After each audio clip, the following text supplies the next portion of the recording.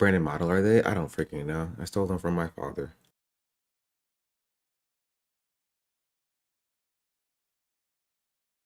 Anyway, what is up? Hello.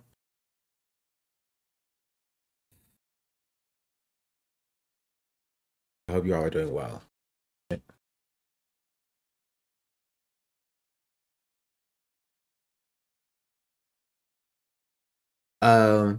I was gonna put out we're 50 away from 1,000 subs. You know what happens at 1,000 subs, chat? Wink, wink, nod, nod. I hope you're well. Hope you all are well. There are only a few things I want to talk about. I don't have much on the docket. We're gonna start with the stuff still in San Diego. Don't even get me started. Don't even get me started, bro.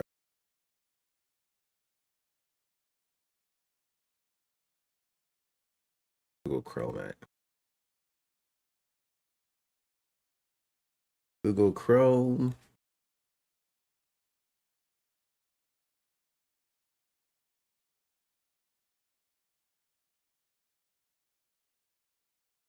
You claimed much around DC earlier? No.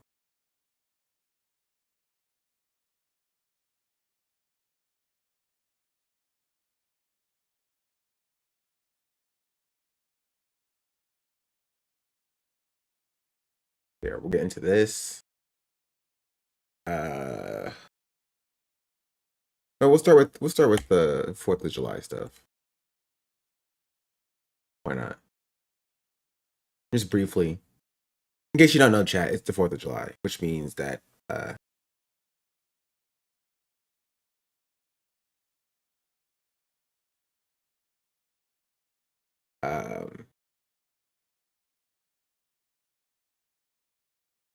I forgot what I was saying. 4th of July. It's a thing that exists.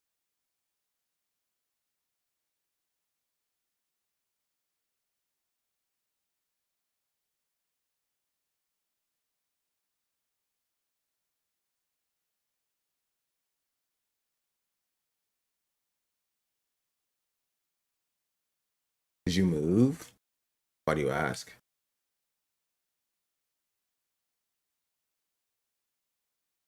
It's the 4th day of the 7th month of the year, yeah. Years ago was Somali Independence Day, and 4 days prior was Congolese Independence Day. Listen, my Independence Day was last month. So, who set up or camera angle? Just wondering. I'm not in LA currently.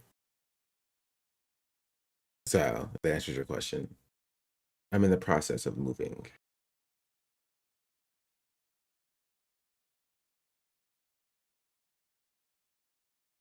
Fourth of July.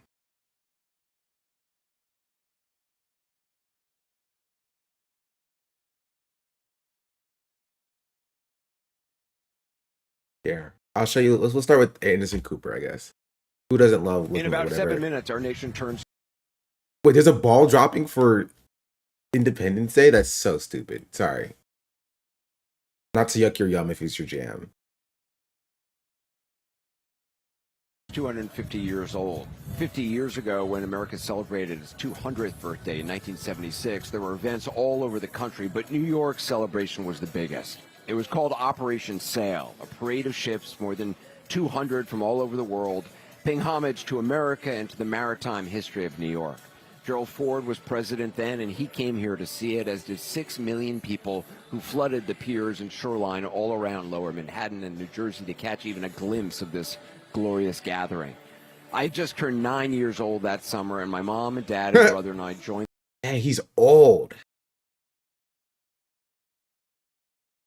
The throngs heading downtown.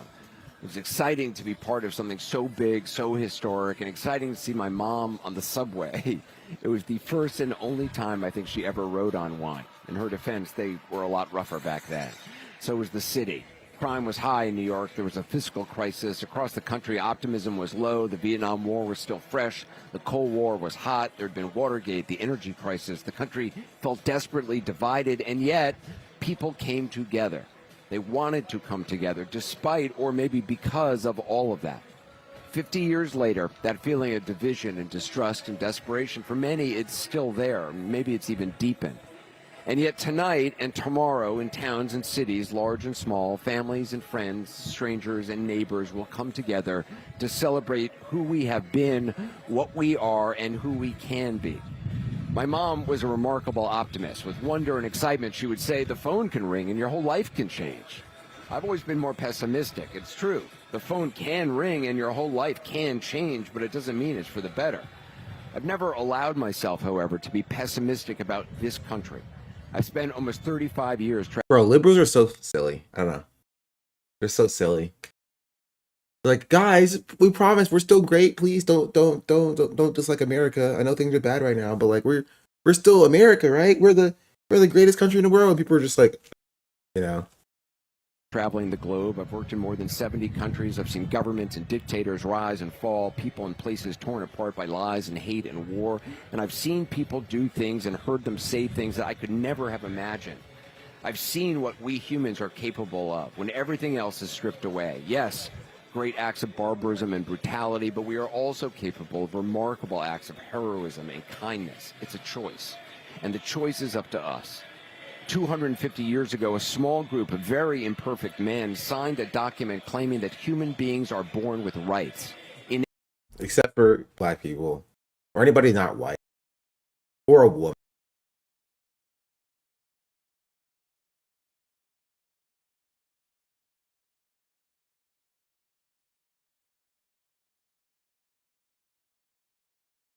Inalienable ones, rights that no king gave them and no government could take from them.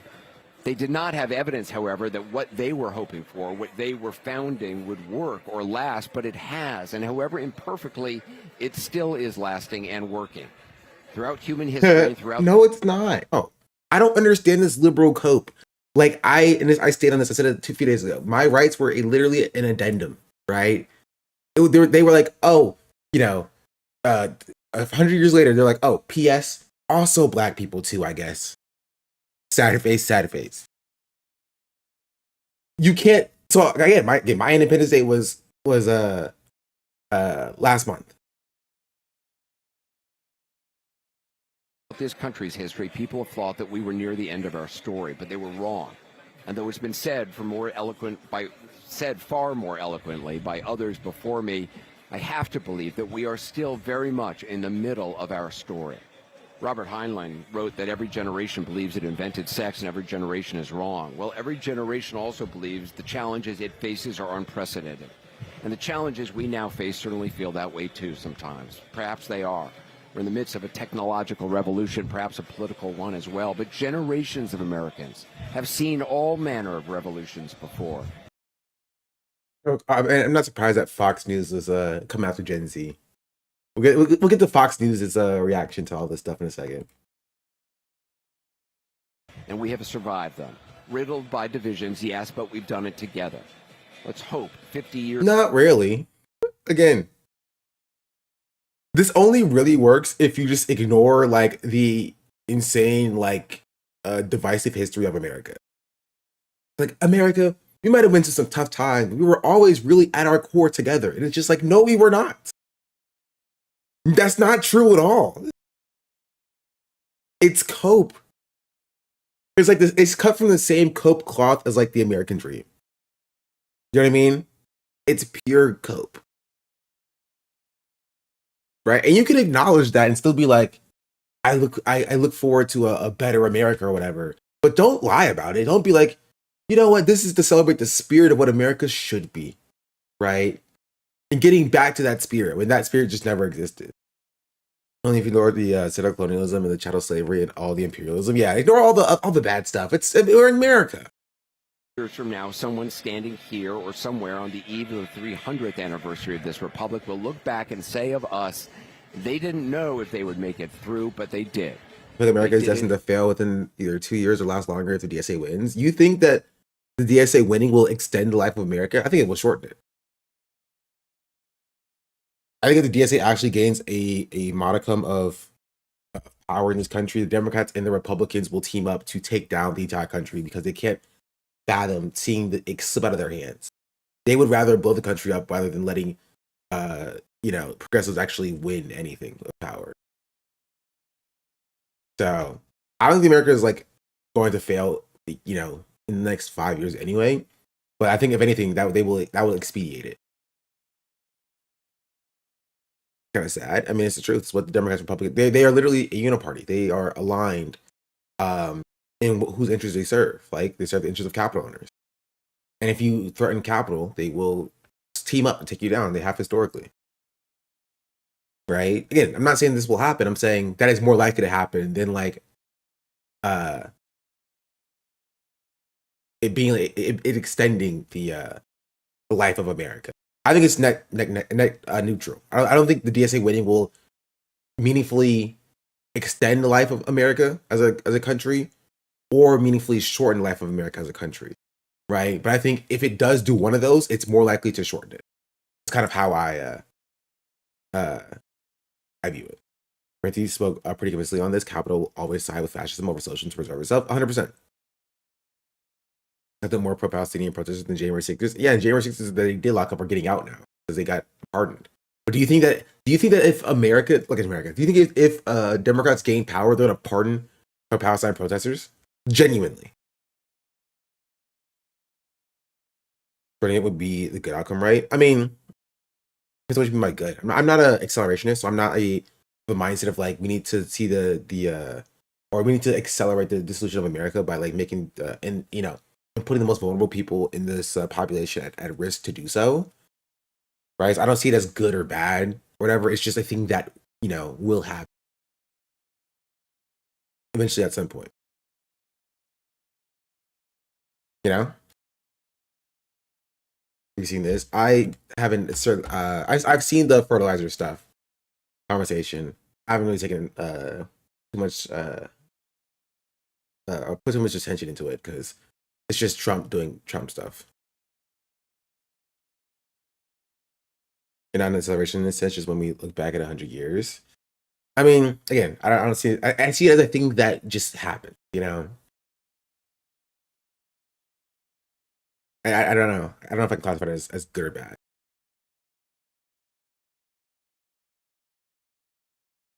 It just really depends. But if you get a majority in the presidency, do you think that they would do mass trials with current people who someone say the country? No. Who do you think we are? You know what I mean? If like socialists somehow get a majority, then like potentially. But like, if you mean like the Democratic Party, definitely not. I think if the Democratic Party somehow gets the Senate and the House and the presidency and somehow packs the Supreme Court, I don't think they're going to do that either. They're not going to like throw Trump in jail. They should, right? They should prosecute people in the current administration that have made our lives worse. They're not going to. Right? They had that power in the first half of Biden's administration. Right? They had the House and the Senate with a 50-50 split, with Kamala Harris being the decisive vote, and the presidency. What did we get from that? They didn't throw Trump in jail the first time. If they did, this wouldn't be a problem in the first place. They should have literally thrown Trump in jail, right? It's not good that felons can't vote, but felons currently cannot vote, right? I mean, they can technically run for office, to be fair. But he wouldn't have been able to vote for himself. And they should have done that like 2017 immediately, off rip. Sorry, 2020, off rip. 21, technically. When Trump's adamant DOJ memo said the president can't do crimes, yeah, just throw that out. You're the government. You can do whatever you want to. The Republicans consistently break the rules to stack against like the left. You know what I mean? There's no reason why the Democrats can't also break the rules, right? In order to like do good and positive stuff that happens in this country. It literally just doesn't make any sense. You know what I mean? And like a perfect example of that is what's it called? What happened with the Supreme Court? Right?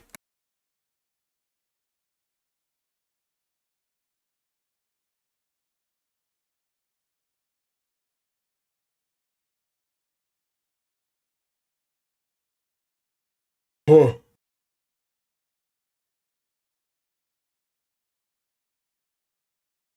Right? McConnell blocking the Supreme Court nomination about a principle, not a person. It's the president's constitutional right to nominate a Supreme Court justice, and it's the Senate's constitutional right to act as a check on a president and withhold his consent, McConnell said on the Senate floor, following the presidential nomination of the U.S. Court of Appeals Judge Merrick Garland. In his remark earlier that day, President Obama called for the Senate to put politics aside and confirm Garland. Obama praised Garland's geniality and ability to build consensus, saying that he's shown the rare ability to bring together odd couples. A Supreme Court nomination, Obama said, is supposed to be above politics. It has to be, and it should stay that way. McConnell's comments came after a pledge that he made last month for the Senate to take no action on the nomination, setting the stage for a political fight. McConnell said Wednesday that the decision the Senate made weeks ago remains about principle, not a person. It seems clear that President Obama made the nomination not with the intent of seeing the nomination confirmed, but in order to politicize it for the purpose of the election, McConnell said. I believe the overwhelming view of the Republican conference in the Senate is that the nomination should not be filled. The vacancy should not be filled by this lame duck president, McConnell said. Right? So the Republican Party, right? And the funniest part is that, like, this is in March. It's not even like a lame duck session, right? Like, the election hadn't even happened yet. So, like, it was literally a lie. They were literally lying about this, right? They were lying about the fact that the president can't or shouldn't be able to put forward a nomination because it's like the last year of their presidency. And then they did it for was it Brett Kavanaugh?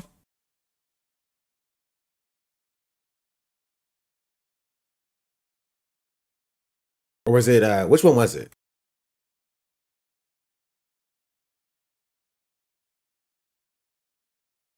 Or was it Amy Coney Barrett?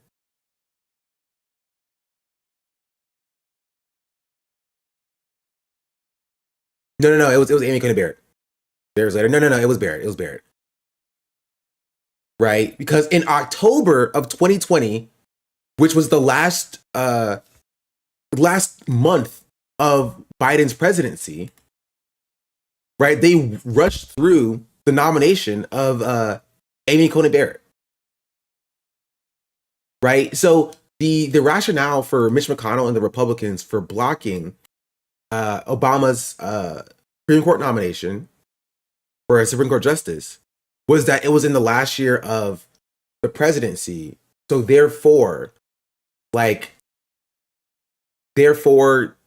the president shouldn't be able to do a nomination because it just doesn't really it's the lame duck session, and so it's like the last year of the presidency, and this was in March. But they were saying that it's too late in Obama's presidency for him to do a nomination, even though it's technically his right to do so, as enshrined by the Constitution. But then it comes into October in Trump's presidency, right? Literally like the last month of Trump's presidency, and they pushed it through to confirm it, right? Because the Democrats were like, all right, sure, we'll give up. You're right. Maybe the current president shouldn't do it, even though it's a constitutional right. Maybe it's the next president's term to do so, right? But they pushed through Amy Coney Barrett being like, L, suck it. They were like, but you said this about Merrick Garland before. They were just like, L, suck it, L. And the Democrats did nothing about this, by the way. The Supreme Court has barely changed since this happened, for the most part. They could have packed the courts. They could have abolished the courts. They could have did any sort of meaningful court reform. And it's been 6 years. And they've done nothing of the sort. You know what I mean?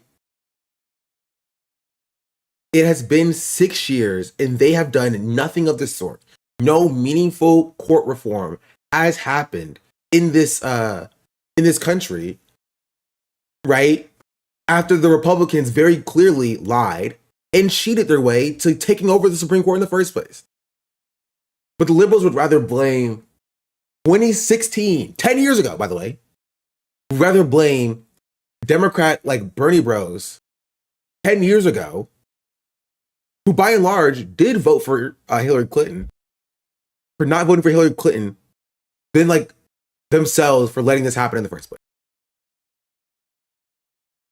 Anyway, so the point is that no, I don't think the Democrats, if they get in power and get a majority, will actually prosecute the Republicans. I think they'll just let them get away with it as they have done historically. Tonight, as America gets together, then too.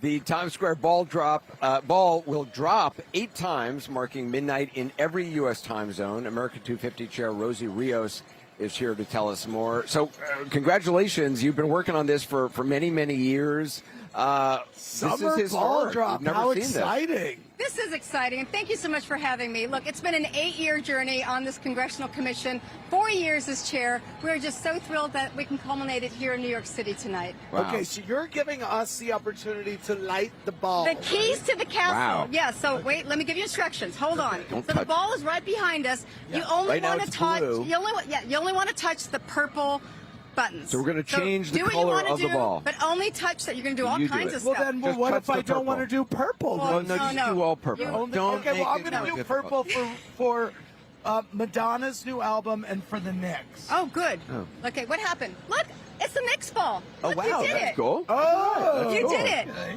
You did it. Okay, here, I want to do gold. Okay, bro, I can't. Oh, pretty. Amazing. Oh, well, oh my awesome. goodness. Thank you so Well, much. this is obviously the first time in the almost 120-year history of the ball drop that they're doing one specifically to ring in July 4th. 20 seconds away from the ball drop. There it is. I mean, this is the first ball drop. It's also fascinating because actually This is so lame. Anyway, I'd rather show you this as well. This is the funniest thing I saw all July 4th. This is how I want to bring in my July 4th. This is July 4th in my personal opinion. Have y'all seen this?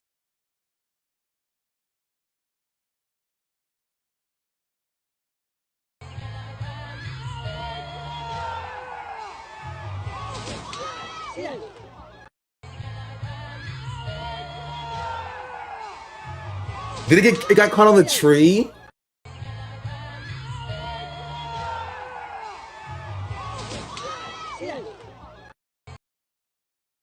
Hold on, okay. Hold on.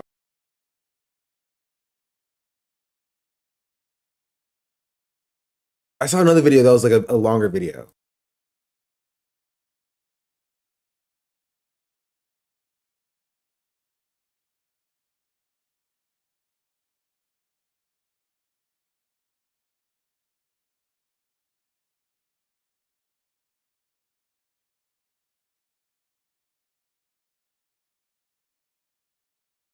I think this is the one.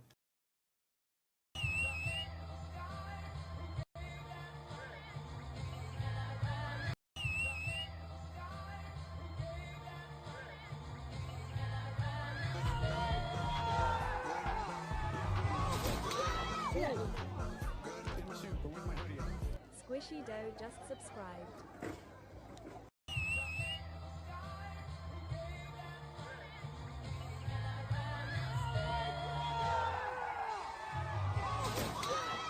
That's insane.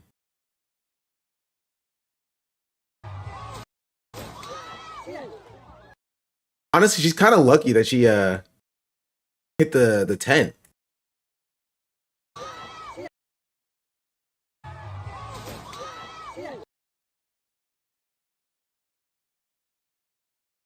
I think they're alive.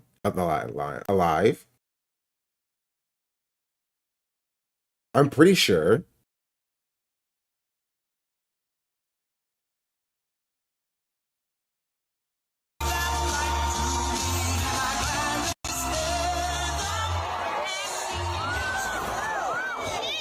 Yeah. They were caught by the tent. That's insane. Okay, that's like the equivalent of like the Charlie Kirk thing, where it's just like, it was like, oh, did you get that? Did you get that?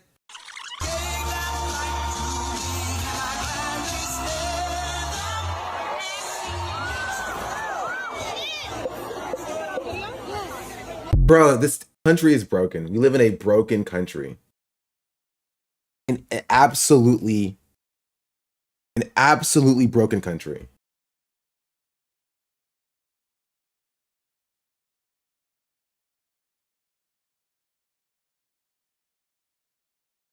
Here. Gets ready to celebrate a landmark birthday, House Democrats are accusing President Trump of hijacking the anniversary for his own gain. A new report claims the donors who intended to give to the congressionally approved and bipartisan America 250 were actually given bank information to the Trump-backed initiative Freedom 250 without their knowledge. Now, if those allegations are proven true, it could constitute wire fraud. Trump established Freedom 250 last year to organize July 4th events in a way that his allies could control. That includes the Great American State Fair, which has been dogged by low turnout. But despite the birthday blues, Trump plans to put himself front and center on Saturday. On July 4th, it's going to be approximately 107 degrees out. And I'm going to go and I'm going to make a really long speech just to show that I can do anything. I think the big question, Ashley, for me about this is, was there ever a world in which like this moment could have been what it should be, which is a moment to actually celebrate America in a bipartisan, unifying manner? Or was it made worse by the Trump decision to create this sort of like parallel structure that was actually very partisan around? No, I think in this world, especially with Trump being president, anything he does becomes political, and that's just the facts. And we all know that. This isn't a political statement. I actually did my podcast from the lawn, and there weren't that many people there. Maybe it was my podcast, but wasn't you? I do have to say, though, it was early evening. But I do think that last night there were thousands and thousands of people in the same spot watching the FIFA game, the American play. So listen, I'm not going to criticize this one way or the other, and I'm going to discuss the unnamed sources in this report because unless they're going to come out and say who they are, like I don't believe anybody. But I also think that there are so many Europeans or so many people from around the world that are saying how great our country is, and we're sitting here, not just on this show, I'm just saying in general, discussing if people are at a mall or not, and instead we should be celebrating the country. But I think that I hear you, because I do agree that everything that Trump does it becomes political either from the right or the left. But I would also take it a step further, which you may disagree with, that everything Trump does, he takes ownership of, and it becomes about Donald Trump. Yeah, he brings it on himself. Yeah, I'm not saying and it so, one word. Yes. Yeah, and so I think we're saying the same thing. I think that, yes, if you compare the 250 festivities to the World Cup festivities, they're night and day. I mean, I was in Houston, Texas, when the Netherlands was playing Sweden, and watching the Netherlands having to come out and celebrate with Houstonians was just fascinating. Or being in New York for Brazil versus Morocco and watching Brazilians take over Times Square and watching people just enjoy. Or you see the TikToks of people enjoying Popeyes, right? And enjoying American culture. And ranch dressing. And ranch dressing and all the things that we kind of take for granted in the essence of America. It's fascinating to see. And then I believe that if Donald Trump, which I don't believe he's capable of, but if there was a president of the United States that actually took this moment to wrap the American flag around all of us, I think that this moment would actually be what it should be, which is a celebration of America for its warts, its progresses, because I've always said, we've made progress in this country. The problem is people like to put a period at the end of that when it should be a ... We still have yet a ways to go, though. But it's also, I think, true. You talked about who's concerned about filling up, bodies on the mall.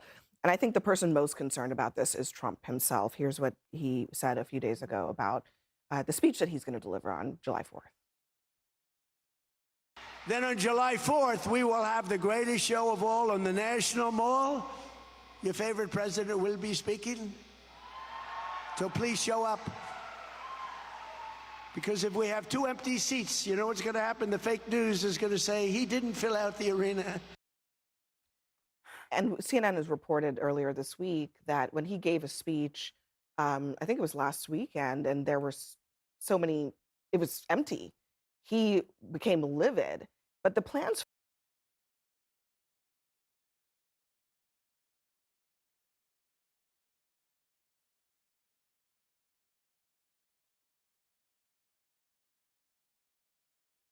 for Saturday night. How about the dogs? Want to say hi, Nixie?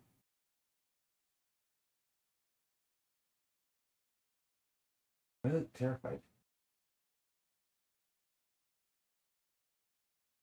I don't have to stay. Y'all can go.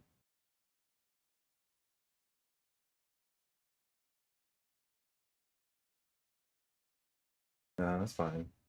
That's fine. Other. You watch them kind of run the campus. Yeah, I told you.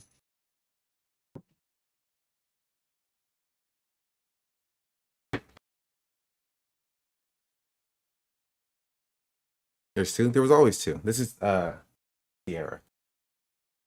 Hey, doggy. Hey, come here.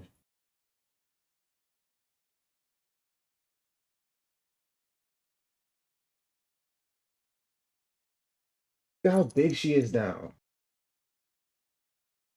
Anything you want to say, Nixie? It's apparently America's birthday. You want to say something?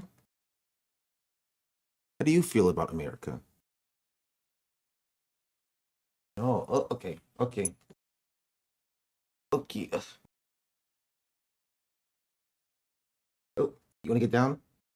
You want to get down? But are you too old? She's like a teenager now. She doesn't like being on my lap anymore.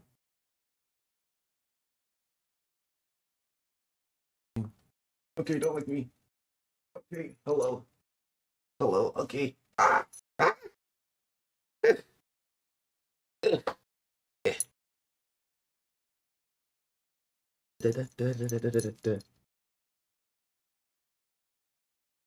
Okay, she's tired of me. All right.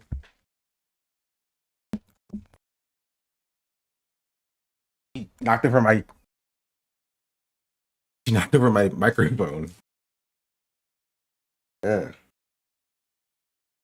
All right, you can't go nowhere, Nixie. Sierra's just sitting here though, minding her own business. Hey, you sit down? No, you can't go. Sit. Sit. Go sit. Good job. Oh, it's chill. Sierra is chill. She's a chill one of the bunch. Also, I can probably just do this instead, as you can see them. They get along. They fight all the time. Like, hey, go back. Hey, watch your mouth. You don't use that language here.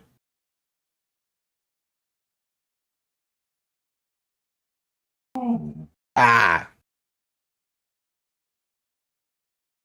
No, you can't go. Sit down. What's your problem? Outside? You need to go out?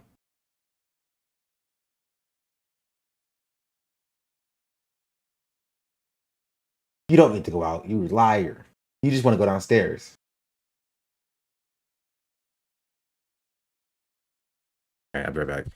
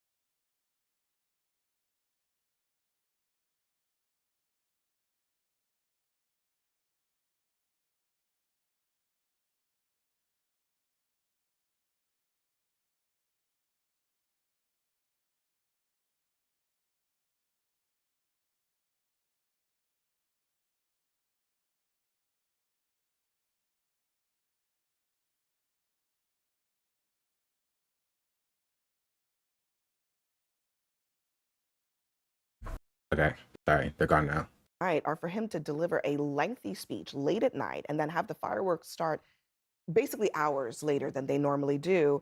One White House official vented, "I don't understand why we're doing this so late. I'm not really sure who thought this was a good idea." I don't know. It seems like a lot of it is happening because Trump wants to take space. Look, I think two things. One, it's hard to compete with sports in general. People just love sports, and the World Cup doesn't happen every year. Those celebrations are going to be awesome. I look at July 4th as the big Does the World Cup not happen every year? I don't follow sports. day. It's really hot in D.C. right now. We've talked about the It's also hot everywhere. weather. To sit outside for hours on end, I don't think it matters who the president is. You're looking at, are you going to take your little kids out there for long periods of time when it's really hot? Probably not. I've been to D.C. multiple times when Obama was president and when Bush was president for the 4th of July fireworks. It's awesome. But when it's really hot, the crowds are not as big. I think having it later is actually cool. It's going to be a little cooler when it's out there. And I think it's appropriate for the president, no matter who it is, to have a grand speech about how awesome America is on the But we don't do 250th that. birthday. Sure we do. We I absolutely will do. say, I as celebrate somebody- America. I love America. I was at- love 250. I think it's amazing. That's great. We all love America. And I was down there for FIFA last night. It was fun. fun? It was great. It did not feel political whatsoever, even with all of the things around us that were like set dressing. And I agree. We do have a problem, I think, in this country of feeling pessimistic about being American. And the World Cup has been so great for that, which is why I wish. I mean, fine problem. Like, why is that a problem? I want people to explain, like, why is that a problem? Like, I'm not saying that you have to dislike being American or whatever, but like, why do you care how other people feel about being American? Like, why do you care? Like, just like America, and that's fine. Nothing else to talk about. Everything that was set up was actually interesting. I do think that the heat and the weather is a deterrent for a lot of the crowds during the day. But I was out there, it's kind of boring, guys. Like, can we also talk about that? The content of what is provided on the mall What would you also rather is. had though? Well, we Like, what have would you all done? of the Smithsonian's along the mall. We have so many things that actually represent the And those are open. 250th, and those could have been integrated into also- the whole but we've program, also- right? we've And also- I mean, look, let's be honest. I mean, Bit by the state fair, the criticism of it is that it is Trump coded. Mhm. That like you would love it. Not really. It's also that it's boring. Like, I think she's right. Like, it's boring. It's just like, it would be one thing if Trump did something that was like actually cool and like actually brought people together. That would be a different thing, right? Like, if the 250th Fair of America or whatever it's called, if it was like actually a like bombastic like amusement park or whatever, and then people were still like, nah, this thing sucks, it's so boring and stuff, as they're like on this like amazing roller coaster ride, that would be one thing, right? That then you could say like, yeah, okay, it's obviously that it's because it's a Trump like coded event, that's why it's bad, right? But like, it's just boring. There is no content. It's like, oh, you can go to the stalls of 53 American states and territories, and you can pick up some dirt. You get to pick up some dirt. You get to look at half of a NASCAR. You know what I mean? Like, sick. You can get on a Ferris wheel, and that's the only thing. Like, it's here. I want to see if I can find the video.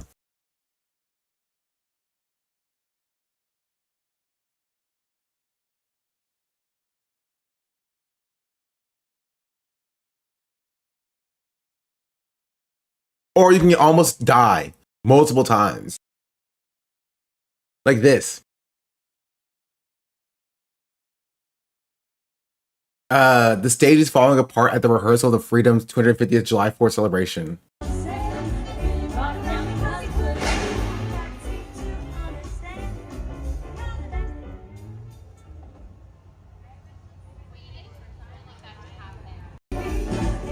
Like, look at that. That could have killed somebody.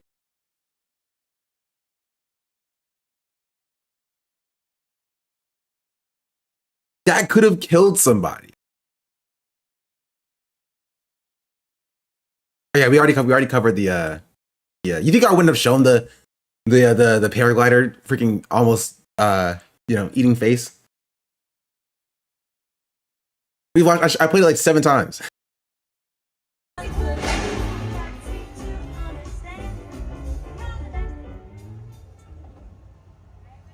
Also, also the music sucks. Whatever they're doing.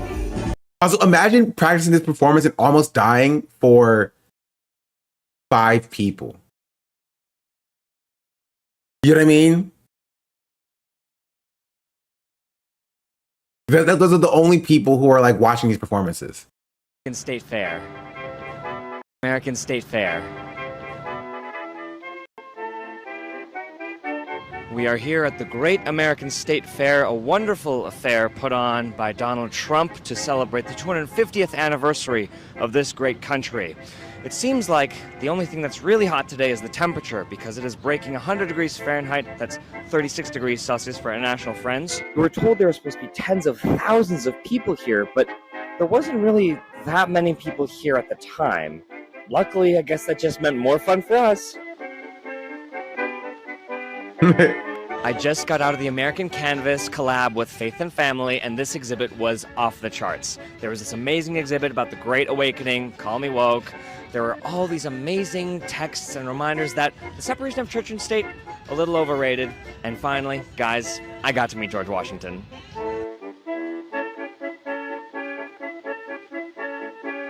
I was just in the America Innovates exhibit, which out of the vast industrious spirit that America has, illustrated a few particular companies, one of which was, of course, Truth Social, Donald Trump's very own social media app. Another was, of course, TikTok, which has a major stake owned by the pro-Israel, pro-Trump billionaire Larry Ellison. And, of course, our very own SpaceX, which, I know there's been some unsavory headlines lately, but I think it just goes to show Elon Musk really deserves to be a trillionaire. War. I love that. This is more than a And that's the Department of Education sign. That actually, other than the war sign is like pristine. This is the Department of Education sign. It's just like so apt. You know what I mean? It's just like, it's a little bit too on the nose. If you show this to me in a like a dystopian context, I would say, nah, unrealistic. This is more than a concert. It's a powerful celebration of faith, hope, and the songs that have shaped our nation. So, even though it's 100 degrees outside, Budweiser still found a way to bring these beautiful horses out. And they have their own little cages too. It's so cute. I hope they're having fun, because I know I am. Guys, you'll never... Wait, they just should have horses, bro? I don't get it. They put horses in cages. Honestly, that's probably for the best. Better than having them like roam around in the 100-degree heat. Give them a cage and give them a few fans. First of all, don't bring them there at all. My take. But secondly, it's better than like having horses just like, walking around in the heat, being accosted by the hogs. Yeah, Deborah, look, let me ride this horse real quick. Something like that. I know they're still working on getting the actual 250-foot tall Arc de Triomphe, or Arc de Trump as some call it, but in the meantime they have an amazing mock-up of it right over here.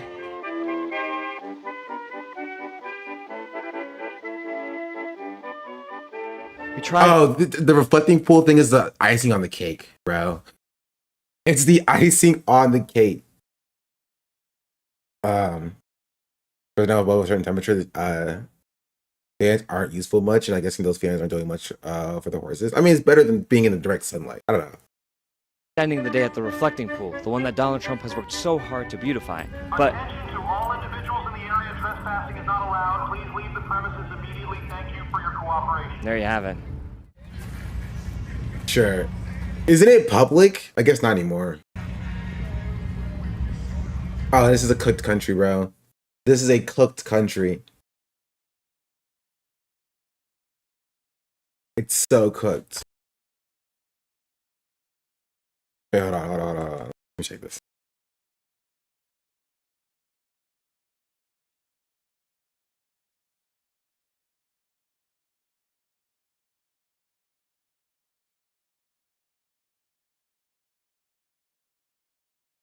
I saw a comment saying this.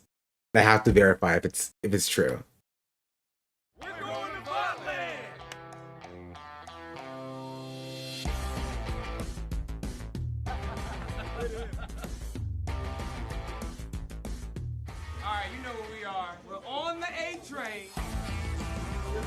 Okay, this actually looks way cooler.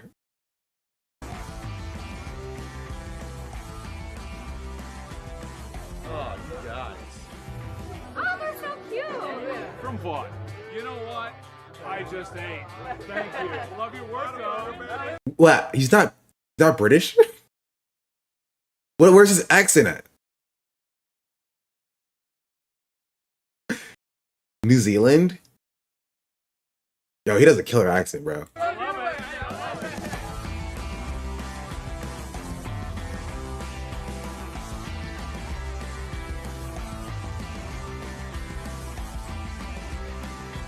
To be fair, I guess it is inside of Six Flags, so it's not really. No, his accent is really bad until it's Frenchies. No, it's awesome. It's sick. We're going to Vatland. Oh. As I can't see him as anything other than the Deep. Where I can see the rest of them as being normal people. Chase is just the Deep. This is just the Deep inside of a different outfit.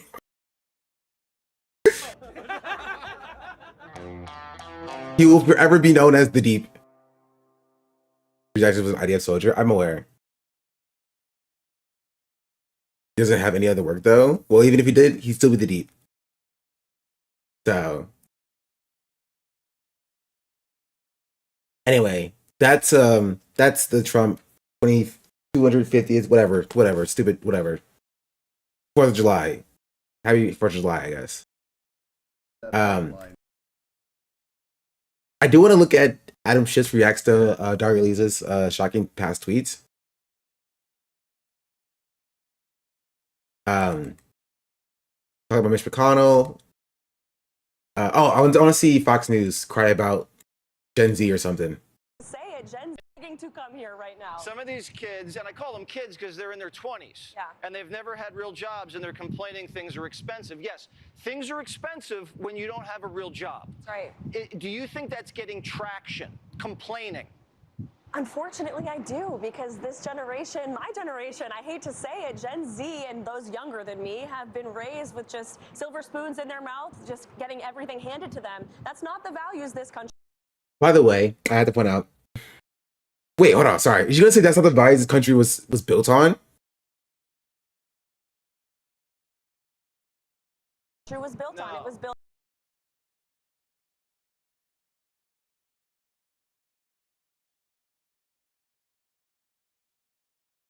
Gen Z and those younger than me have been raised with just silver spoons in their mouth, just getting everything handed to them. That's not the values this country was built on. It was built on meritocracy and hard work, pulling. No, it wasn't.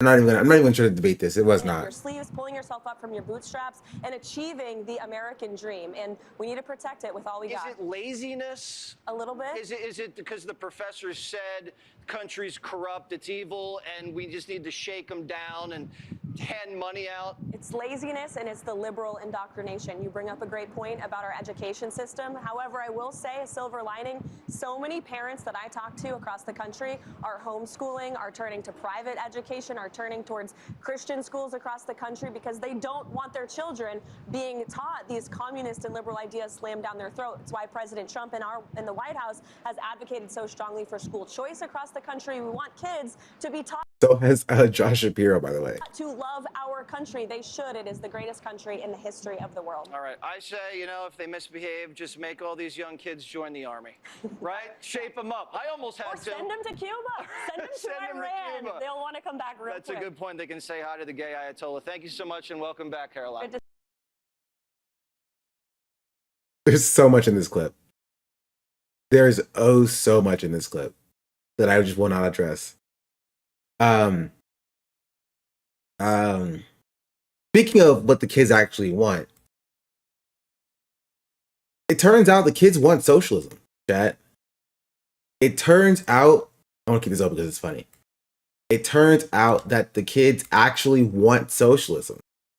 new polling that dropped late June, right, from The Economist, states that for young people, right, for young people, you have 27% self-describing as progressive, right, 24% as feminist, 29% as independent, 27% as conservative, and 29% as liberal, and then 12% as socialist. Right, so socialist is coming up, progressive is coming up, and progressive is almost like tied with liberal and conservative. So now we're literally at three camps, right? You're either a conservative, you're a liberal, or you're a progressive, and it's almost an even split between young people in that regard. You know what I mean? That's 18 to 29, and then for 30 to 44, that's the millennials, by the way. They're a little bit more socialist at 14%, slightly less liberal at 26%, right? But also significantly less progressive at 19%, right? A little bit more conservative at 28%, and a little bit more independent. So, again, these are from 18 to 44. Socialist is up. And once you get to 45, it drops off to 6% socialist, 39% conservative, 40% conservative for 65 plus. It's rough. Rough. But, right, for race, when it pertains for the label self-describing as a socialist, it's 7% socialist for white people, 13%, right, socialist for black people, and then 8% socialist for Hispanic people. Right? For liberal, it's 22% for white people, 26% for black people, and 24% for Hispanic people. Right? And for moderate, it's 22, 25, and then 36. For conservative, it's hold on. I read it backwards. I read the wrong one. It's 25, 36, and 19 for moderate. And then for conservative, it's 40% for white, 12% for black, 31% for Hispanic. Look at the feminist numbers. 14% for white, 7% for black, and 14% for Hispanic. That's actually not surprising, actually, if you think about it. As to like why the feminist label is not as attractive for black people. Right? 10% white feminism must have done serious damage. And honestly, oh yeah. You know what I mean? Because for progressive, you have black people who are more socialist, more progressive than white people, but less feminist. You have to kind of think about like, why is that? You know what I mean? Why is that the case? Right? Feminism was co-opted by white women, has set a little bit back. Why less feminist? It's because of white feminism, right? In the way that like, or at least partially, right? I'm not gonna say that's the entire thing. Why is feminist? Is it faith? No, that's not the case at all. Because again, they're less conservative. That makes literally no sense. They are less conservative, right? They're more progressive. They are more socialist, right? Drift up too likely? Not even. Because again, they're more progressive. It's literally because of, at least in part because of the way that feminism is projected, especially online, as like being antithetical to blackness. Feminism for white women more than black women, yes. And black women have been saying this, right? Black women have been saying this for decades, right? About how feminism, especially like I think it's second and third wave feminism, have kind of left out the experience of black women in the feminist structure, which is why a lot of black women self-identify as a womanist instead of a feminist, because of the history of the term feminism and how it's been central to the experience of white women specifically, right? And that includes like prominent feminist activists, right? Where even during like suffrage, we're just anti-black. It was like, we want feminism, but we want feminism for white women. That is a specific part of like an early the early wave of feminism, which is why it's not surprising that like black people in general, including black women, don't identify as much with the term feminist as like white women or Hispanic women do. Right? I say intersectional feminism. That's that's probably a better term. Again, that does not mean that like black women can't be or are not feminists, right? But it's more about like why do you not identify or self-identify with these terms? The reason why a lot of black people don't identify with these terms is because of that. Right? I mean, even for this, feminists only 18% of all women that have been surveyed in this survey self-identified as a feminist anyway, right?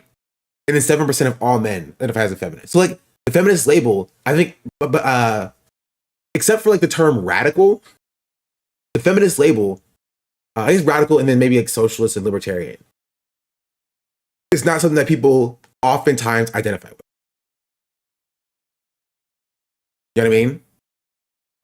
Feminism was turned into liberal impulse slop instead of being real structural critique. I mean, we also felt the economic ego destruction of working class black women much faster. I think it's more than just that. Yeah, I think so as well.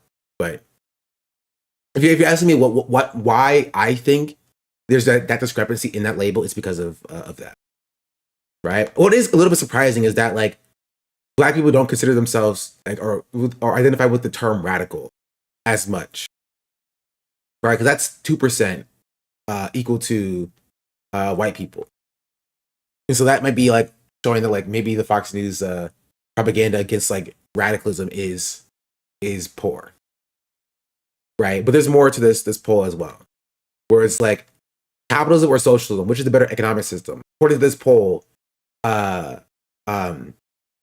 right, men 55% identify with capitalism, while only 18% identify with socialism, and 27% identify with not sure, right? For female, 33% identify with capitalism, 20% identify with socialism, 47% are not sure, right? But the racial breakdown, I think, is the most interesting breakdown, right? 51% of white people identify with capitalism, while 17% identify with socialism, and 32% say not sure. But for black, it's 17% of black people identify with capitalism, 25% identify with socialism, and then 59% identify with not sure, right? And then Hispanic is 36% with capitalism, 25% with socialism, and 38% not sure, right? So, like, to the highest degree, black people dislike capitalism or don't identify with capitalism and identify with socialism, right, at 25%. You know what I mean?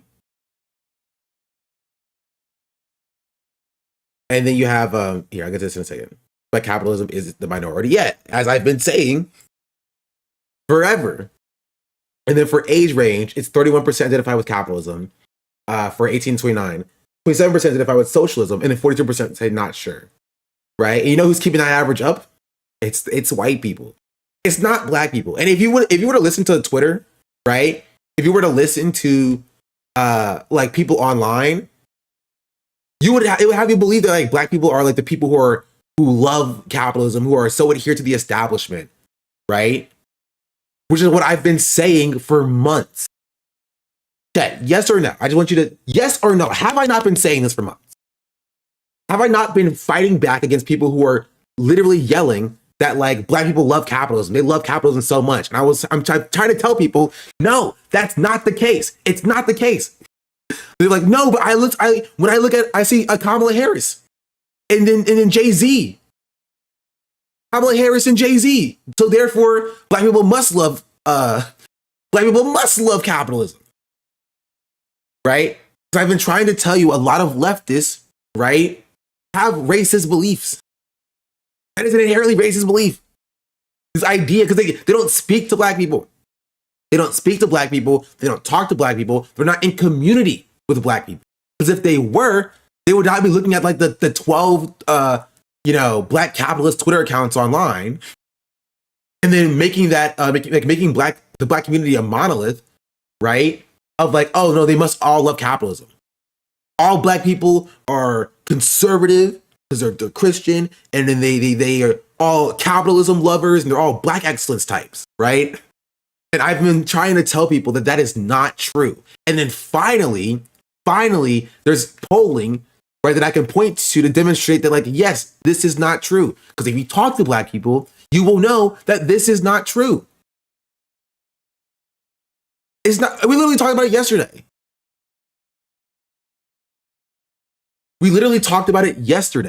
With that one chat or Renaissance chat, right? That were like most of the people in the projects are like pro-capitalism, right? I was telling you how that's literally not true. Just objectively, right? They don't like capitalism. The few that do like capitalism view it as like the only like escape or survival mechanism, right? It's like I thought about this this morning, right? It's like looking at like black people trapping in the hood and being like, all black people love to trap, right? They love trapping. Black people love trapping. Like, no, black people are trapping in the hood because it's a survival mechanism. They don't love to sell drugs. They're not a fan of selling drugs. They're not like, oh, I need to sell drugs because it's my favorite thing in the world. They do it because it's their only mechanism of survival in that circumstance, right? But white people will see that and be like, whoa, black people love selling drugs. They really love selling drugs. They're all the time, they're selling drugs in the hood.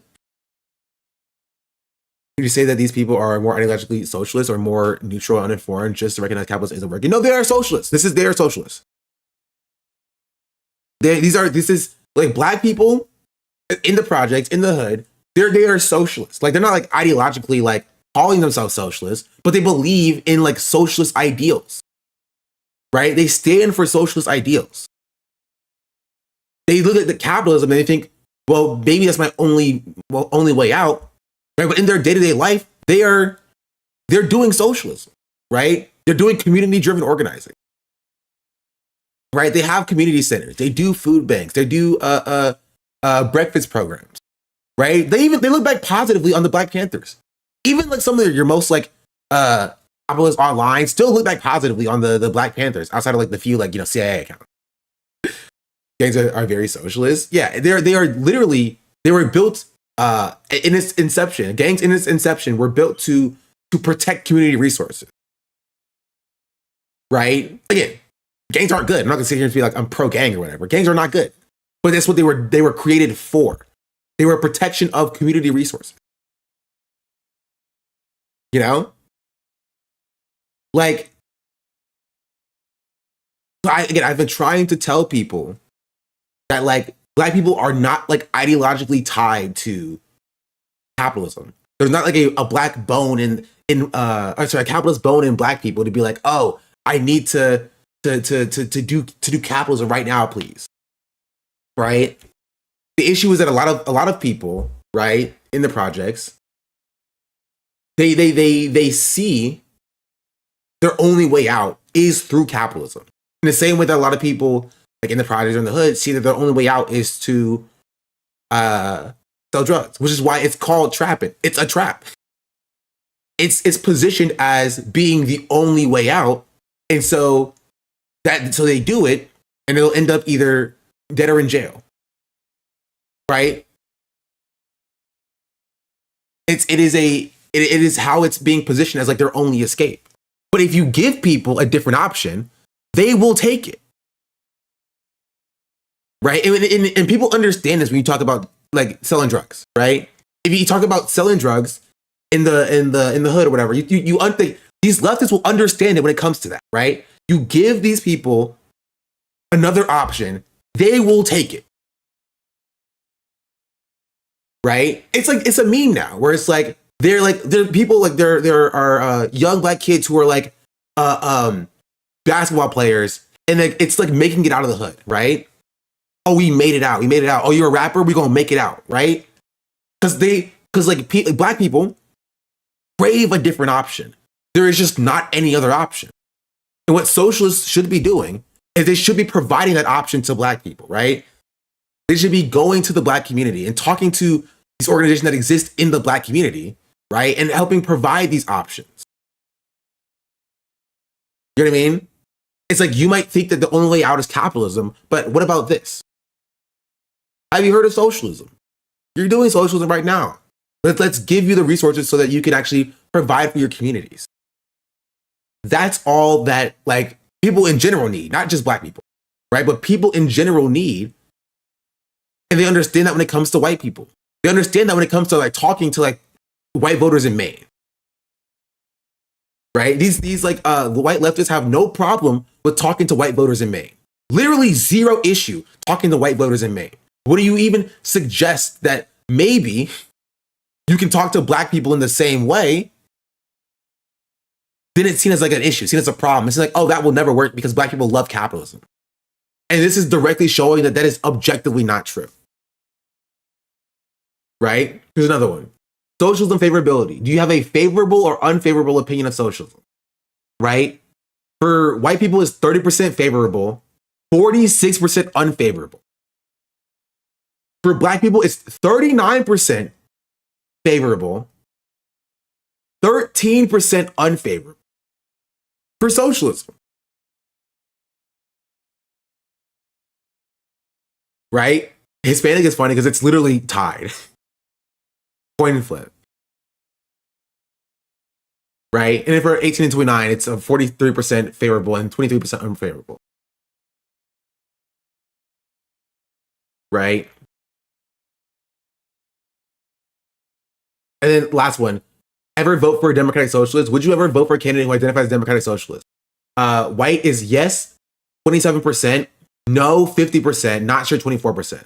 Black is 44% yes, 22% no, and 34% not sure, right? If this does not tell you, right, if this does not validate everything that I've been saying for the last 2 years, I don't know what will. Genuinely, I don't know what will. This is like giving you like the method.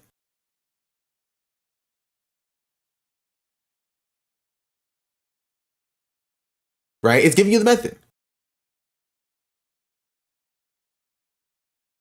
Black people are more favorable to socialism than white people are. And remember this? Remember this tweet that I showed you before, chat? Here, I'll show you this. Here. I showed this tweet 4 months ago. Right? I showed this tweet 4 months ago. For sure, are those numbers off? What do you mean? Does that add up to more than 100%? I mean, it's not like the way that polls work is not like 100%. It's some questions are like you can select more than one answer. You know what I mean? Polling is never like it's not the whole vote into like a you know what I mean? It's polling is not like a simple of like you just poll like 10 people, 5 people said this, so it's 50%. You know? And so, I don't know. These are like, I don't know what their methodology is. You can read their methodology, right? But it's not like a perfect like it breaks down into perfect percentages.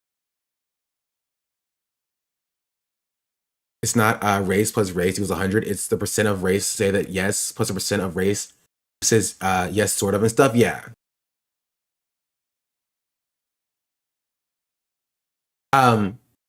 But like I showed this tweet a few months ago. I was talking about it for a little bit, but basically this person says, as I've said, non-white Republicans are more fascist for the exact same reason why white male Democrats are more socialist. It's an ideological self-selection bias. Non-white Republicans and white male Democrats are unlikely to be in it for anything other than ideological reasons, right? And I said this before. I was like, this is stupid. This is stupid and this is dumb. Because there was no evidence that like white like men are like more socialist than like non-white people in general. Non-white men, non-white women. There's no evidence. You only believe this if you are racist. If you look at the DSA and think that's all that socialism is. And I've been trying to tell people that that's not the case. Black people are doing socialism in their own communities. You just don't know that because you're not in their communities. You don't talk to Black people. You don't talk to Black people. You don't engage with the Black community. You don't speak to the Black community. You don't know what the Black community thinks on these topics because you are not in the Black community, right? And that would be one thing, but now you're trying to speak on the Black community.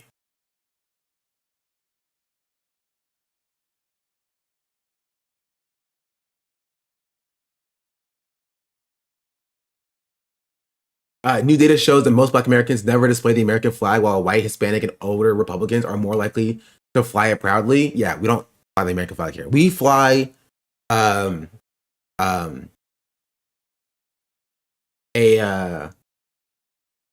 what flag is it? It's not the African American flag, but it's like a it's a Juneteenth flag we fly.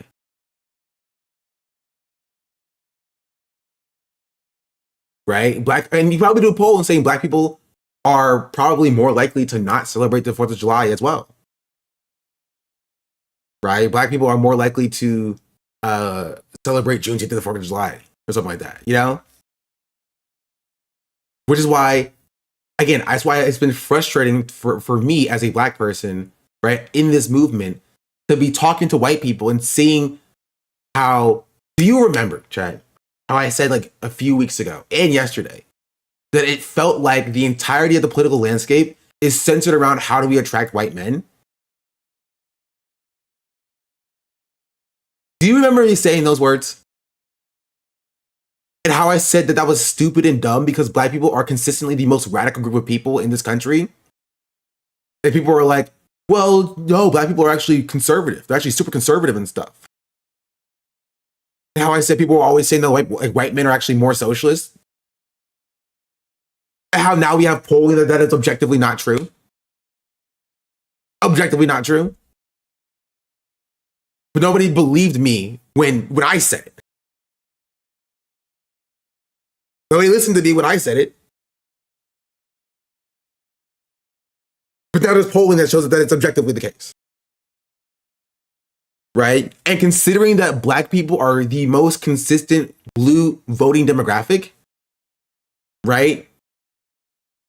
It is literally a fool's errand, right? It is a fool's errand to like, right? If you like convert Black people from being like establishment voters and giving them another option to vote for like socialists, the establishment will never win another election in their entire life, right? The establishment will never win another election in their entire life. So why are you not focused on trying to win over Black voters? Why are you not focused on trying to speak to the Black community? It doesn't make any sense. I think it's not. Do what I think it is. I think it's partially due to racism, right? But I also think it's due to code. I think they are white people, and so they view white people as being more easier to move because they see themselves in the white people.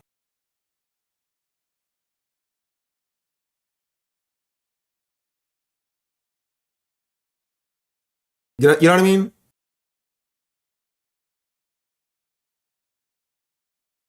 Even allies can't help themselves from being on some white paper. I mean, yeah. I think they're scared. Like, who's scared? Makes them feel empowered to think that they move mountains. Are you talking the Dems because they do love using Black organizers to get voters? What do you mean? Are the Black churches on our side? Like, of radicalism? Yeah, Black churches are one of the most radical institutions in this country, right? Especially compared to like other religious institutions. Like Black churches and Black mosques are some of the most radical religious institutions in this country. You are not going to find more radical religious institutions in this country except for like other than Black churches and Black mosques. Right? Do I have to show you the Jeremiah Wright tweet again or the video again?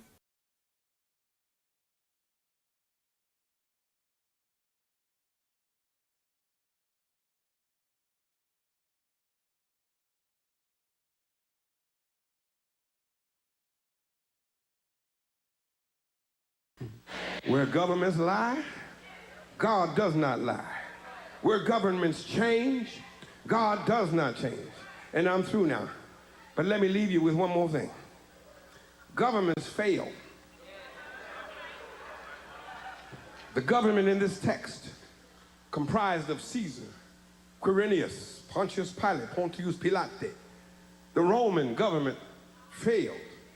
The British government used to rule from east to west. The British government had a Union Jack. She colonized Kenya, Ghana, Nigeria, Jamaica, Barbados, Trinidad, and Hong Kong. Her navies ruled the 7 seas all the way down to the tip of Argentina in the Falklands. But the British government failed. The Russian government failed. The Japanese government failed. The German government failed. And the United States of America government, when it came to treating her citizens of Indian descent fairly, she failed.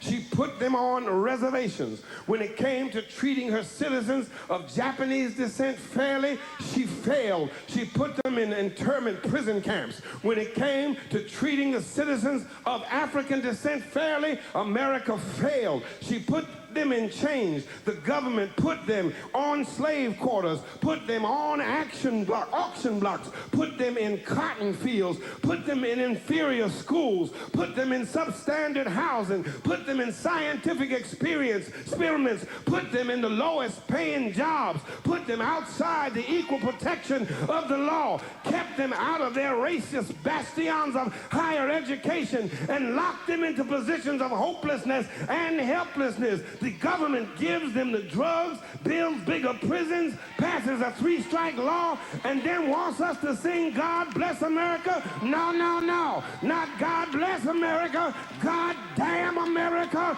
that's in the Bible for killing innocent people. God damn America for treating her citizens as less than human. God damn America as long as she tries to act like she is God and she is supreme. Yeah. The establishment does one thing well, it's getting black voters, black community to vote for them. It's going to be difficult for socialists to convince these voters to take a risk on us. I know the path to socialism in America, especially to the South, to the black community. I disagree with this. Not the last part, but the fact that it'll be difficult. It won't be difficult. That's the funniest part. It actually will not be difficult. People just haven't done it. It will be, it's easy. By doing virtually zero work, socialism is more popular for black people than any other demographic. It's literally not even very difficult. Black people are craving just something as an alternative, which is why when Zohar Mamdani ran, right, black people overwhelmingly voted for him, right? Like, it's actually not difficult. It's super easy if you actually just talk to them, right? Like, not you specifically, but it feels difficult for a lot of white people because they feel uncomfortable in the presence of black people because they have, racism that they haven't unlearned. They have racism that they haven't unpacked, right? And so it feels like they can't do it because they feel uncomfortable by doing it, right? Also, because they don't want to give up their slurs.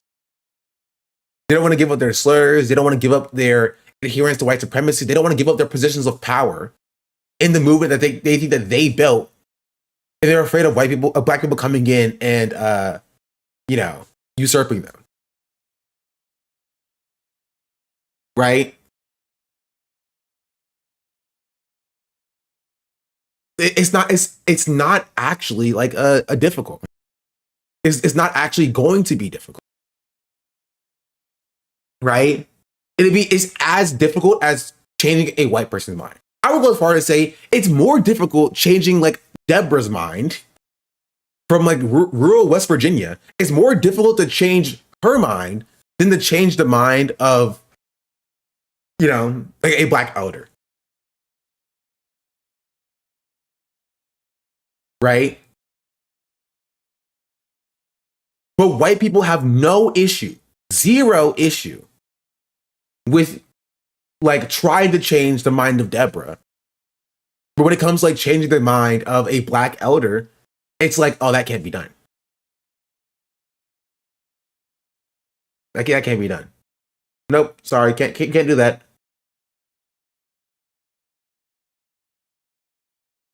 The bar feels so low for a black voter entry. It's literally do anything, something for their communities. Yes, right. And so again, what I was talking about, and maybe we'll look at my segment with Hassan. Right, I think it'll be a decent segment to look at. Right, going on a year ago, my stream segment with Hassan talking about universality. I talked about this extensively during that segment, and a lot of chat wasn't receptive to what I was saying back then. Right, and it frustrated the mess out of me. But what I said is that like universality is fine, but if you just speak to the issues that these voters are facing specifically, right, you can build inroads with them. You can build a movement with them. You have to message specifically to them, directly to them, especially for black voters who don't trust the government. Black voters who don't trust the lies that are being sold to them. Right? If you want to change their minds and convince them, you have to talk to them. Understand their plight. Understand why they may not trust you and do it anyway. And build inroads with them. Because once you do that, and Zohar Mamdani did that so well, right? And I'm glad that he won because I can show you the difference between Zohar Mamdani and Bernie Sanders. Bernie Sanders, right? And I have no beef with Bernie Sanders. Like, he didn't do that. Bernie Sanders didn't do that. Zohar Mamdani did. Bernie Sanders didn't speak to black people, right? Zohar Mamdani did, right? Zohar Mamdani was like, he went to the black community. He was like, tell me what you're facing with, right? Tell me your issues. I will fix them. Did you get like your talking points? Thank you. I try. You have to view black people as people and actually talk to them instead of looking at them as a numbers in a poll. Their plight and struggles need to be directly addressed. Yeah. If Bernie went down the universality route, not targeting those communities, and didn't capture their interests, yeah. Bernie thought that Killer Mike interview would do it. So this happened in real time, just a different stage. Working at a historical site, talking with white versus black people. I had another take that I wanted to say. I had another take. I just gotta see if I can remember it.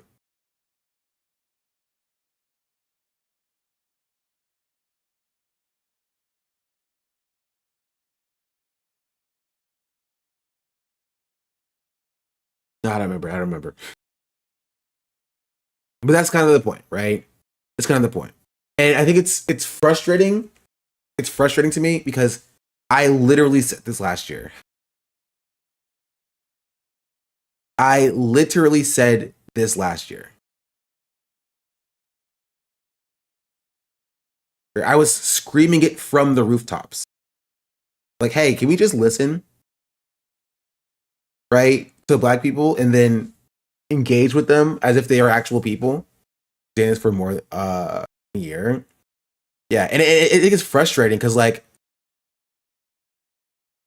I made the decision to like basically like leave the movement, right? Because not like the leftist movement, but like the like online leftist space, right? And I'm still going to school. You know, no one's stopping me from going to school, right? But like I've been like proven by this. And I've been saying this. I've been saying this. And people, can someone find me a link to that the universality conversation that I had with Hassan? So I just want to show it to you. But before that, I have another video I want to show you. That I saw yesterday as well. I actually saw before this poll. I say these on the leftists are not serious. Democrats. I got this question on Thread. Okay, his last thing I'll say.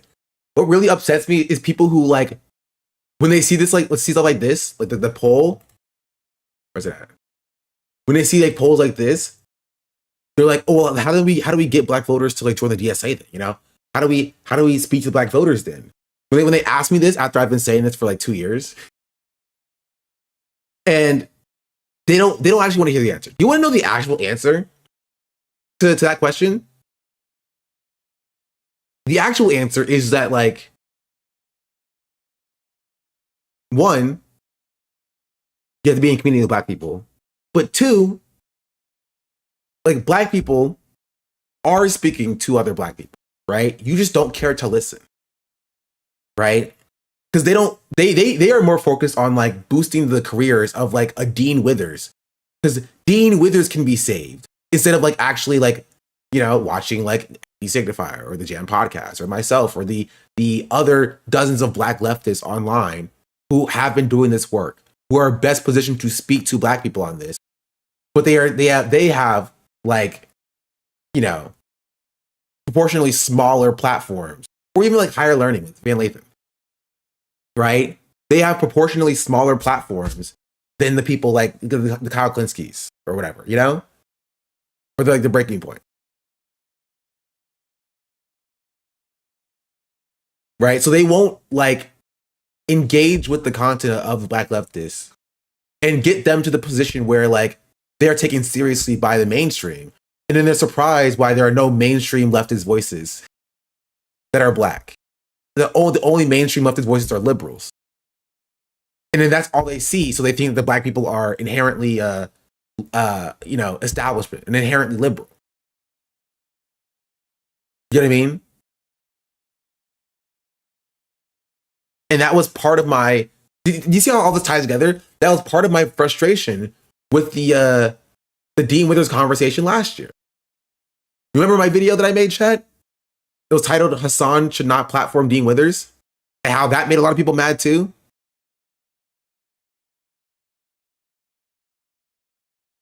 I just don't know where it is. Dean.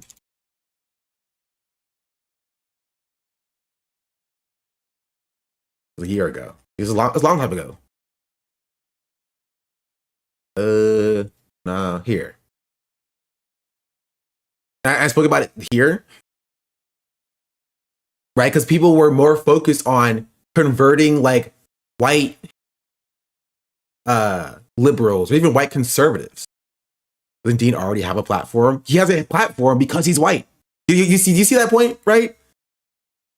They want to get Dean and convert Dean because Dean already has a platform of established liberals. But then they want to complain about black people not engaging with their movement. But why there are no black people engaging with their movement? Why the movement is overwhelmingly white? And they're like, oh, it must be because like black people are inherently liberal. But they don't want to do the work to actually boost the black leftist and black socialist voices, right? Who can do that work to speak to the black community either. Does that make sense? Like Dean has a platform because he's a white kid. He has a platform because he's a white kid, right? Because white people have an easier time growing in the movement.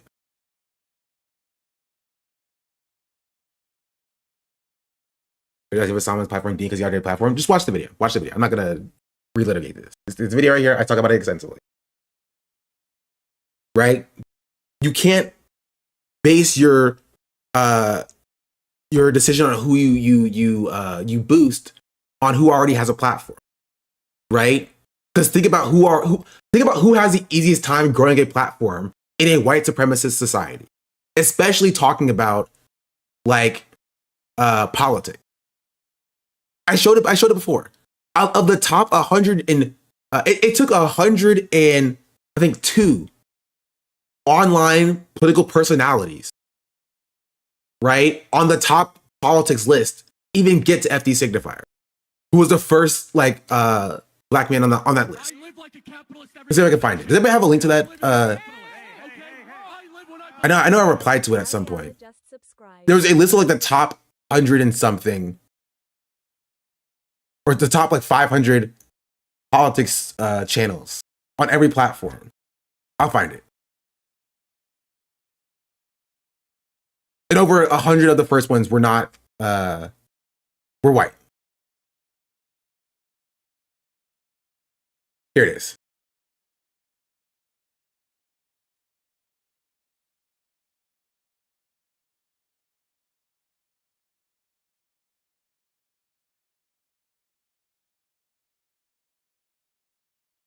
Yeah, it was this, but like not this specific one.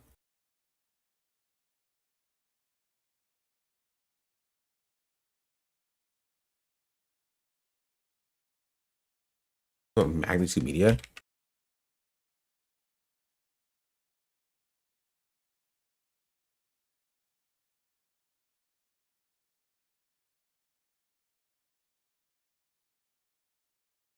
Here. Right? In this list of the top politics here, we'll go to political leaning. We'll choose political pages. And then political leaning, we'll do left leaning pages. Right? Of the top 500. Right? Outside of like specifically politicians or whatever.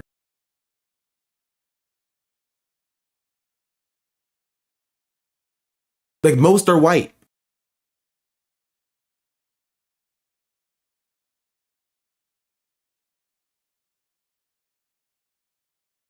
Where's YouTube at?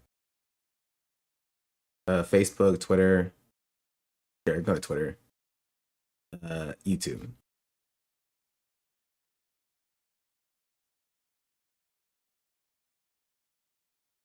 Oh my goodness, it's so hard to show this.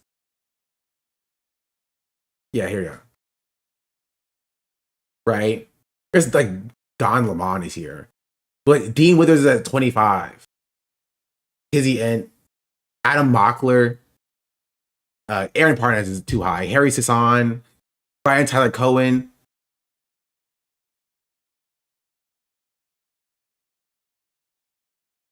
Which one is this? This is this is all platforms. Where's Twitter at? Twitter.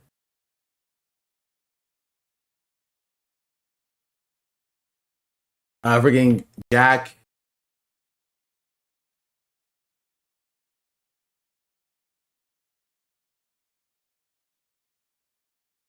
Me not being curious is racist. Crystal Ball is here. Walter Masterson. Right? Like, the first black person I saw her was like Isaiah Martin. And even then, Right? But there's an overwhelming emphasis on where's the data set? I don't know where they pull the data from specifically. There's an overwhelming emphasis on like predominantly like white male voices. You know what I mean? Ryan Grimm's on here. Graham Plattner's on here. Who's not on here? Is it also prominently men? Yes. It is also predominantly men.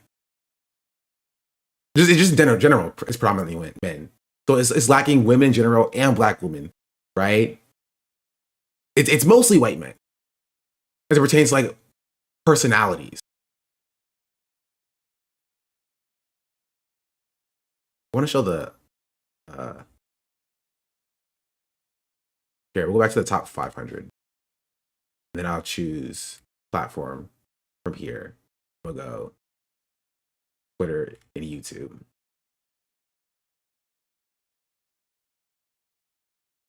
I get what it's been a list with too many black people. It's DEI, yeah.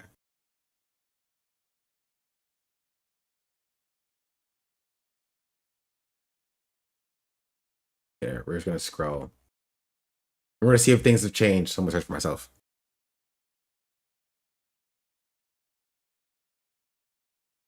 Racism. Racism. Yeah. As I don't know where the data set is, but the point that I want to make with this is Big Joel's here. What I'll make with this is that Cat Black is here. But also Cat Black is like number freaking 300 something. So it's like Conscious Lee. right? But the point that I want to make is that if you want, right, Black people to identify with like the socialist movement, whether that's like the DSA or whatever, and be a part of that movement instead of being a part of their own, right? You have to make that movement conducive for Black people to want to join and engage with.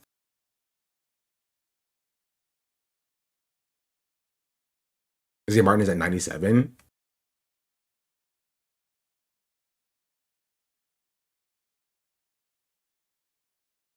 His voice is Louis Rossman. He's not even white. Many people don't know. Many people know him. Nobody calls him out. It makes me sad. He spent time fighting for reparations and consumer rights, basically all by himself. As I knows about him, it doesn't give him a platform either. I mean, Louis Rossman's like a libertarian type. He's not even like a socialist. DeMarco Hill on there? I don't know.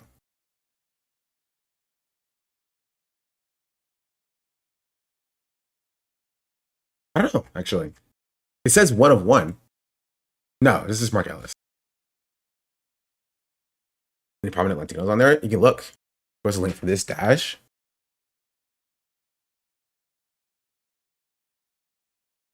Also, I don't know if I've never heard Louis Rossman being for reparations, to be fair. No, he is a big consumer rights, like right to repair person.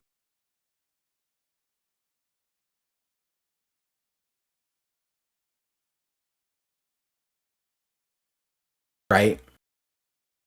But like, if you want to know, like, how do you bring Black, so you're like, okay, so like, you might see this, and be like, okay, Black people like socialism, but they're not in the DSA.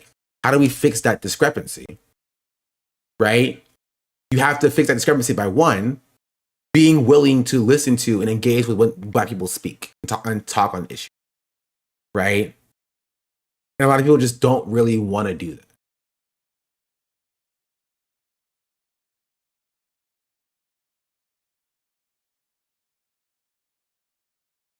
You know, I can say it, but from white people's perspective, I think it's since Black people have been advocating for themselves politically for decades, that political analysis coming from Black people just sounds like par for the course commentary to white people. Then white people see white people doing, they're like, oh, this guy gets it. Yes, it is that basically, right? It's the bigotry of low expectations, basically. They don't expect like white people to be woke, so when a white person is woke, will throw like millions of dollars at them.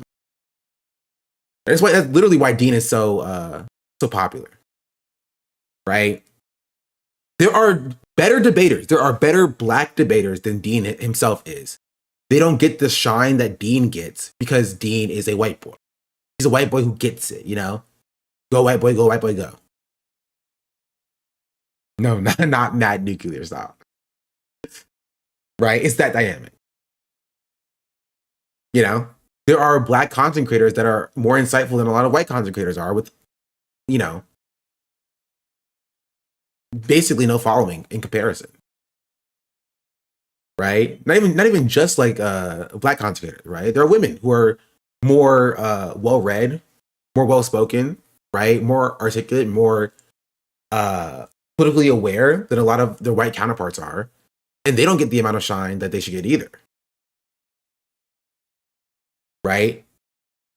Because the way that most creator space works is that like white people are more likely to watch other white people, which then puts them into this hug box of like only interacting with other white people because they're more likely to watch people that look like themselves.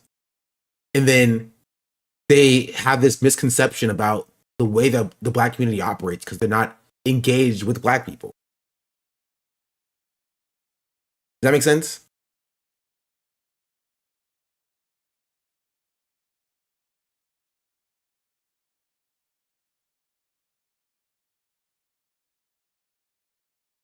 And and they think that power, that logic should apply generally to, and that's sort of Grand Bladder. Yeah. A bunch of people with anxiety pins. Right? You know how I always say like white people oftentimes focus on people that they find useful to the movement, right? That there's such a hyperfixation on Graham Plattner because they think that Graham Plattner is useful to the movement, right? I'm pretty sure I've said that here multiple times, right? They view Graham Plattner as being a referendum on like progressive or like socialist policies appealing to like rural American, like rural white working class American. You know? Does this not kind of fly into the face of that a little bit? Like, not that like white Americans are not like rural white Americans are not able to be converted, but like doesn't it show that like it actually is kind of like not a waste of time, but not worth the amount of effort that people are putting into Graham Plattner? And that it actually would be more useful to put that effort into like boosting a black like socialist politician or movement leader, because black people are more open to socialism as a concept than white people are. You know what I mean? Like if you want to use a politician as a referendum to show that like or to bring people into socialism, so that socialism can work, why are you not doing that to a group of people who are more open to the concept of socialism? You know? But again, they like that doesn't come up to people. That doesn't register to people because it's built in racism. They believe this. This is a commonly held belief for a lot of white leftists, chat. I'm just telling you right now. This is a commonly held belief for a lot of white leftists, right? They genuinely believe that white men are more socialist than like everybody else because they look at the DSA, right? And they see that like white men are more represented in the DSA. This is a belief that people actually believe.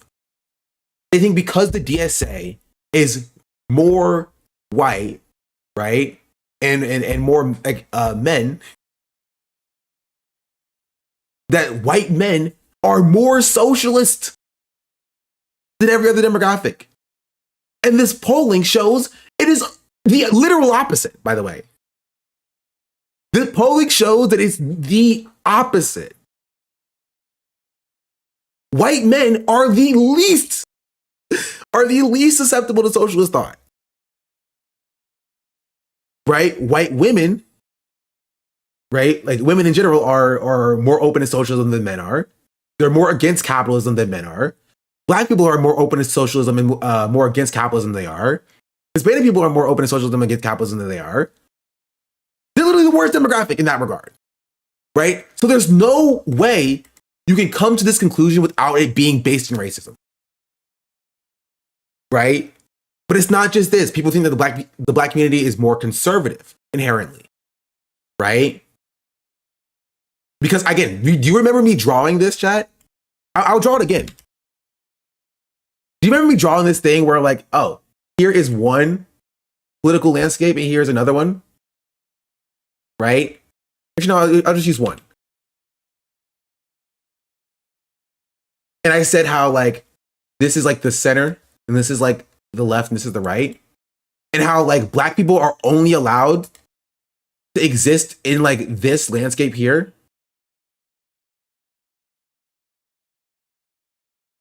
Right? Black people are only allowed to exist in the confines of being like a liberal. Right? Slightly center right, like the Democrats, to like, you know, slightly progressive. Where white people are allowed to be the entire political landscape. Right? White people are allowed to be Nazis. Right? They're allowed to be communists, anarchists. They're allowed to be centrists. They're allowed to be Democrats. They're allowed to be Republicans, right? White people are allowed to embody the entirety of the political landscape. But if you are black, you are always reduced down into this box of being a liberal. You are just a liberal. You're a liberal. You're a liberal.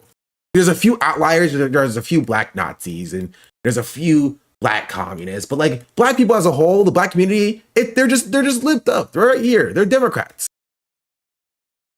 And I've been trying to tell people that this is not true. Right? But because of the white supremacist mindset, right?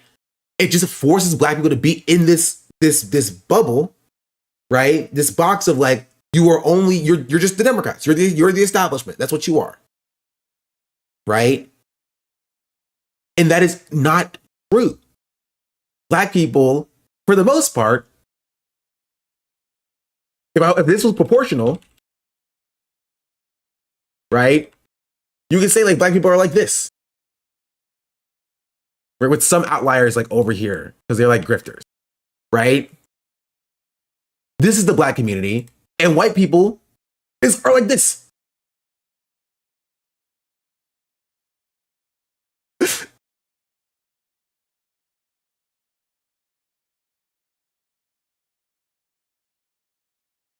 Just overwhelmingly like right wing. That's more accurate to the way it is, right? But like white leftists don't see it like that. I think partially because they want to be seen as like super special, right? It's white supremacy. They want to have the microphone, right? And they feel like if like black people were a part of the movement, that if they were allowed to speak on their own lived experience, there would be no place for them.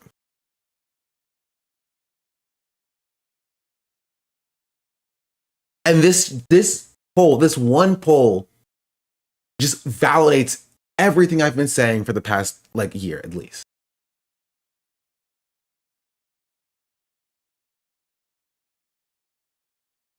What do white leftists see? I see what Sean sees. White leftists see black people as being establishment, right? So white leftists think black people are a monolith. Yes. They think that that black people are like liberals. If you talk about black issues, you're a liberal. They look at Kamala Harris and Obama and think that's a representation of what the black community is.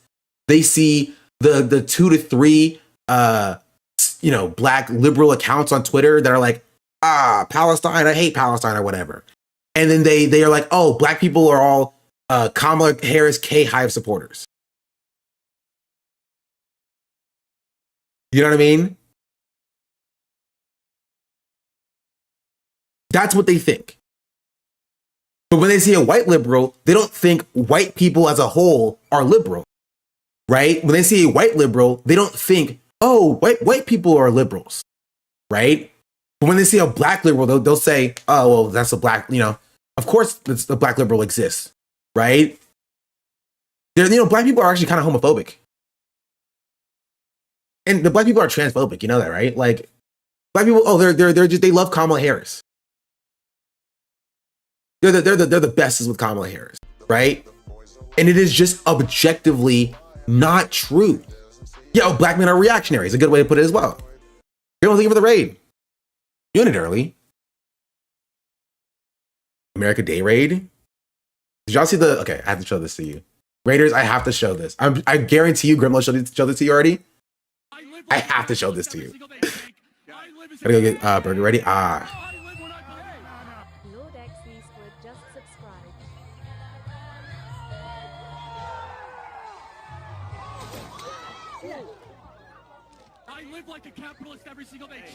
I'm sorry. It's just the perfect representation. It is just the perfect representation of what America is. It is. It is. It is literally the perfect representation for what America is. Okay, one more time.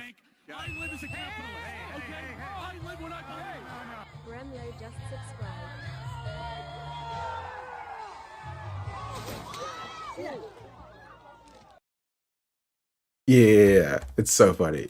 Like, I think for the 33 months. Jeez Louise. Lord Eastwood thinking for the 11 months. Undersuit thinking for the 16 months. Chat, we are like 50 away from 1K. You know what happens at 1K. Wink, wink, nod, nod. Taxon thinking for the 14 months. Link, please. Honestly, literally just open up Twitter and you'll probably find it. Yeah, I got you. I've seen it like 17 times. They're like Strax. Thinking for the 5 get or 10 get this up. Wait, what? 5 get this up. I can't read. Like, guys, I can't count either. And then it's missing is someone throwing him a hot dog before he crashes.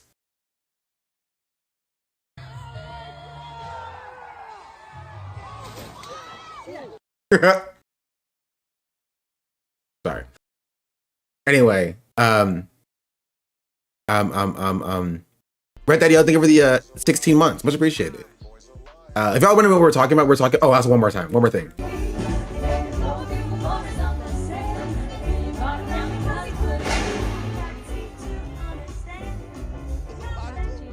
This thing is a mess.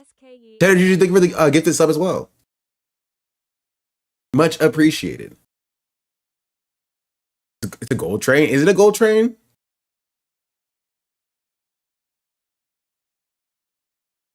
Can't tell. No, it's a regular train. Someone could have died. Somebody could have died. Someone could have died because of this. That's what I thought. If you wonder what we're talking about, new polling was dropped last week about how people view socialism, and socialism is like more popular than capitalism for with Black people. Also for young people. That's not surprising though. They have given 28 gift subs in the channel. So nearly 1 in 3 Americans would vote for a democratic socialist as well.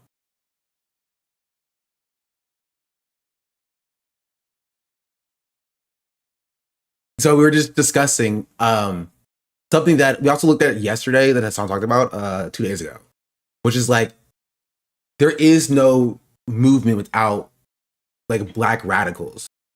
And we as the wider left need to be better about doing outreach to Black people and bringing them in without just expecting them to just be here. You know? I think that's another part of it as well, where a lot of people just expect Black people to just be a part of like the socialist movement, or like be like, I don't know. So like you don't have to speak to them, but you have to, if you want to them to like, you know, vote for democratic socialists, you want them to vote at all, you have to message to them. You have to talk to them. You have to, you know, speak to their issues and engage with them, right, on their lived experience. Right? It's necessary. The logic when I was learning this information was simply just I'm already broke on capitalism. Why not try something new? Yeah. And that's a lot of Black people. But let's just think that their policies are universal and identity politics is liberal. Yeah, and I spoke about that, you know, for the last year or two. They expect us to already be there and get outraged when you have to spend energy speaking to us and not taking us for granted the way centrist Dems do. Exactly. And it's so frustrating. My buddy in Philly is part of a huge ADOS movement. Well, first of all, there is no huge ADOS movement. Right? From your perspective, it may look big. It's not big. I promise you that. And in terms of like a national movement. It's uber reactionary and MAGA supportive. I don't know to reach that guy as a white dude. First time I heard of a huge ADOS movement in Philly. Yeah. You think a prominent DSA member could get on the Joe Budden podcast? Yeah, if they asked. I don't think that they've asked. You know what I mean? They have Mark Lamont Hill on there. If and I saw one on the Breakfast Club. If socialists wanted to, they would. I did see the Latino Hebrew Israelites. That was fun. I did see that. Right? The issue is that they don't like the DSA has not done enough focused outreach to reach into the Black community. And there has been some, right? But there needs to be more. There needs to be it's like reparations, right? I made this analogy before, but universality is kind of like reparation.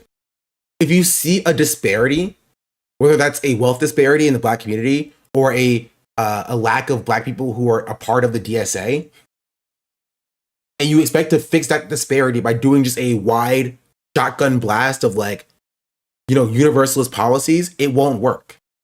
Reparations is specifically seeing that disparity, seeing who that disparity targets, and doing targeted activism specifically to the people who are the most harmed. You know what I mean? That's what reparations is. And it's the same thing about like bringing Black people into the movement. If you see that there is a lack of Black people in the DSA, even though Black people are identifying more as socialists than other communities, and you want to fix that, you have to target to them. You have to speak to them. You know what I mean? And that's what Zohran Mamdani did, right? He went to the Black community and he spoke to Black people. Everyone gets one cup of water, but some people are severely dehydrated. Very simple. Yeah. I was 80K. Thank you for the gifted sub as well. Also, right, Daddy, thank you for the 16 months. I don't know if I said that already. Didn't it pay off? It worked very well.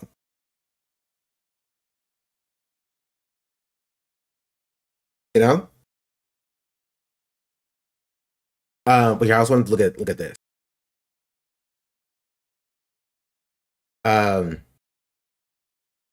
Polls regularly find that Black Americans view socialism more favorably and capitalism more unfavorably than any other racial group across the country. A bunch of elected socialists are in plurality Black districts. Exactly. And this is a consistent poll, by the way. This is not like new information. This was in 2019 from the Cato Institute, right? Black Americans prefer socialism. White, Latino, and Asian Americans prefer capitalism. 2019. Right? Sizable racial and ethnic, age, and gender and income differences in view of socialism. Right? Black people viewed socialism somewhat positively, right? And 60% very positively. And capitalism less positively than socialism. Right? 2019. Black adults are more likely to view have a negative than positive view of capitalism. Right? 2022. This is a consistent thing. It is a consistent thing that Black people have been more open and amenable to being changed, right? And brought into this movement, but white leftists have not done the work in order to do so.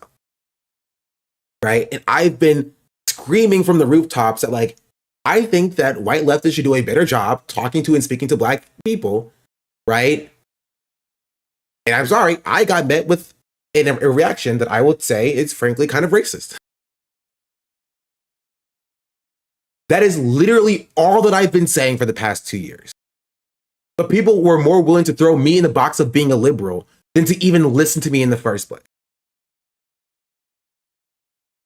Right? So that's why it's frustrating. I'm gonna find a link of trying to understand talking about it. I don't think anybody looked. I can probably find it. Right? But that's what that discussion was about. I'd be curious about the ratio of anarchists. I guess it's the same trend, but even more pronounced. I don't know. Like, if you talk about like self-identifying as an anarchist, probably not. I don't think it's as pronounced as this. If you talk about like the core tenets of like distrust of the government like holistically, then for sure.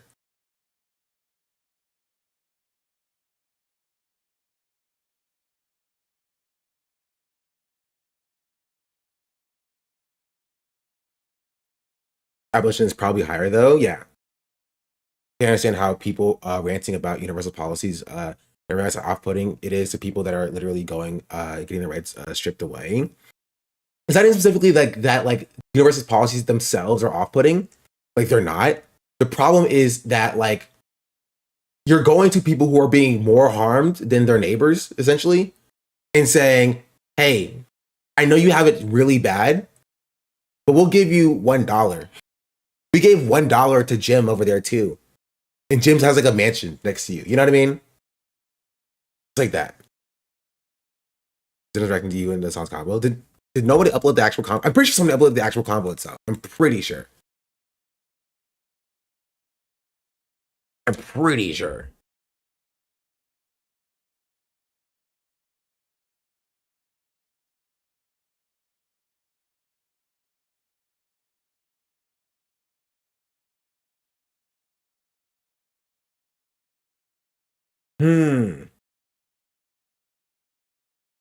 Oh yeah, I found it.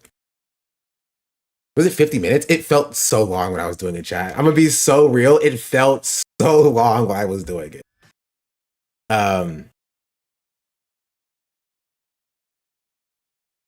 Universalism is not equitable. Yeah. Can't find it. Did you? I found 2 of them right here. I'm slightly curious about this video as well. Appreciate that you did it. Child's making me want to bash my head on the keyboard. Yeah, I do wonder. Like, this doesn't have the chat in it. I don't know if it'll have the chat in it either. We've shaped. I want one to show you what the chat looked like, right? Because like the chat was not on my side. What I was saying, there was like a specific moment in this conversation where I said something and the chat was like, basically like, no, no, of course not. You know, I don't think he understands what universality is. And then Hassan agreed with me, and the chat was like, well, actually, no, that kind of makes sense. I see that now. Like literally, it was like 10 seconds. 10 seconds. It was very funny. It was very funny. Right, but like,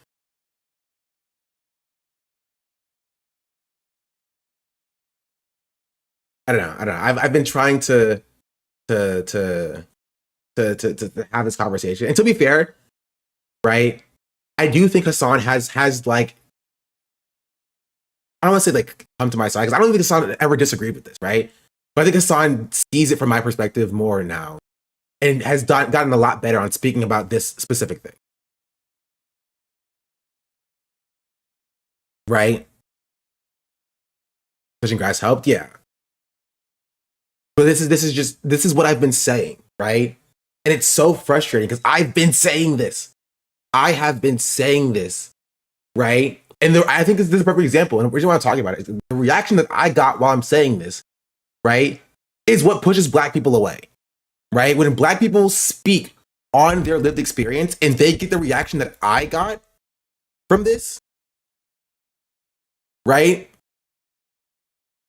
is what pushes Black people away from being like aligned with like the white leftist movement holistically, right? Black people like socialism, and they will do socialism in their own communities, right? You don't see it because they don't want to engage with you because of the way that you act in general as it pertains to your conduct around whiteness. You know? Like, and this is exactly what I spoke about. I'll get to this in a second. Exactly what I spoke about in this video. Where's it at? Right? The white leftist rant.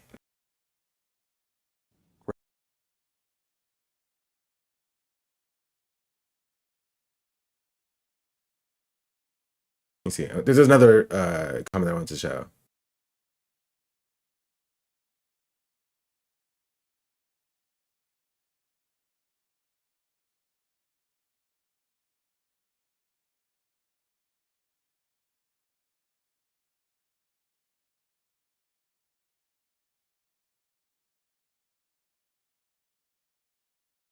So if you may or may not know, we were all upset and sad that day. Funny enough, I was in Colorado this day. I talked about a few times over the past few months. And as recently as like 2 days ago, right? Banner Chatter's logs. Listen, that is the point to this. Very recently, I found myself just like not watching Hassan's streams. This isn't for anything that Hassan did specifically. Even though I have my critiques of Hassan, as you know, I don't keep them secret, right? And this is when random people started adding you in Hassan's chat. Yeah, because I think I don't even remember what the conversation was specifically. Because this was before Grand Platter, funnily enough. But I think it was something about like being nice to white people or something like that. Or like, you know, I think maybe it was like be normal or something like that. I think it was be normal. It was a conversation about like be normal, like woke of the day, that kind of stuff. right? And Hassan was talking about that, and he was talking about like I think he was doing like, welcome to the day, be normal, chatters, you guys are being like, repulsive or whatever. And then some chatter tagged me and was like out of nowhere, and was just like, listen at Sean the Black. I didn't even chat at this time. Right. I was lurking at this point. I didn't say anything. And the chatter just tagged me like listen, as if like I was the issue. And then I said, I'm like this again, and I would never come here again. And this was like 8 months ago. I said it was a while ago. I probably count on like 2 hands the amount of times that I've chatted in the chat since then. Funnily enough, I chatted since you were there. And then, but basically the conversation was, like, about like the way that white leftists talk about and engage with like black leftists when there is critique is just gross. Well, the day has disappeared. Now it's woke to BS. Yeah. It's the same conversation though. I'm gonna find the actual. And then it's who said this was a safe space? Right? I'm seen as the crazy one when I say this community is not for me anymore.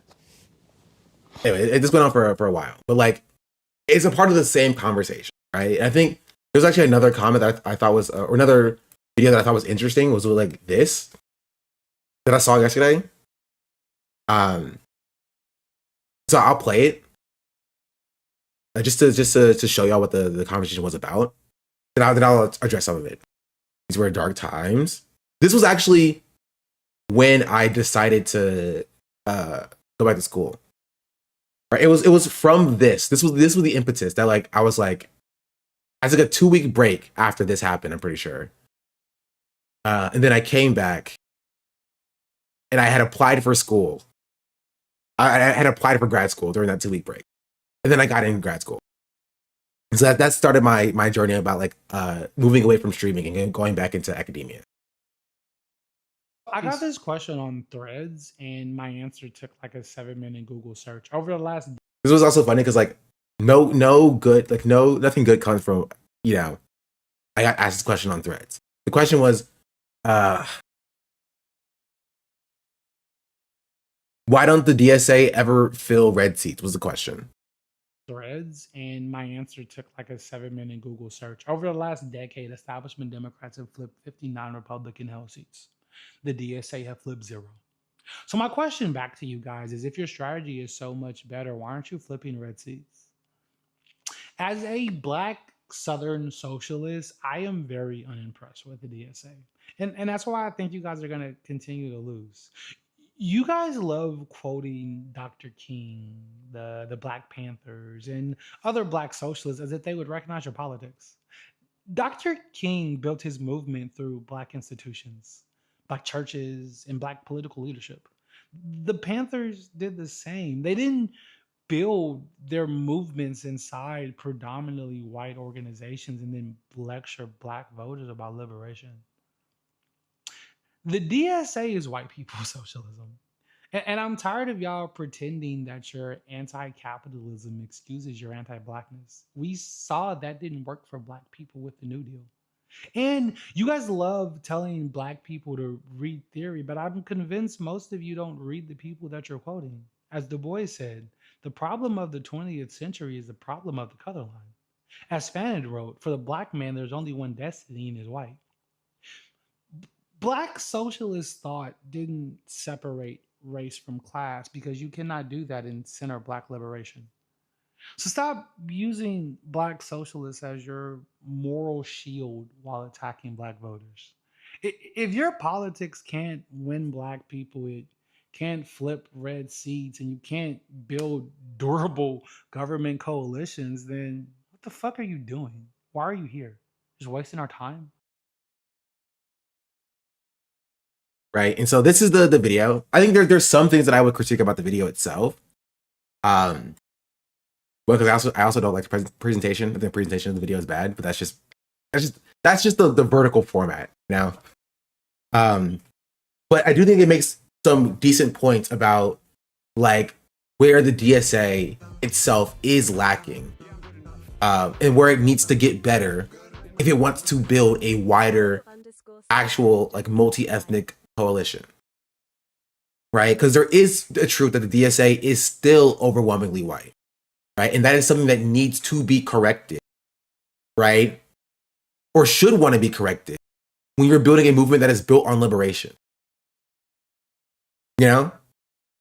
And I think the Afro-Socialist like DSA caucus that was created in Philadelphia DSA is a perfect example of this, where they said Black people should be the protagonists, right? Instead of just participants in their own liberatory struggles, right? It should not center whiteness and where Black people are just around, right? Black people are just like, you know, they're just there. It should be that Black people are able to lead, right? And take reins of their own liberation. And I don't have to just wait for white people to just come around to it and like then involve them, you know? So if you want to correct this disparity of the DSA being or having an overwhelmingly white like membership, you have to speak to Black people. You have to go to where Black people are, right? And I said this a few months ago as well. I've also spoken to Southern workers. I think he's correct about that, right? I've also spoken to Southern workers, and they look at the DSA, right, and they see people who don't care about them, right? It's a supposed democratic soldiers organization that speaks to the working class. I've spoken to Southern Black workers, and they feel abandoned by the DSA from the BICOs, right? They don't feel represented by that movement, right? And you should want to correct that. You should want to bring those people in, because they are some of the people who are the most vulnerable under this current fascist regime, right? And so in order to do that, you have to understand that like you're not preaching to them, right? You're not going and evangelizing socialism to these communities, right? You're going to engage with them, right? You're going to speak to them, to understand what they're going through, right? And giving them the tools so that they can take the helm of their own liberation. You know? I think the DSA specifically choosing so many non-white and Black candidates shows that they are taking that seriously and want to expand deliberately to fill this in. I think that's definitely a part of it, for sure. I think their candidate pool is just significantly better than like, and more diverse than the actual DSA itself, right? But that needs to continue as it like, you know, trends downward. You know, it's cool to get, you know, more and more seats in New York City, but like the movement isn't going to grow until you start getting seats in North Carolina. You know, until you start having DSA take a stranglehold in Alabama, right, in Mississippi, right.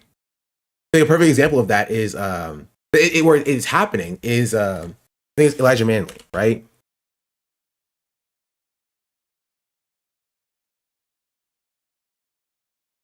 We're like, this is the perfect example of like what the DSA like should be doing. Could be, I think he's my age, 27, right? Like Debbie Wasserman, like yeah, as a white woman trying to steal Black seats, right, and take advantage of redistricting that eliminates Black seats. It's something the DSA should be harping on and be like, all right, we're gonna put up our own candidate, you know. And so that's where the DSA can still thrive and where the focus should be, right? Because Black socialism is popular and it works, right? So do you understand like my frustration with other Black candidates not coalescing around Manley? Probably because it's still, you know, freaking Florida, bro. Nothing makes sense in Florida and California. But what was I saying? What was I saying? Oh, this is what I was saying about a Grand Platinum, right? Does it make sense? My critique of the way people engage with Grand Platinum, not my critique of Grand Platinum himself, but the way that the wider left ecosystem, right, the progressive socialist leftist ecosystem talked about Graham Plattner. How I said that there was too much of a focus. There was objectively too much of a focus on Graham Plattner. Right?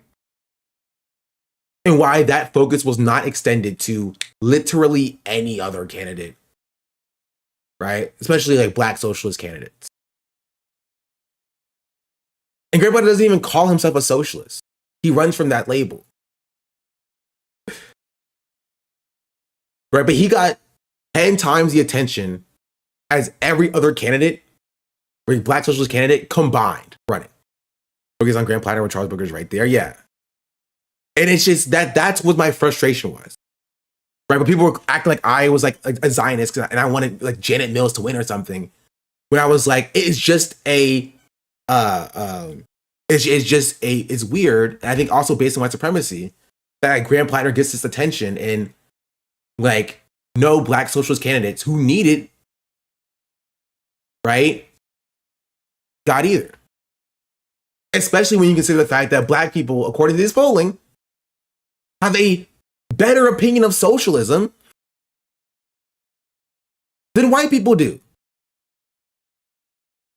Why are we not organizing in the black community?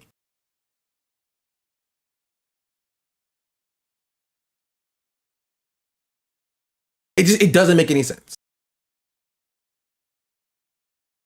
Right? It doesn't make any sense.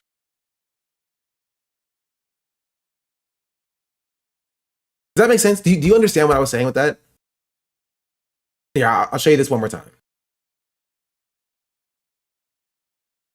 Socialism advocates for building power right here within DSA's black, brown. I mean, yeah, we I don't know if you were here, Elizabeth Cooper, but we covered this, right? Where Breaking Points had Chris Rabon, who just like won his primary as a black socialist, and the only thing they could ask him was like, "Do you condemn the attacks on Graham Plattner?"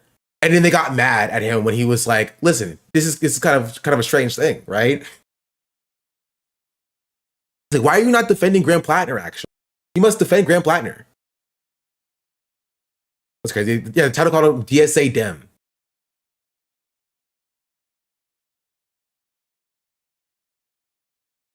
And again, I have to reiterate, right? The Democratic Party needs black people to succeed. If you convert all the black people into socialists, you own the Democratic Party. You have the Democratic Party by the balls. There's literally no excuse for this other than like racism. Objectively, there's no excuse for this other than racism.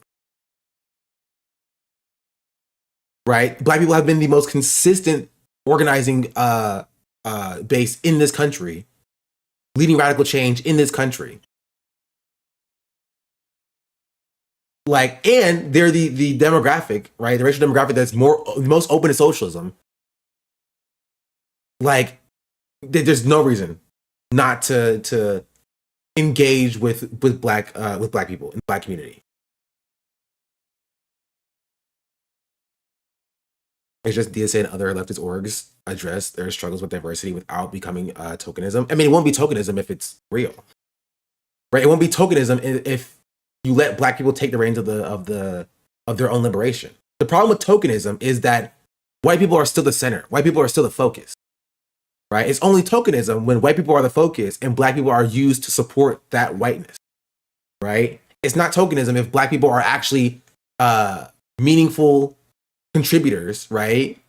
Meaningful like protagonists in their own liberation.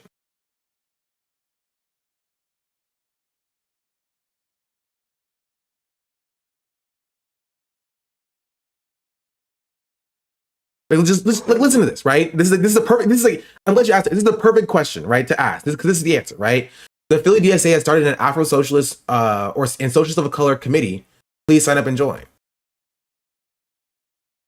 Socialism advocates for building power right here within DSA's black, brown, indigenous, and people of color membership and in our community.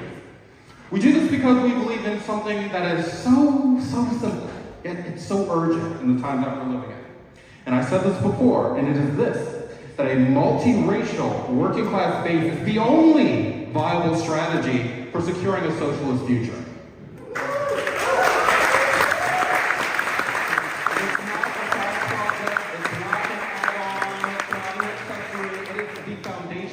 The foundation of what we're doing.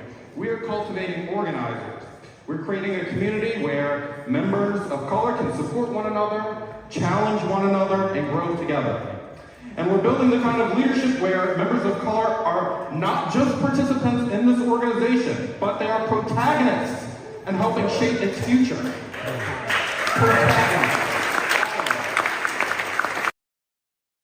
Right? And so, to answer your question, genuinely to answer your question, right? The best thing you can do as a white leftist is get out of your own way. Right? The best thing you can do is not make the space you want to cultivate hostile to the people that you want to attract. You know? When black leftists come in and they see you slinging slurs, right? When black leftists come in and they see like overt racism being excused and stuff like that, like stuff like that puts black people off. It doesn't put them off to socialism, right? They still do socialism in their own communities, right? But it puts them off from organizing with you. Does that make sense? A perfect example is like FD Signifier put out a video like 2 months ago or like last month saying he's done with white leftists. Right? I have my own content where I said I was done with white leftists. I was done with this space, like the white leftist space. Right? Decided to leave. To go. I decided to go back to school because I didn't want to deal with the space that was being cultivated here.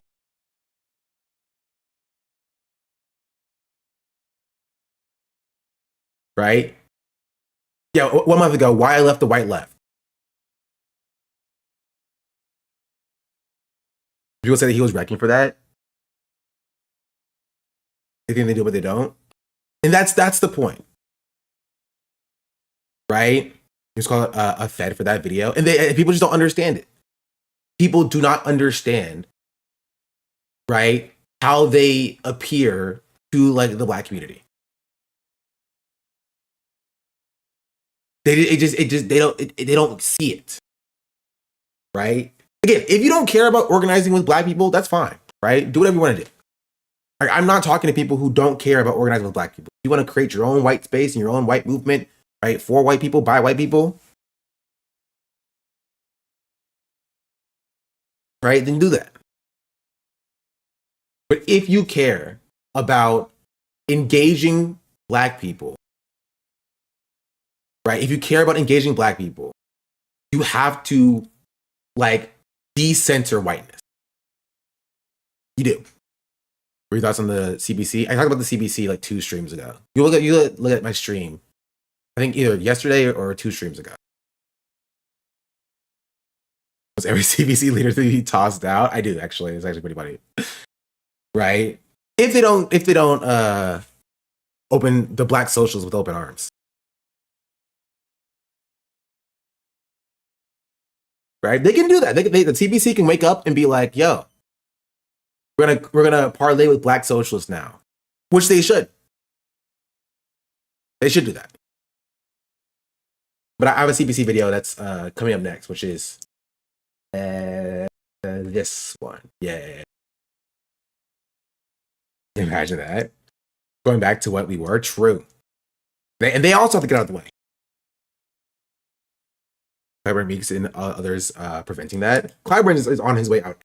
He's not going to be much of it. Also, they are old, so they're going to die soon. So there's also not going to be the biggest issue for us, right? So Mela had a great post about there needs to be a socialist caucus in Congress.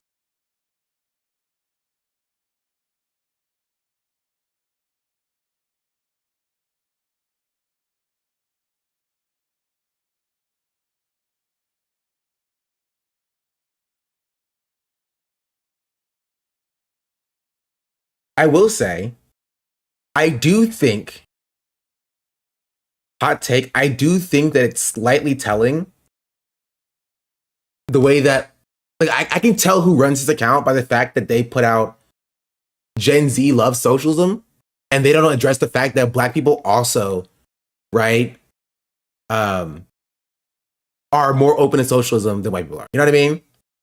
This is all they post about the poll. I think that is telling,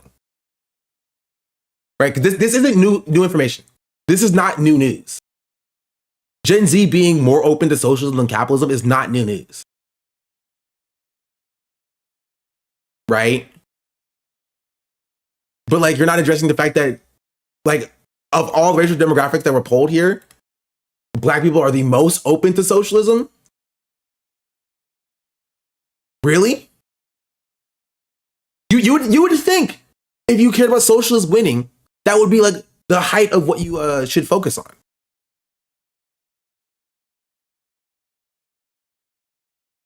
Or indigenous. I don't know if indigenous people were polled. They should have been though. But yeah. Oh, sorry, I still got distracted. Oh, here it is. I found it. It's this one.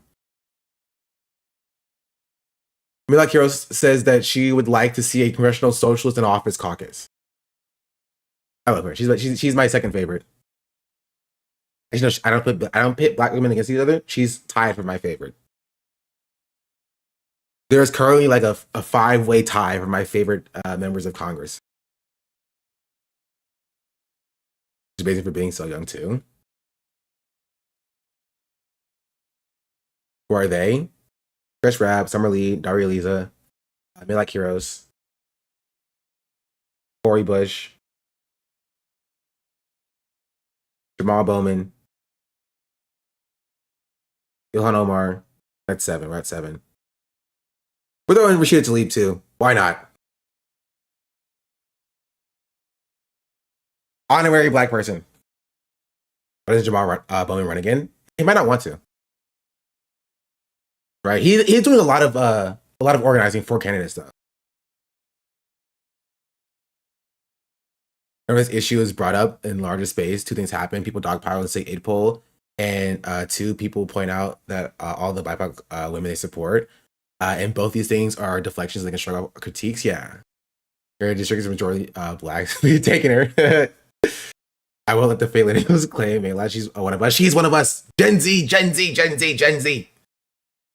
She is one of us.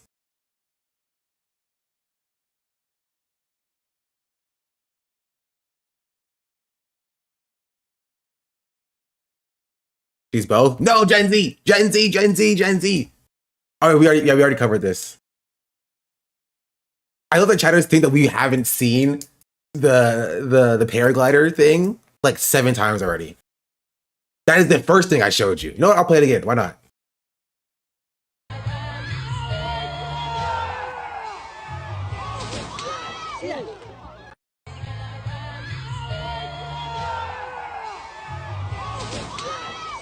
LOL. Anyway, okay. This is a long video. You have to watch this video of me and start talking about universality. There. Maybe I have a good timestamp transcript. I don't even remember what I talked about here. To be entirely fair.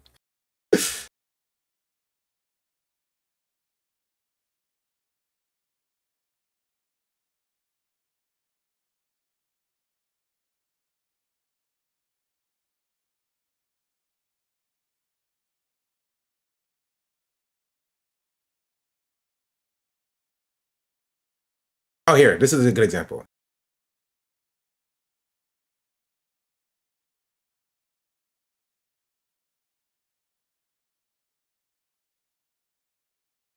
You know how many socialists will be in Congress at this point? I lost track. I think it's like specifically like Democratic Socialist Congress people. I think it's 6, right? I'm pretty sure it's 6. Specifically DSA members of Congress. Oh, is it 7? Dang it, I missed one.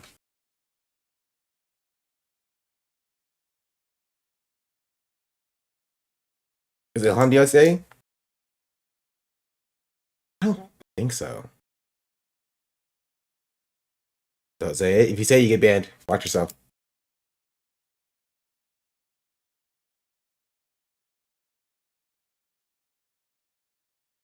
You know, you lose the sword by press this button.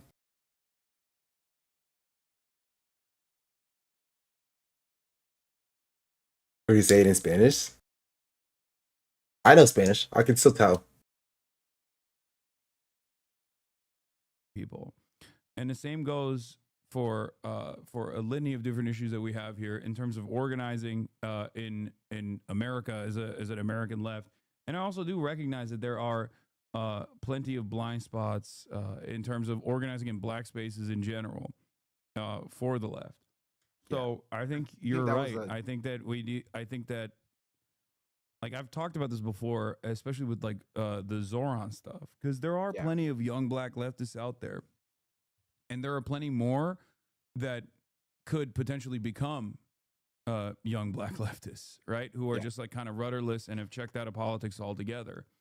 And I think that's an environment that we need to tap into, and it's not going to happen if it's like if we're pushing away people, if we're being off-putting. Yeah, especially when you're trying to do outreach in those spaces.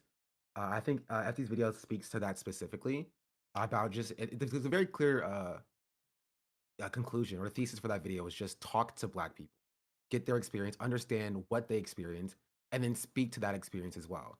Yeah. So I was talking about this in the clip from like a few days ago, and that is we've shaped the media ecosystem around, how do we attract straight white men? Straight white men are going right. How do we stop that from happening? How do we engage with? Hey, I said that like today. So.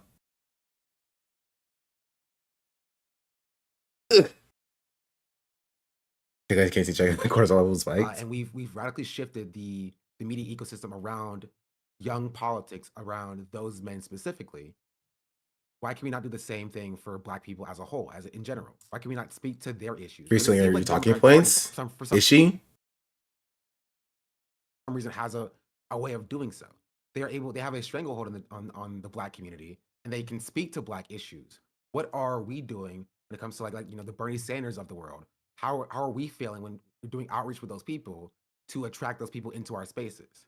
And I think part of it is that the spaces are already overwhelmingly white, which means that it already inherently is off-putting towards black people who want to see themselves in the spaces that they occupy. And the second part of it is that I think when it comes to getting the black perspective, I think people oftentimes fail. I think Bernie Sanders didn't do as well as he probably could have in that regard. I think Zoran Mondani is doing a lot better than Bernie Sanders is doing, and which is why he's succeeding a lot more when it comes to like young black voters. True. I was correct. I didn't say anything wrong here. I was completely right about that. How is this? I did see this as well. I have not covered this yet now. Add it to the docket. Do you think he ingested any of that?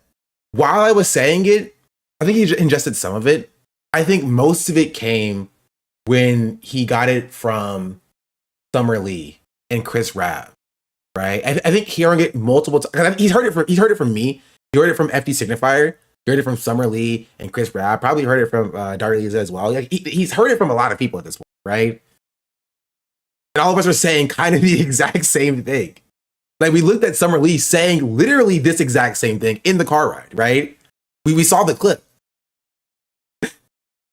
Right, heard it for the Jam Pod Boys too. Yeah, like I said, man, he should just trust that you're trying to help and not blowing smoke. Yeah, but again, it's on stream. I've said this before. Hassan does not change his mind on stream. Right, this is like most streamers don't change their mind on stream. It's just streamer. It's a streamer thing as well. Right, but I think he has gotten. Yeah, but it was such a horrible look that it made me dislike him. So I would say shower thoughts guy. Yeah.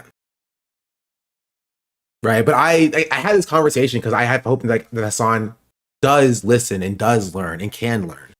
Right. And I think even the past 3 days were a perfect example of I have 0 notes for Hassan for covering talking about the black experience or the Congressional Black Caucus or like talking about black socialism or black socialists in the past 3 days. Like he's done what he needs to do. Like he's done the work in that regard, right? Like, the only beef that I have is the way that chat has done zero introspection. Not that chat still has problems, because they do, but like they also just don't want to admit that they were also part of the problem, you know?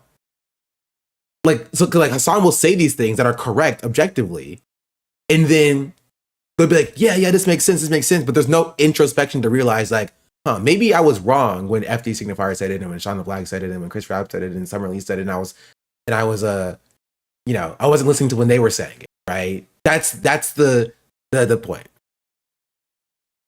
Is that maybe this can be a learning moment to realize, maybe literally every single black socialist that Hassan has talked to that has said this, what's correct about this thing? You know what I mean? And you guys, what is Hassan wrong about? I didn't say Hassan was wrong about anything. I think that the chat is wrong.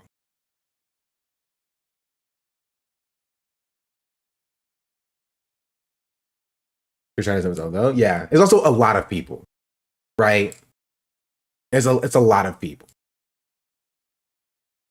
Bester does the book of the day, and Hassan still expresses the frustration or whatever when the chat brings up Black American grievances. I haven't seen that happening recently. I know the book of the day still happens. Book of the day happens. How Clancy's the Dark World Commander, that still happens. Grand Platter discourse still happens, right? Small wins. Right? I take the small wins. Right?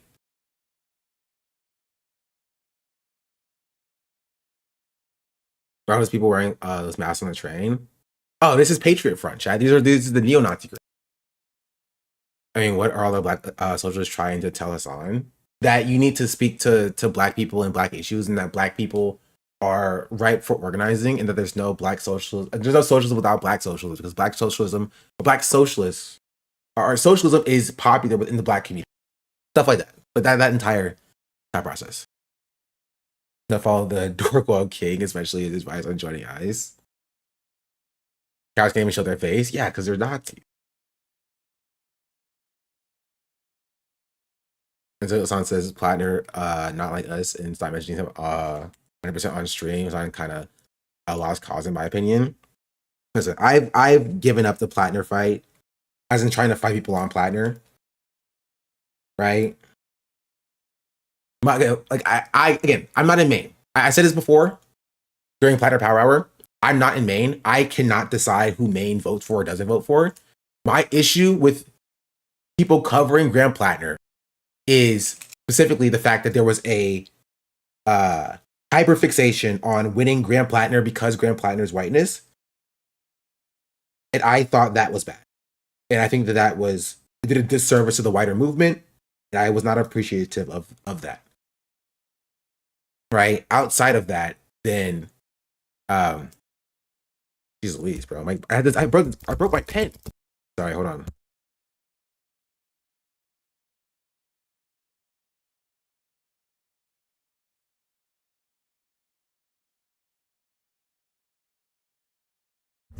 Howard in DC, yes. That. Oh man, the pen's broken. Gosh darn it. Sorry. What was I saying? Only frustration with black grievances Hassan has covered recently with a chatter being pro-segregation. Was it like a black separatist chatter? Being like, oh, black people need to have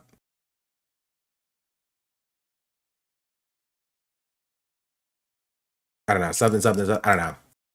I didn't see it.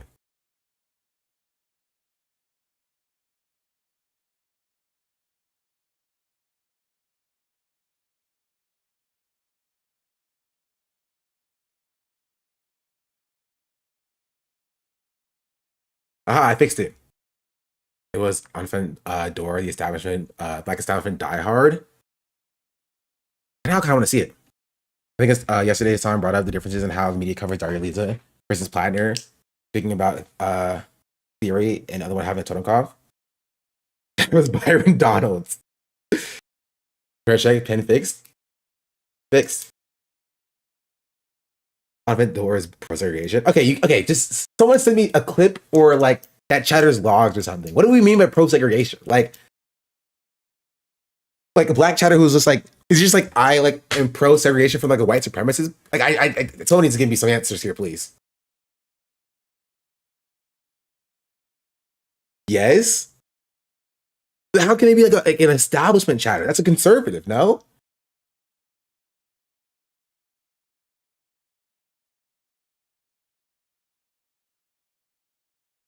They said, as a Black American, I think anything is possible. Like anything as in like segregation? I'm confused. Please. Please.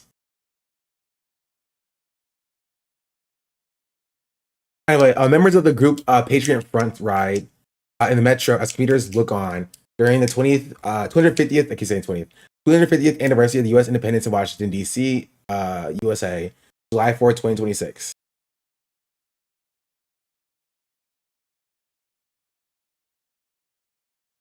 Hey, what day was it?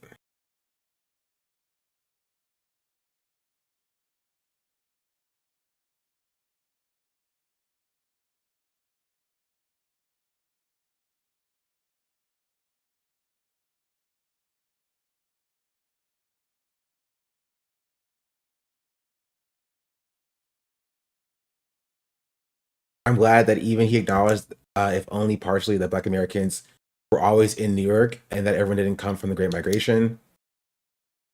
I also define fathers as geniuses or divinely inspired, like but Obama does. It's a weird thing to live among the entire society brainwashed against my people. That we migrated when you're a descendant of enslaved people. There's no great way to speak on this without coming out as exploitative. Okay.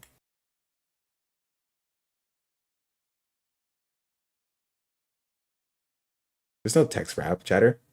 This? Oh, no, not that. Okay.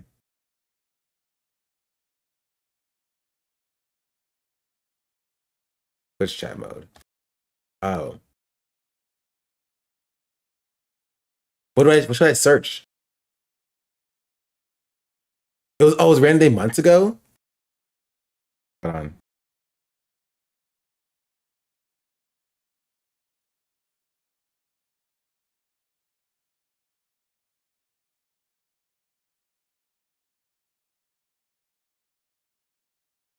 I never defended segregation. I stated that desegregation was implemented as exploitation. Speaking about desegregation and the failures that it yielded, providing equality or solutions to past issues shouldn't be controversial. Back then, Black Americans didn't worry about the Klan. Now it's a diverse anti-Black reality. Lies, the lies you tell. I said desegregation was a mistake because of how it was implemented and the design that was constructed. Many Black scholars have written about this. Not even radical take in the Black community. You're a bad faith because it makes you uncomfortable. Like I'm confused. Okay, then like what's the problem with desegregation? Like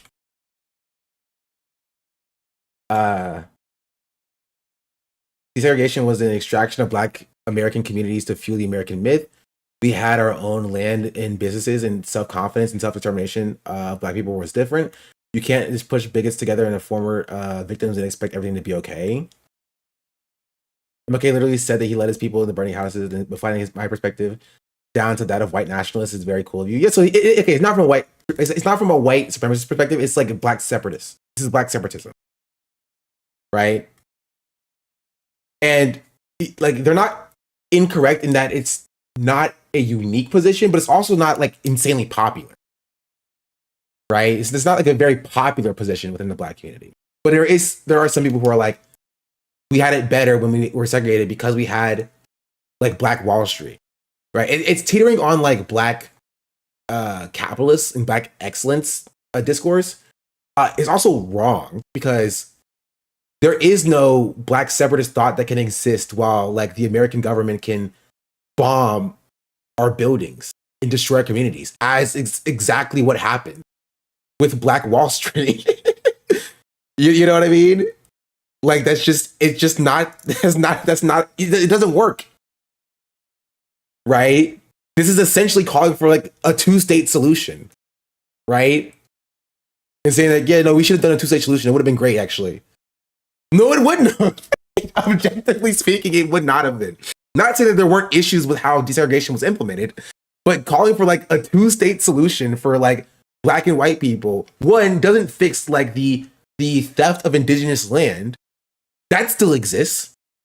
And it would have existed under a black state as well, right? That land is still not like black people were not indigenous to that land. We're not like FBI people here, right? But like, do you think that like black people had the means in which to control their territory? Have actually started off of a state versus two-state combo. Actually, okay, the shadow is just dumb. The shadow is just. I see how they got to this position. If that's how the conversation started, I just disagree. I just don't personally agree with that. Right? I see how he got there, but like, I don't agree. I think it's dumb. I think it's silly. Right? This is my take. There is no good solution for like Black American descendants of slaves, though. He was misrepresented, though, sure, but I'm representing him correctly, and I still think he's dumb. Right? He might have been misrepresented when people were saying that he was like a white supremacist separatist. He's not. He's a black separatist, and it's different. I still think his take is dumb. Right? My take is that I don't think that there was a good solution for like the way that Black Americans exist in this country, right? Because of the way that they were brought here was just so horrific and inhumane, right? Sending Black Americans back to Africa is an inhumane solution, and it's bad. Instituting a like separate Black state and then expecting that to work long term is also a bad solution, right? And then desegregation integration is also not a great solution, right? Because it was done without reparations. The best solution, in my opinion, was desegregation and reparation. Reparations didn't happen, right? What we got was desegregation and assimilation. That's why it wasn't a great. That's why it wasn't a great like solution. That wasn't a perfect solution. We should have gotten desegregation and reparations instead of desegregation and assimilation. You said what the solution was post-Civil War. Because people didn't like it. That's true. I did say that. Yeah, people did not like it. That's true. I think at 8:31.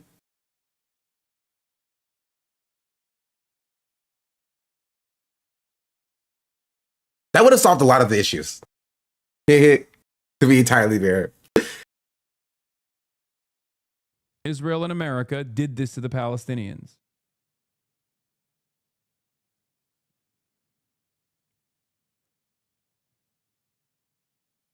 Most Israelis are rabid fascist ethno-supremacists. Do you think you can really have a functional state with these people? I mean, you live in one, for the record. You literally live in one.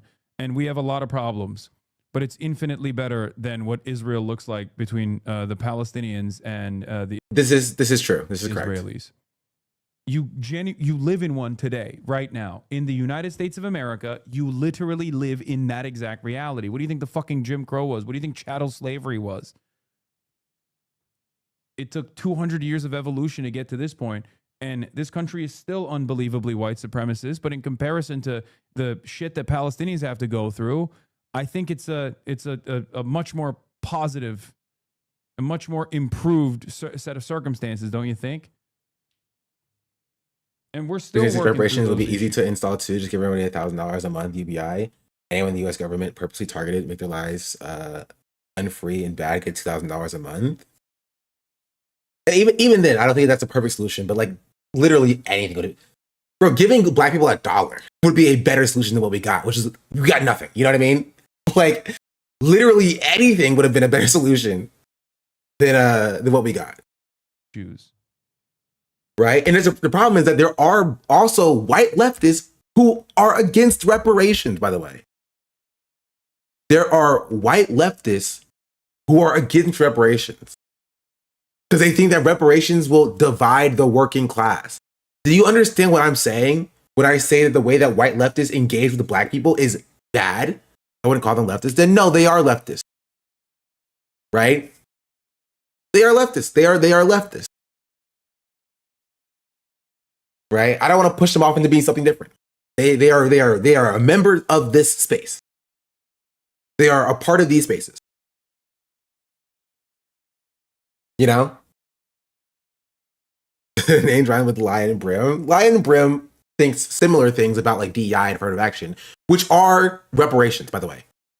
Right? DEI and affirmative action are like policies that are like restitution by nature. They're not perfect in the same way that all reparation proposals aren't perfect, right? But they are reparations. Reparations is very simple. It is seeking to give restitution to oppressed peoples, right? Targeted to them based on that oppression, right? And because you're trying to make up for that oppression. You know? So affirmative action is doing exactly that. It's not perfect. I wouldn't even say that it was great, right? But it was an attempt to do that. How do we get rid of them or convince them what's right? Well, first, people have to realize that it's right. Giving us nothing but reverse reparations, yeah, that's just more oppression. With black voters, beyond reparations, yes. I think that was part of it. That's part of it.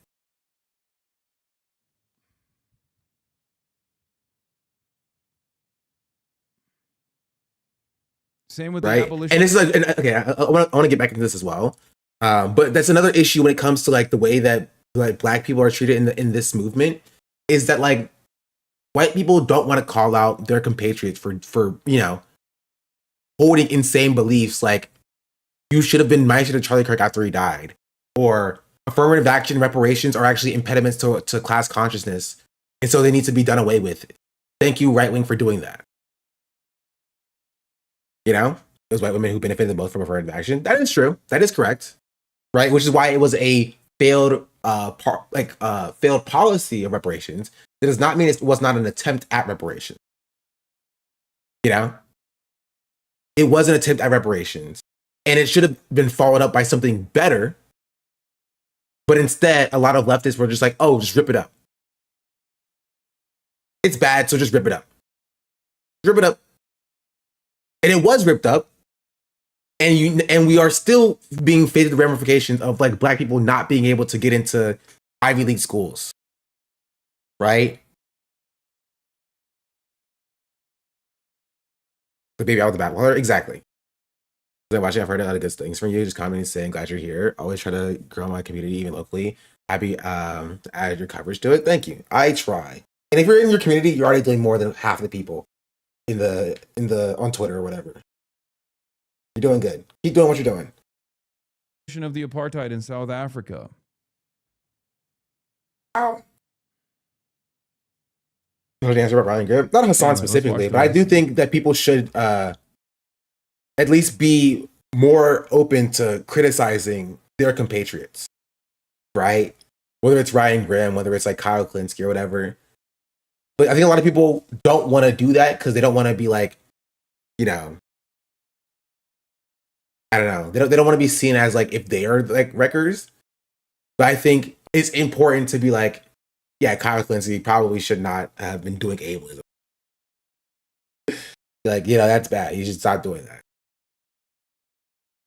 Graham, Kyle, Crystal Taylor. Yeah, Taylor has this whole thing recently that she's been doing.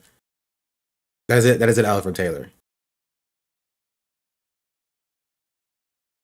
So I But do doesn't believe. but doesn't that become a sort of inevitability once What the she's been core doing? of your project is Honestly, I'm surprised you haven't seen it. Just literally open up Threads or Blue Sky or Twitter. Literally open up anything, any social media platform. Anyone on social media, that makes sense. That makes sense. Taylor has a recent thing where like, Taylor is very big on like disability activism, which is not the problem. But I think recently, she was like yelling at a Palestinian woman, saying that she was endangered like Palestinians for something. I don't even know what it was. It was definitely in poor taste.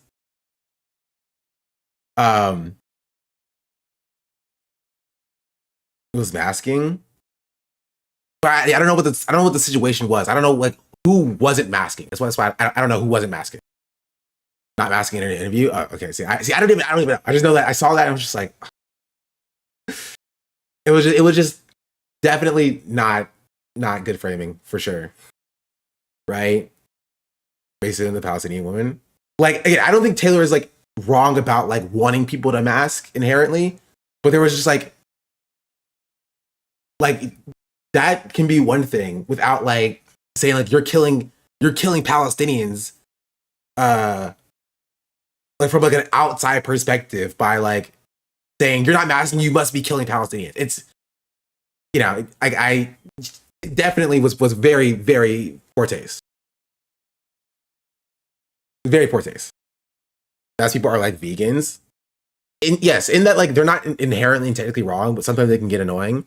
And then sometimes they can get harmful on top of being annoying, you know? Like there are vegans who are like, you know, like morally like correct. But like then they can get annoying and then they can be like racist on top of being annoying through their veganism. You know what I mean? So like that's why I don't spend time like yelling about like people who are like pro mask or like people who are like vegans or whatever, because I think that they are morally correct and on the correct side, but sometimes they're you know, sometimes they get a little bit or a lot of it kind of wild, you know. Racist vegan is crazy work. Have you never seen The Vegan Teacher? Okay. I know I'm completely off the rails from what I was talking about originally.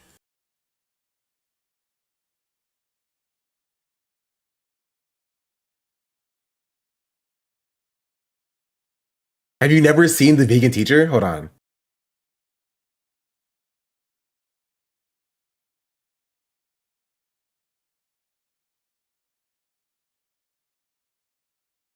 He's racist? Oh, I can't show you this? Please. Okay. Web archive. I need to show you this. Don't look at the URL. The spoiler. What? Okay. I can't even. Okay. It's not even showing up in the web archive either. Archived.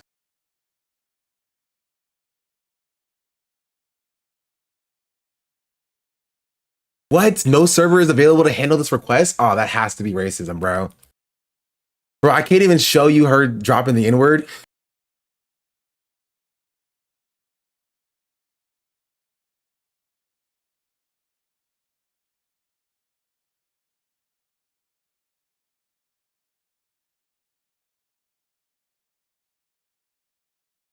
I wrote out a bunch of words. In this video, I wrote out a bunch of words. So this isn't even the original video. Hello, students. Welcome to class. I'm Miss Katie, that vegan teacher. What we're looking at here are a group of racist people. They are racist. Not it either. I'm trying to find it, bro. I'm trying to find it. It's so funny. I wrote out a bunch of words. Okay, whatever. This will be fine. This will work. I can't find the original video, which she got caught out for being racist for. It's that vegan teacher spells out the N-word in a video asking to reclaim words. The N-word seems to have changed its meaning. Let me explain why I think so. I went to your profile and noticed that you have dark skin. Maybe you call yourself black. Now, I would personally say it right now, but I'm not allowed, apparently, according to TikTok. I've unbanned the word vegan. Okay, why are you trying to get me to say something? It's out of context right now. I don't know. Listen, vegan, I don't have a problem with the word anymore. I just want you to say it. But I have no problem with saying it in the right context. I'm just very curious. You called me the N-word. Do I look black to you? Do I look like a slave to you? I'm just curious. Why did you call me that? Does the word need something different now? Or was this guy with dark skin who called me a Why are people now calling me the N-word when clearly my skin is not brown? Clearly I am not a slave. This video is for Curl King, a dark-skinned man who is actually extremely cruel to his own community. Hey, what's good, guys? So today we're going to be talking about... That's just a few of the stuff. Yeah, I'll show you this one now too. Words.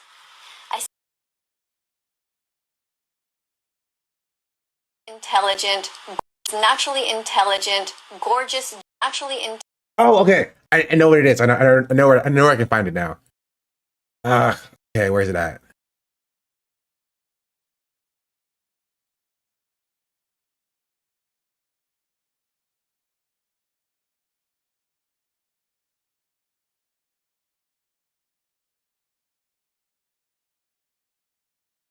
Meanwhile, back at racism headquarters, so this vegan teacher is just out a bunch of words.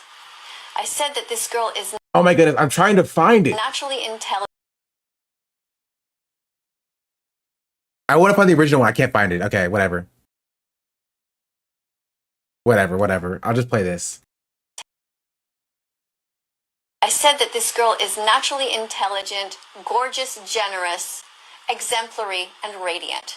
And the first letter of all of those words spells out the word nigger. That does not make me racist. That makes me somebody who is trying to say, hey, how about, here's an idea. We reclaim that word. We, meaning anyone who is victimized, who is a dark-skinned person, that's what I'm suggesting that they would do, instead of constantly trying to block the word.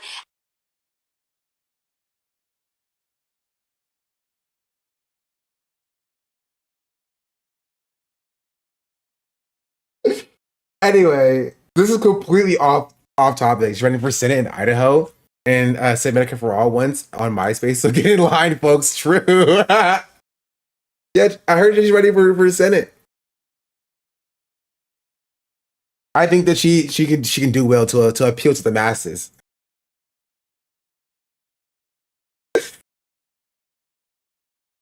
That's so funny. That's so funny. Okay. Sorry. I completely off topic. I just wanted to show you that there are vegans who are racist. Because y'all didn't apparently believe me when I told you that like there are vegans who are racist. She's a very famous racist vegan. Like she's really out there. Is we must maintain a Jewish majority. I mean, Nailed it. Crystal's so good. Israel de facto has control over, from the river to the sea, as you would say, over the West Bank. I don't think you know what's best for the Palestinian people. We should be advocating for the Palestinian people that have sovereignty over their land. They shouldn't have to live side by side with their Nazis just because their biggest advocates don't think it's possible. As a black American, I think desegregation was a mistake.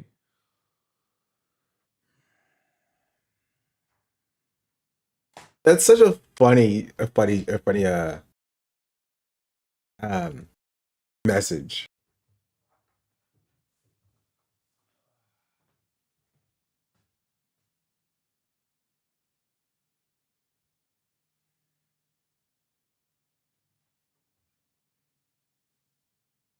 Off a door again. This is the original context.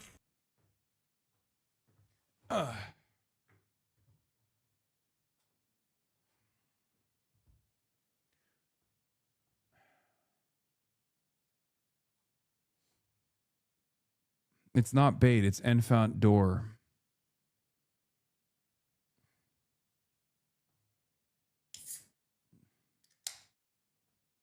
Many of our elders say the same thing, hard truth. Oh my God.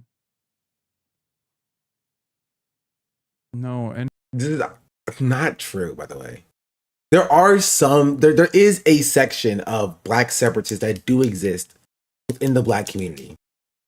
They are not numerous, nor are they like popular. Black separatist thought is not a commonly held belief within the black community. It's not.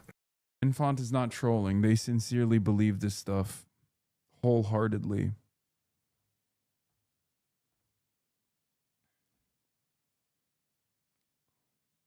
You know, you agree with Charlie Kirk on that, right? And I guess your elders too as well.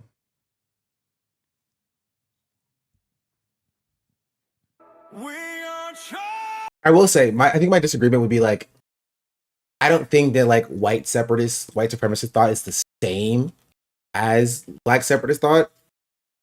I still think it's stupid. I don't think it's like inherently the same. Right? I do think it's different, and it comes from a different place.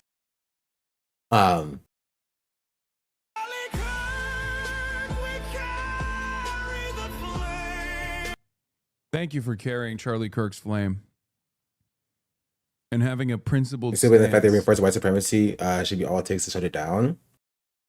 I understand where it comes from, where it's just like it comes from a place of frustration. So that's why I think it's different. It comes from a different place, right? But like it is essentially advocating for either a two-state solution or something that's completely unreasonable and it will never happen anyway.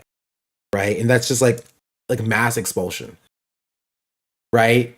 Like if you are a black separatist, you're either advocating for black people to somehow acquire massive amounts of land in America, expel all the non-black people that live there, and then somehow maintain that state when being surrounded by a separate like white state that would be bent on your destruction in the first place. It wouldn't happen. It literally would not happen. So it's completely infeasible and unrealistic. So I think it's silly. It's silly. Because the first thing white people are going to do is storm that and firebomb it. Exactly. It'd be Tulsa all over again. It'd be worse than Tulsa. Right? What is this? The Nation of Islam was on? Not even, right? This is not even like analogous to like what the Nation of Islam was on, right? It's just like this is completely a fringe belief, right? It's like what I brought up in this clip. Do you have a timestamp for it? This has been tried in places like North Carolina, and it ended up desegregation and scammers and destroyed by the state. Yeah. Again, desegregation as it happened was not a perfect solution because it was not coupled with actual reparations, right? There is no perfect solution for people who have been stolen from their land and brought to a completely unfamiliar place and then enslaved, right, for hundreds of years, oppressed for hundreds of years, and then like freed. About how black separatism doesn't work and we have historically never been left alone. Yeah. They're not treated equal. Yeah. It just there is no perfect solution to that dynamic. The perfect solution is that chattel slavery didn't happen in the first place. A time machine or something. Right? But it did happen. And so we are living in this world. And so we need to find a imperfect solution, but the best imperfect solution that can help all of us. And in my opinion, the best imperfect solution is desegregation and reparation. My issue is that reparations did not happen, still has not happened, and it's still necessary to, to make a morally righteous or to right a moral wrong that black people face and indigenous people. But that's a separate reparation system that's required for indigenous people as well. Right? That's just it. It's not like black separatism is not, in my opinion, the answer. Personally. Oh my God. That's not a hot take. A lot of foundational black Americans believe the same thing. I know. And that's why it is a fucking hot take. Because it's an unbelievably reactionary take. Foundational black Americans, or ADOS initially, are like a CIA cutout, dude. And of course, I'm a white guy, so when I say this, I'm what do I know? I'm a fucking child. I don't think it's like literally CIA. If it's like CIA, as in like it's an op, I can see that, but I literally don't think it's literally CIA, inherently so, right? Except for Tariq Nasheed, and Tariq Nasheed specifically. But I think that there are people who are who do believe it and they are frustrated. But yeah, as an op, yeah, I think that I can see that, right? I don't like Tariq Rashid. If you couldn't tell, I'm not a fan. We unfortunately did it that ourselves. Yeah. I gotta read the voice. He talks about how slavery just ended and they were failed from the start because we didn't give resources and rights to stolen from black people. America used to allow black people to vote and they implemented white supremacy because they needed free labor. Yeah. Was a grifter? He is a grifter.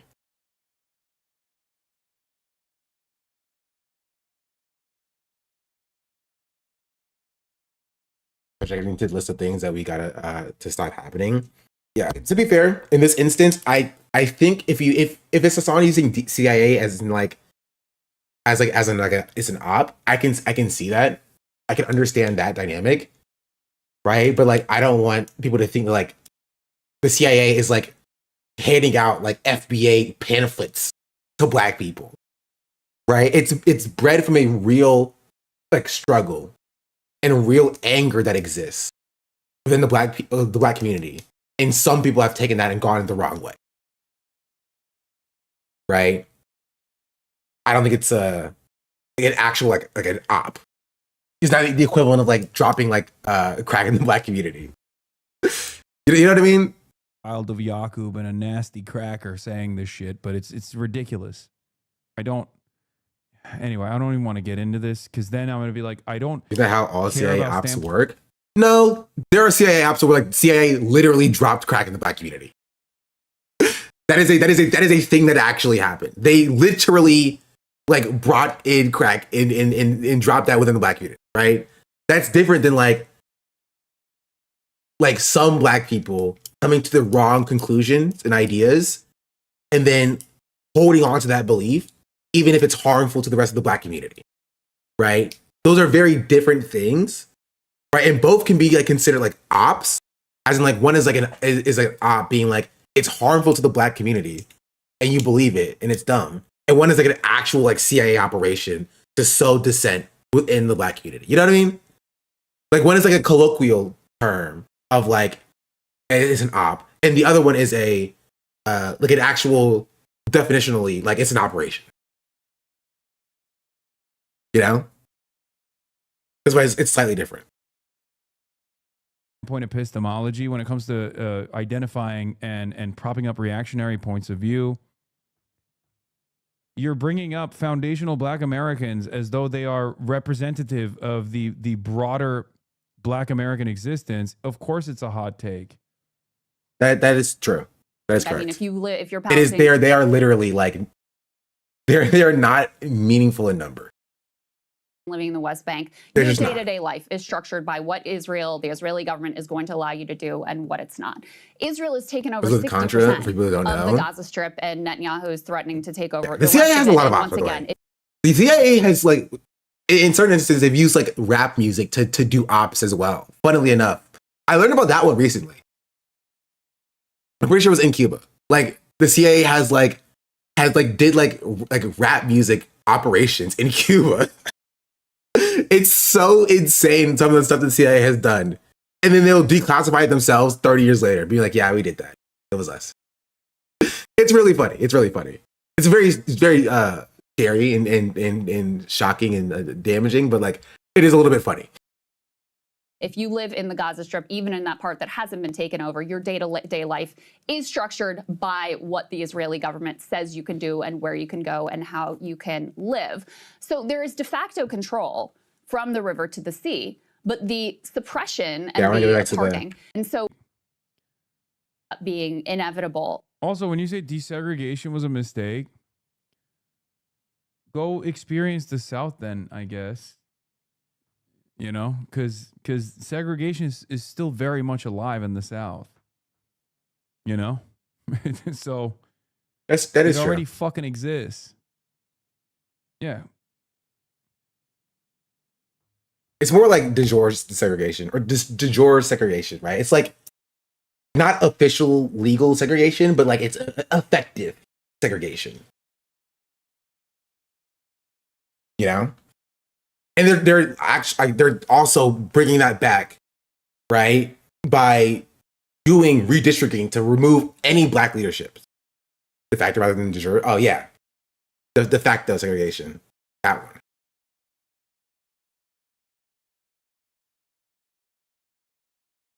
a curiosity, were the people who were ADOS that wanted separatism used not necessarily CIA, but used to appeal to those who have reactionary tendencies and still placing it on top of feeling like, yeah, I deserve more, but taking it the wrong way, not preferred actions.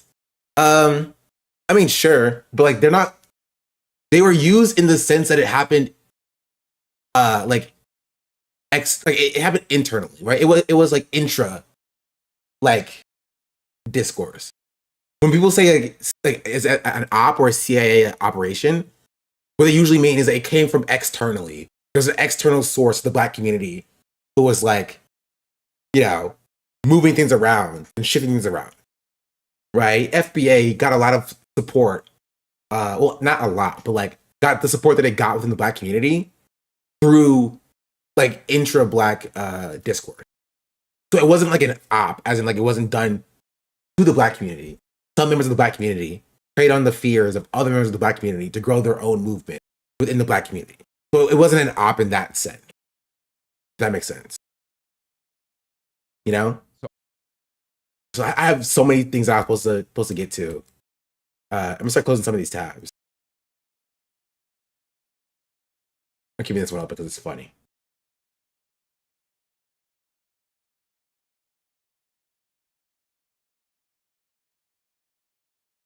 Cover this, cover this, cover this, cover this, cover this. Am I remembering right? You're a programmer? I am a programmer. By trade, technically. I haven't coded in a little bit. But I am. My degree is in computer science. You want to see it? I don't have it actually. It's downstairs.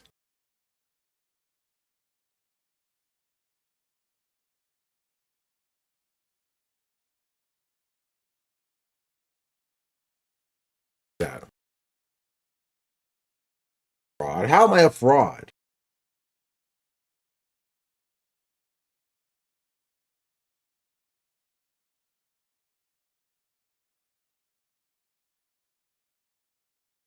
Explain quantum computing. Imagine there's bits, zeros and ones, right? This is the foundation of computing, right? Or in the foundation of logic, right? There's a 0 and a 1, there's an on and an off. And that is used in conjunction with other zeros and ones to symbolize numbers, right? And this is what binary is, right? And computers are coded in binary because everything in the computer is predicated on zeros and ones. When a bit flips on and a bit flips off, other components monitor that and flips other bits off with different logic gates. That's the foundation of programming, right? Then you have quantum computing, which is using qubits, right? Where a bit is in a superposition being both 0 and 1 simultaneously, right? And it can be a 0 when it needs to be and a 1 when it needs to be. And that is way faster than flipping between 0 and a 1, right? Because it can be simultaneously either one at any given time, right? Either, right? It's in a superposition, right? And that causes, that allows for way faster computations to happen, right? Because things flipping from 0 to 1 that requires some amount of time. It happens very quickly, but it does require some amount of time, right? That's the foundational process of like quantum computing. What it's based on. So that quantum chips are like nearly single use still at this point. Yeah, because like it's a insane conversation. To be successful. Anyway, let's go on this. Actually, we'll take some time away from talking about other stuff to work on that website. Against info to run not because of the areas. Yes, as in like it's still in the process. But how I worked on it in the past 2 months, not really that much. It sucks because I don't get paid for doing it, you know, and so I have to stream to make money. And I have other stuffs in the pipeline as well. I'm doing a lot right now. I wish I can clone myself. What is the input of quantum computation? Okay, you got to ask somebody else about it. I only told you what I knew about quantum computing. I am not, we're going to, on your stream. I have seen iShepherd response. We looked at it on stream before as well. I can't work on stream because it has sensitive information. As in like, proprietary information, which is just information that I have found myself. I don't want y'all to steal it. Community members, maybe, yeah. We help you somehow? Watching streams help because it makes me money. Unless we do this. Happy American Day from Japan. What is Japan talking about? Oh God, bro. You know, China does cool stuff with their drone pictures. And Japan is doing like Donald Trump. That would be cool to see someday. We did it for like 2 times. But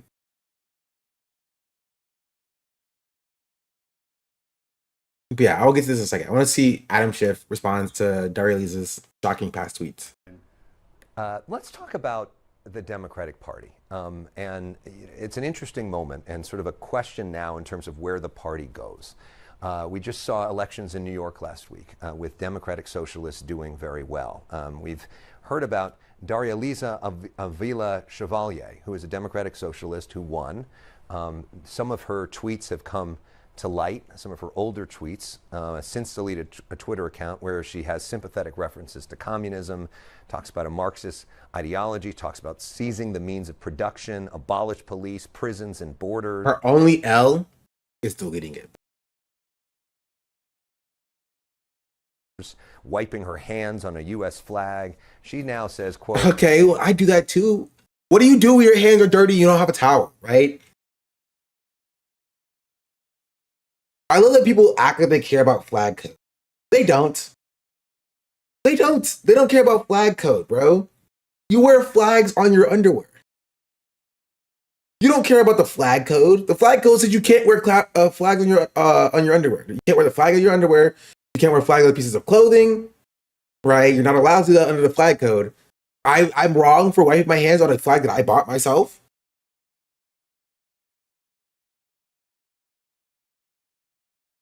I have grown considerably in the years since these tweets, and I'm focused on our community and our community's future, which is not exactly disowning the comments.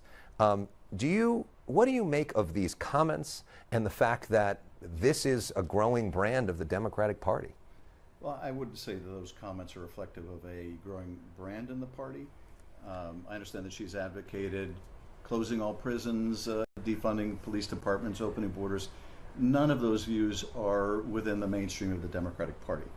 Now, what went on in her... She's probably going to be a member of Congress, though. She will, at this point, having won the primary, probably be a member of Congress. That doesn't mean that she's reflective of the whole party. You also saw some very centrist wins in primaries. We had a centrist win in Iowa in the primary.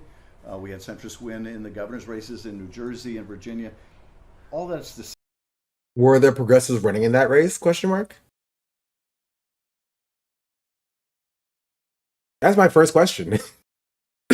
Is were there progressives running in that race? Say it's hard to extrapolate from one campaign or even 3 in New York City and say this is a nationwide trend. But I will say this, it is reflective, among other things, of the power of Mamdani, of Mayor Mamdani. I think he is incredibly charismatic leader. I think he is inspiring New Yorkers and winning people. By the way, I want to point out, they talked this way about Mamdani when he was running as well. Adam Schiff and his ilk, the establishment Democrats, said the exact same thing about him, and they came around to him when he got more and more popular. Right? So once these socialists get in office and they start doing stuff that is popular, it's harder for them if they're in Congress because they have to actually jump through hoops. Right? Mamdani's a mayor, and so he has more control over what happens in his city. Right, but once they start doing stuff and saying stuff that's popular, they will fall in line too. They will. Until it's like, too popular, too early, then they'll try to censure you and get you thrown out of Congress.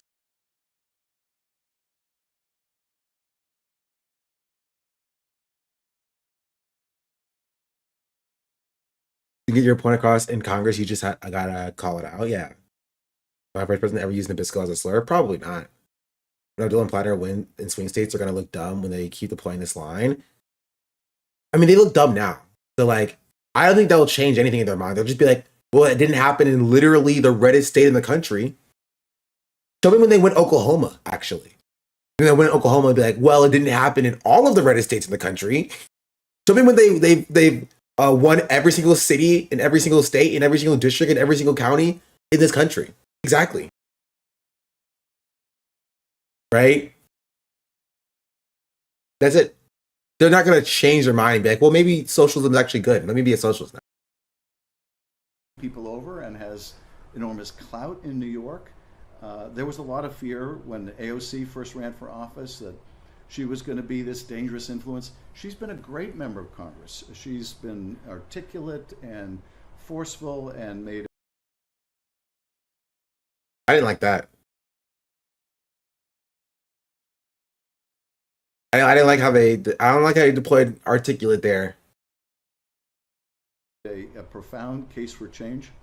So I'm not afraid of new members or new ideas in the party. I welcome it. One thing, though, I think is an absolute takeaway in these races as in others, and that is the status quo is just deeply unacceptable to the American people, and they're looking for change agents. One thing Mayor Mamdani has talked about often is his opposition to the current government in Israel. And it's something that these candidates talked about as well. We had an interesting moment with Scott Wiener, who's a state senator here in California, running for Congress, running for Nancy Pelosi's seat in the Bay Area, one of the biggest advocates for LGBTQ of anybody in the state. He went to a trans march and was thrown out. There's some video of him leaving there. And the folks there said that he was good on trans issues, but terrible at Gaza. And this is something we're hearing consistently, especially amongst a lot of the Democratic Socialists. As a Jewish member of the Senate, do you feel like some of this has crossed the line into anti-Semitism? And are you concerned? What? What are we talking about, bro? You have to at least describe what's anti-Semitic about it. You can't just be like, he's Jewish, we're Jewish. Anti-Semitic? You have to at least describe something as anti-Semitic. You have to at least say, hey, this is the thing that's anti-Semitic. Like, you can't just be like, they said that he's bad on Israel. Is that anti-Semitic to you? Because he's Jewish?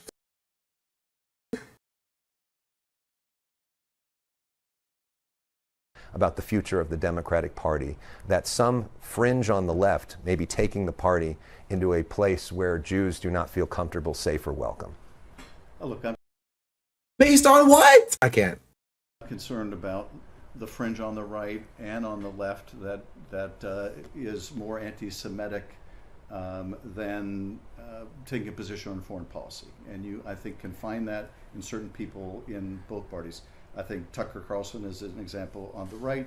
I think the treatment that Scott Wiener got was appalling, and I'm supporting the more progressive candidate in that race, Connie Chan, but I reached out to Scott to tell him how appalled I was at the kind of treatment that he got. There's just no place for that. People can disagree. Okay, to be fair, right? To be fair, right? I don't like Adam Schiff either. I do like that he didn't say that it was anti-Semitic. He still implied that it was appalling, which I think is stupid, right? Like, I think it's dumb, right? But I will say that the what's it called? 4 people tweeted up. He was like, anti-Semitism? You think it's anti-Semitism? He didn't be like, yeah, it is anti-Semitic. So he's better than John Lovett on this, actually. Like, John Lovett was just like, no, this is obviously anti-Semitic. Right? He's just halfway into it. Yeah, which is still bad, right? It's still bad. And I'm not going to give him any credit on that, right? But, like, I will take that over John Lovett being like, obvious anti-Semitism, screaming at a Jewish man, how dare you? You know what I mean? On policy, but they should be respectful in how they do it, and to treat him in that kind of intimidating, awful way, I think is deplorable. How they say it's anti-Semitic, the media already does that for them. That's true. That is true. That is true. But I guess my bar is already so low because of what I saw from John Lovett that like he just barely cleared that.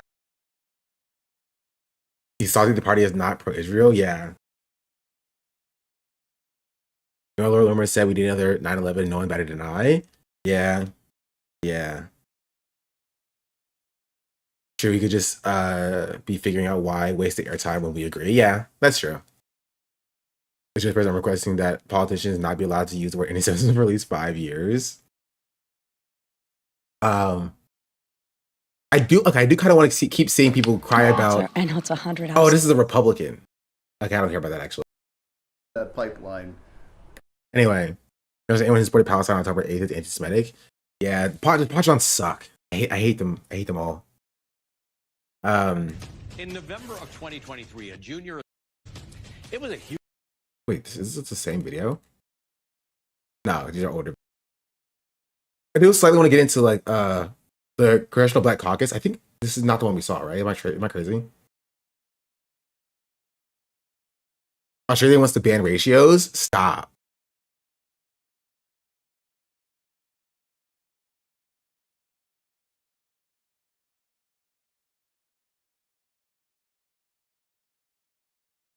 The Australian e-safety commissioner wants the power to punish social media platforms for allowing ratios. Stop.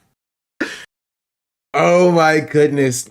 The surveillance state is increasing. Well, that's genuinely hilarious. I know it's bad and it's crazy and it's damaging, but that's so funny. Does it even work? You have to turn off likes, right? I can see it working if they turn off every single metric about a post. You open up Twitter and you just scroll with like no metrics being shown at all. You can technically be ratioed, but like nobody can see it. Kind of like YouTube turning off dislikes. One of the other things I asked for, which I think has been noted by the government, is something called a notification power. And that's important because the adult cyber abuse as it's constructed now is so specific. Wait, why is there 13 or 1,200 people in here? Gosh darn it. Oh, because it's July 4th. Okay. Hello, 1,200 people. You're going to love this.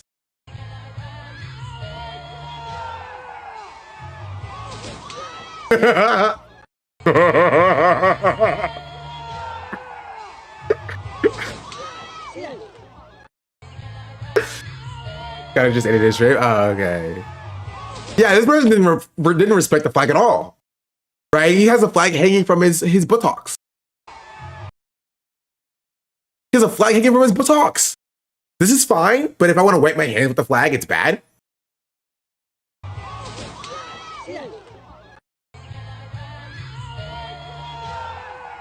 Very apt for the holiday in this country right now. It is. It's really apt.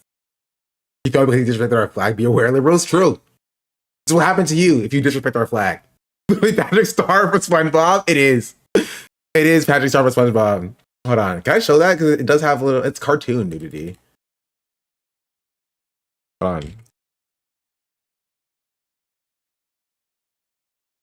I did everything right and they indicted me.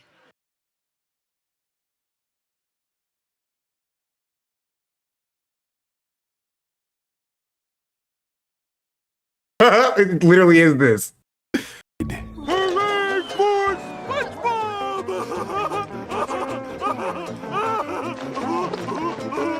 Hooray for SpongeBob!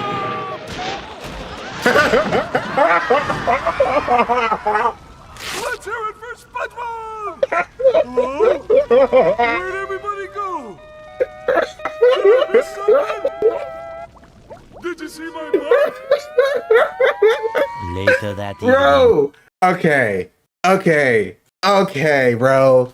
It's the exact same video. It is literally the exact same video. Okay, hold on. That's really funny. That is really funny.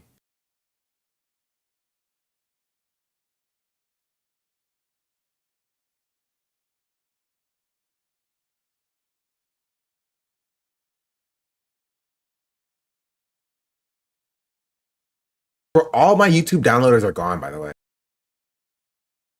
YouTube has killed all the tweet that I can't tweet it. I don't have any. I can't let me download it.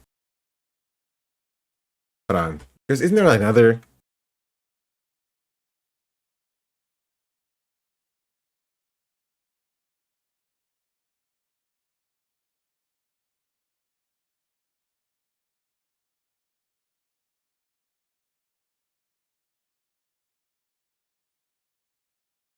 On.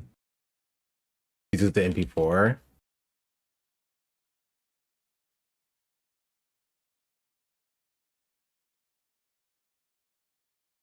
MP4.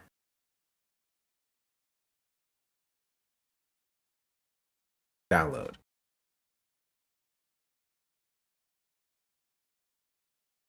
The DLP is dead. No, I don't have it installed on this computer.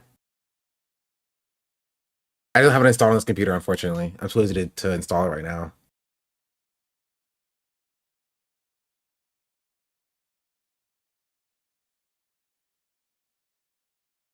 Okay.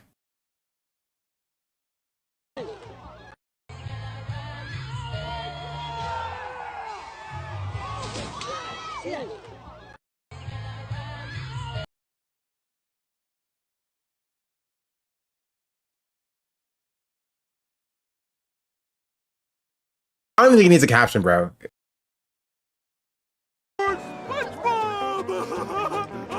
It's the same video. It's the same video.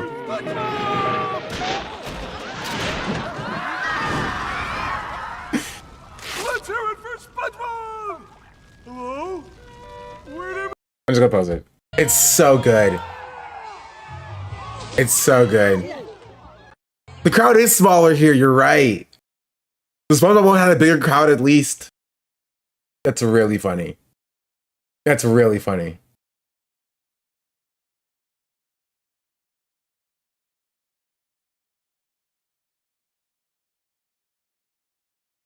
Okay, Jack, you know what to do. Give me a little like real quick. So I made a GIF of it. This image not found. Unfortunate. Okay, let's continue with this. One of the other things I asked for, which I think has been noted by the government, is something called a notification power. And that's important because the adult cyber abuse as it's constructed now is so specific. As you know, it doesn't cover groups of people or a person because they are part of a group. But it also only requires you to look at that specific tweet. Many of these tweets or posts have terrible, insulting, ugly comments underneath. It may be cross-platform. And so what I've asked for is something called a notification power. So if there's a pylon, if there's a brigade, if it's meant to be an avalanche of online hate, we put the onus back on the platform to say, this Australian is being targeted. We expect you to protect their account and take action against all of those people that you can see. You can see all the signals. You can see it on your dashboard, whether it's you just suspend them or you take them away. Bro, imagine you're the first person to like comment something. Like something has like 100 views. You comment, you say this is kind of dumb. If like 1,000 people come after you, you get banned too. No fault of your own. How is it your fault that like other people decided to comment after you commented? That would be very helpful and more representative of how online abuse manifests against that we've seen against members of the Jewish community here. This is I didn't even read the bottom. It's Royal Commission on Anti-Semitism and Social Cohesion. Does it apply to like me? But what if I get piled on? Not a very Australian accent. True.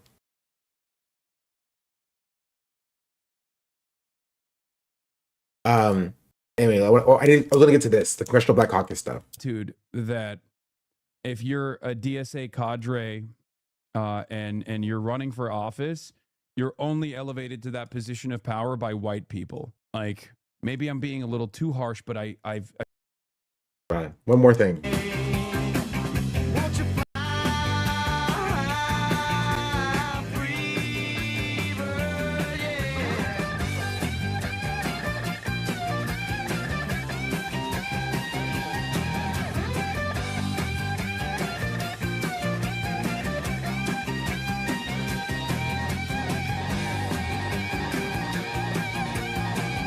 This is actual music? I don't think so.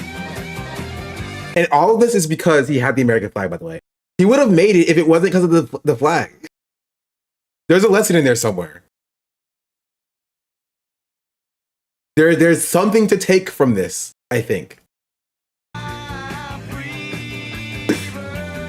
The flag literally held him down. The flag didn't hold him down. The flag took him down, actually.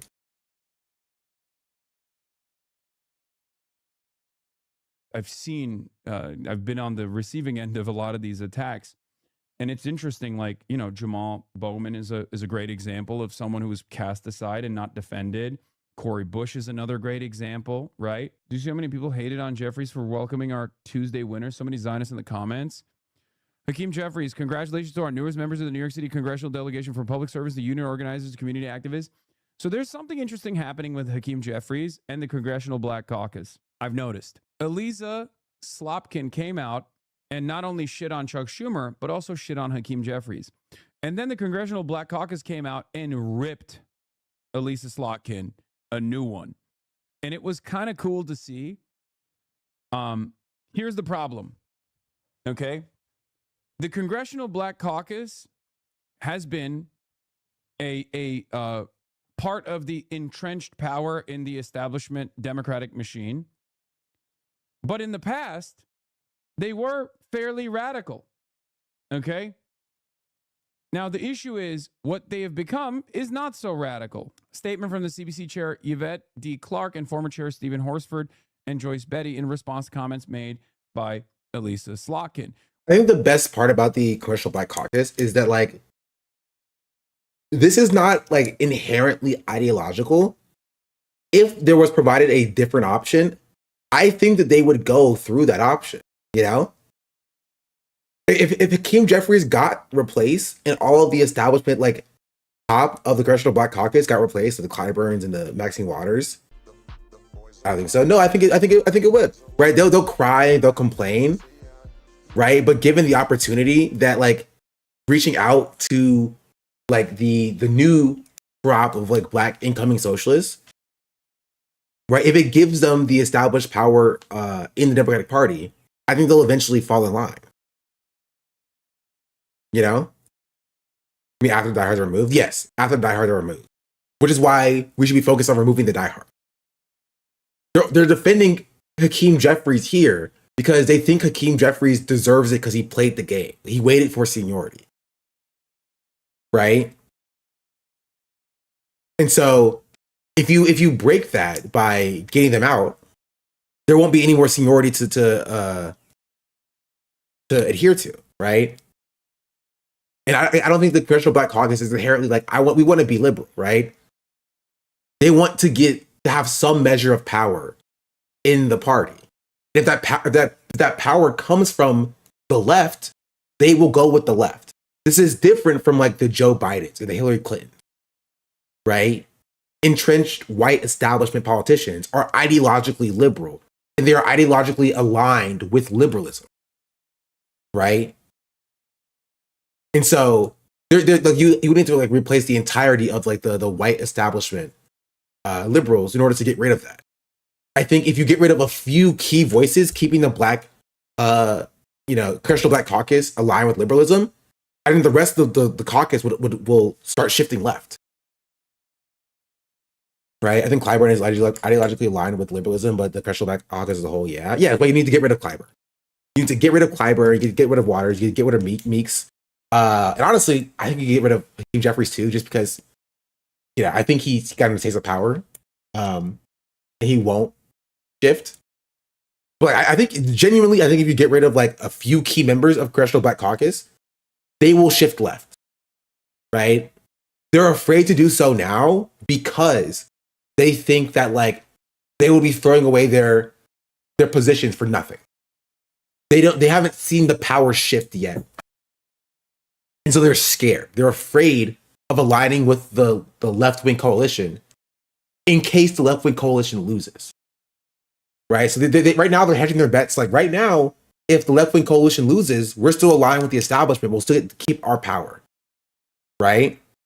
They have more faith in their leftists than I do. It's not having faith in their leftists. It's just the the truth of how Black people have existed historically in the political system, right? Black people have never been like ideologically aligned with like, we want to do liberalism. We love neoliberalism, right? There's always been a few key figures that guides the party, and the rest of them just try to hold on because they don't want to lose their position to be getting outspent because it's so difficult for Black people to win power, right? So they're afraid of making any shakeups. It's cowardly. I'm not defending them for doing this. This is cowardly, right? But that's why I think it happened, right? And so if we get rid of those key figures holding them on to liberalism, I think that they will be more willing to shift, right, towards the left-wing flank once they have established that, like, hey, we're here to stay. Right? So basically how they initially supported Hillary until they realized Obama had a chance. Exactly like that. Yes. Right? It's cowardly, but we can use that. As pragmatism, yes. I mean, you can call it pragmatism. I will call it cowardly. After Jesse Jackson's run in 88, the CBC started to become more liberal over time. I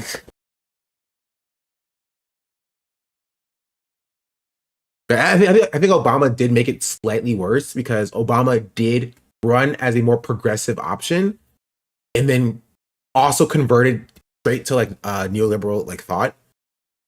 And so I think that specifically did also pull a lot of people ideologically liberal. And so it's more people than historically was like ideologically tied to liberalism. Right? But it's still something we can combat that. We can fight that, you know? With respect to our Senator Elisa Slotkin, House Democrats don't need a lesson on reading the political moment from someone who handed Donald Trump one of the most corrupt But the original cabinets in Fetterman American switch up, history. Voting to confirm Kristi Noem, Pam Bondi, and 5 other Trump cabinet secretaries is not the posture of someone who understood the moment.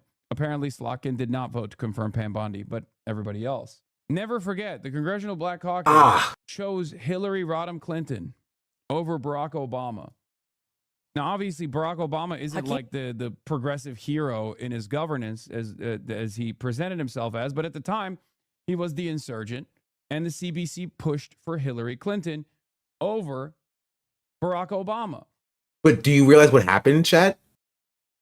Once Obama gained a lot of ground, and it was clear that like they would not put themselves at risk by supporting him, they immediately switched. You know what I mean? That's what I'm saying, that can happen here, right? That can happen here. If we can demonstrate the power that the socialist left flank has, and we get rid of the people who are holding us onto the establishment in the Congressional Black Caucus, the rest of the caucus will flip. They will. Because they care more about not losing the position that they worked so hard to get than they do about like ideologically aligning with liberalism. That shows you exactly how the CBC operates, okay? Now, will the CBC change its attitude and go back to more historic radical roots? I don't know. Only time will tell. I don't think so. But as you have seen, the Democratic Socialist I'll turn it up. Movement is actively working to refill the ranks of the Congressional Black Caucus with true radical Democratic Socialists. And that is a good move. That is genuinely a good move, right? Because it helps speed the process up. I like how DSA got W's on the board. When DSA got W's on the board, Kamala Harris immediately started making phone calls. Exactly like that, right? Exactly like that, right? Because you have to keep in mind, they are aware that it's harder for them to win as Black people. They are aware of that. That makes them more cautious and more cowardly, but it makes them easier to sway. You know? It makes them easier to sway in the correct direction, right? We don't need Kamala Harris, so I think that she also needs to go. You think the CBC will support Debbie Wasserman race? No. No, and I know that because Hakeem Jeffries is not supporting Debbie Wasserman. This is really good also for understanding why Bernie didn't position himself well at all. I appreciate the perspective. Yeah. Yeah, I actually have it open over here. Hakeem Jeffries is pissed at Wasserman. This is what Elijah Manley said about it. You know, Debbie Wasserman Schultz is running in my race, and she got in this race and she said that the CBC was supporting her and encouraging her to run, and leader Hakeem Jeffries was supporting her and encouraging her to run.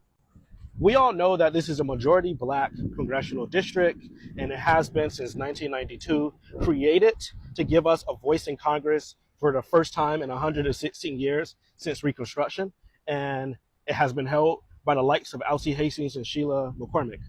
Y'all do remember Debbie saying that the CBC was supporting her, right? Y'all remember that? Y'all remember that? Y'all remember that? No, none of them asked me not to run.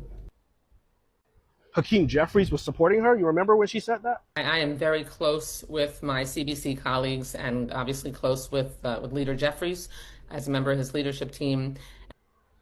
But now we're learning that that is not the full story. Did you personally encourage Congresswoman Wasserman Schultz to run in the 20th? Just the other day, the chair of the Congressional Black Caucus, Yvette Clarke, came out and said that she did not encourage Debbie Wasserman Schultz to run for Congress, despite Debbie saying she did. Well, let me say this. We had a conversation. Encouragement was not part of that conversation. I was essentially informed that Debbie wanted to run in this seat. And just today, Leader Hakeem Jeffries came out today and said that he was not endorsing Debbie Wasserman Schultz. Yes, it's like Jeffries not offered endorsement to Debbie Wasserman Schultz, Florida, who filed to run in the majority black district, Florida 20, after redistricting, by the way, that eliminated a black seat. So she's literally stealing a seat from a black person.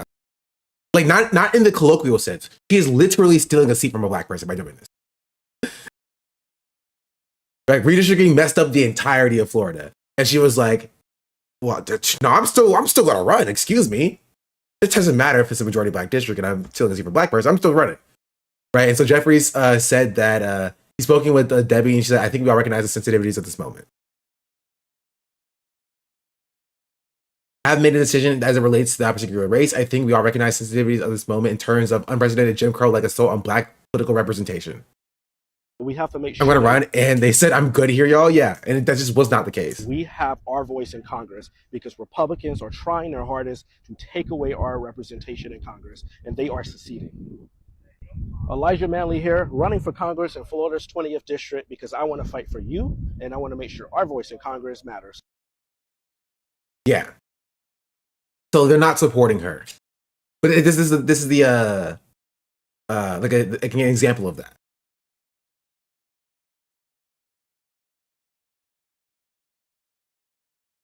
Ironically enough, Good question, Chad. I'm glad you asked it. this is the same dynamic that I have maintained. This is the same dynamic. Oh, this is how I got brought up. We saw that part. I didn't see that original part. That I've mentioned, right? That like there are other Democrats you've never heard from, that are just like regular establishment Democrats that are in the Congressional Black Caucus, for example, that will just as easily caucus with the new plank of power within the Democratic Party, because they're not as like ideologically minded and diehard defenders of third way neoliberalism. So if things move in that direction, who knows? I just don't think Jeffries is going to be the guy who will push for that change, because he is specifically groomed. He is specifically groomed by Nancy Pelosi for this position. Exactly. Right? Exactly. The Congressional Black Caucus is not like we really love moderate liberalism. They go the winds of whatever help us protect their seats. Because, and again, it is cowardly, but it's not inherently wrong, because we see currently what's happening in this country with black congressional seats. They're disappearing, right? They're not wrong to be wary about the decisions that they're making, because their seats are disappearing, right? They are being redistributed literally out of Congress.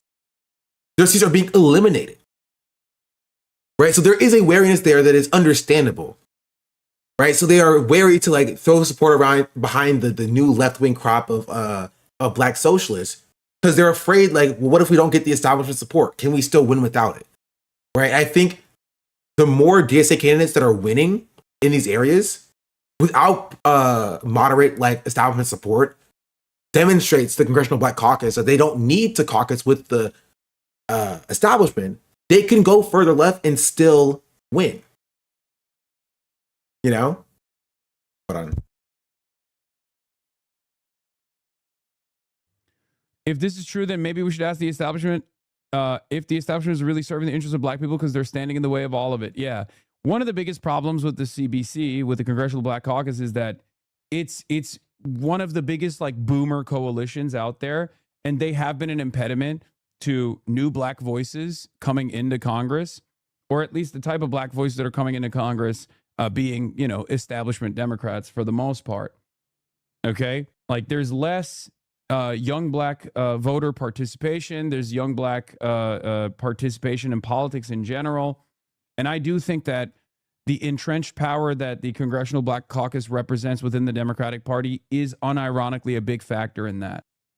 For like the last couple of decades, the CBC has been pretty aggressively a loyal soldier of the entrenched power within the party. Clyburn is obviously a great example of this, but the way that the Congressional Black Caucus has moved has been another great example of this. Now, this is also true, though. Here, this is something that Michael Hardaway brings up. The policy DNA is the Black Caucus. The marketing is Democratic Socialism. Memdani and the DSA, these are just reheated Congressional Black Caucus policies over the last 55 years. I mean, housing affordability, healthcare. I mean, John Conyers, who's a founding member of the CBC, introduced a Medicare for All bill 23 years ago. And so these aren't new things. And so Sean is absolutely correct. Says if this is true, then maybe we should ask if the establishment is really serving the interests of black people because they're standing in the way of all of it. There's a reason why many of the DSA endorsed candidates recently are black. There are inroads the Black Caucus can and should be building, but they are not. One must ask why. That's true. Chris Rabb, Maylard Quiros, Daria Liza. The saddest state of affairs is that the Congressional Black Caucus has been a representation of entrenched power within the center of the National Democratic Party for the last couple of decades. It's just true. Yeah, Frederick Haynes is another great example of a black radical. Like younger black voices that are not invested in the continuation of third-way neoliberalism have been totally cast aside. There is an expression of this exact enmity that you see with Black Zionism on Twitter. It doesn't exist in the real world that much, but you see it on Twitter all the time. There's like a fedayeen of black academics who hold on to Zionism for some weird reason when there is no real expression of that sort within the actual black working class, right? It almost feels as though the black socialists are treated in the same way that like anti-Zionist Jews are by the Zionist groups, invisible, completely invisible, and sometimes even outright hostile, where there's this attitude that if you're a DSA cadre and you're running for office, you're only elevated to that position of power by white people. Like, maybe I'm being a little too harsh, but I've seen, I've been on the receiving end of a lot of these attacks. And it's interesting, like, you know, Jamal Bowman is a great example of someone who was cast aside and not defended. Cori Bush is another great example, right? Is Democratic Party careerism? It's not complicated. Dwight Evans, the old Philly rep, fought tooth and nail against Chris Rabb. Yeah. Gregory Meeks fired up after DSA wins big in New York City. Meeks is upset by Espaillat loss. The goal here is to win the majority, not being in a permanent minority. Even though the mayor endorsed someone else, is a huge loss for the mayor in trying to get the resource from DC. Like, that's crazy. That's crazy. The problem is Gregory Meeks always has the drip. We have to respect that. Yes, I do respect his drip. Yes, he is swagged out of his mind. But also, he's an expression of, again, entrenched power within the Democratic Party. A U.S. representative that has received almost $1 million from pro-Israel PACs. This is unacceptable. I think you're searching a too complex explanation. The reality is that boomers are ontologically evil. I mean, it's low-key. It does go back to generational politics of the boomer inability to let go of even a crumb of power. to open up new pathways for a more radical politics. And for the Congressional Black Caucus, it's usually done with some kind of like racialized sentiment. I've seen that online a lot. Lots of black Democrats saying that Jamal Bowman and Daria Lisa are tokens. Yes, they despise, they despise Cori Bush. They yell about Jamal Bowman all the time. I haven't seen it as much coming at Chris Rabb so far, so that's cool at least, I guess. Because like Chris Rabb's victory is undeniably a black victory. Not only is Chris Rabb a black radical, but also on top of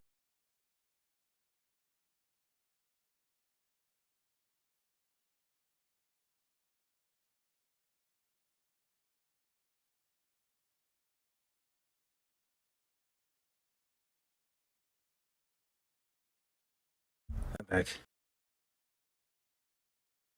Good one, thank you. Let's put it back.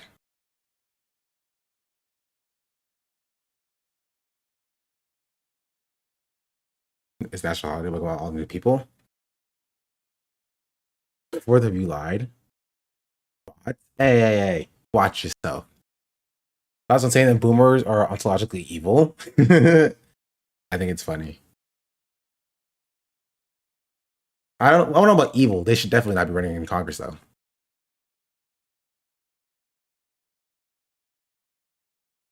For sure, I've watched Gross. Remember the days of 100 viewer streams? Because he is specifically groomed. He is specifically groomed by Nancy Pelosi for this position. If this is true, then maybe we should ask the establishment if the establishment is really serving the interests of black people because they're standing in the way of all of it. Yeah. One of the biggest problems with the CBC. I say never today. We used to hit 1K before back in the day. That was last year though, but thank you. The Black Caucus is that it's one of the biggest like boomer coalitions out there, and they have been an impediment to new black voices coming into Congress, or at least the type of black voices that are coming into Congress being, you know, establishment Democrats for the most part. Okay, like there's less young black voter participation. There's young black participation in politics in general. And I do think that the entrenched power that the Congressional Black Caucus represents within the Democratic Party is unironically a big factor in that. Bro, Al Green lost his election too. He's one of the better ones in the caucus. For like the last couple of decades. The CBC has been pretty... It's also important to note that like the Congressional Black Caucus will not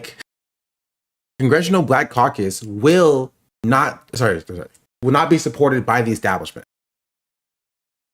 You lost to an AI data center sellout. Yeah.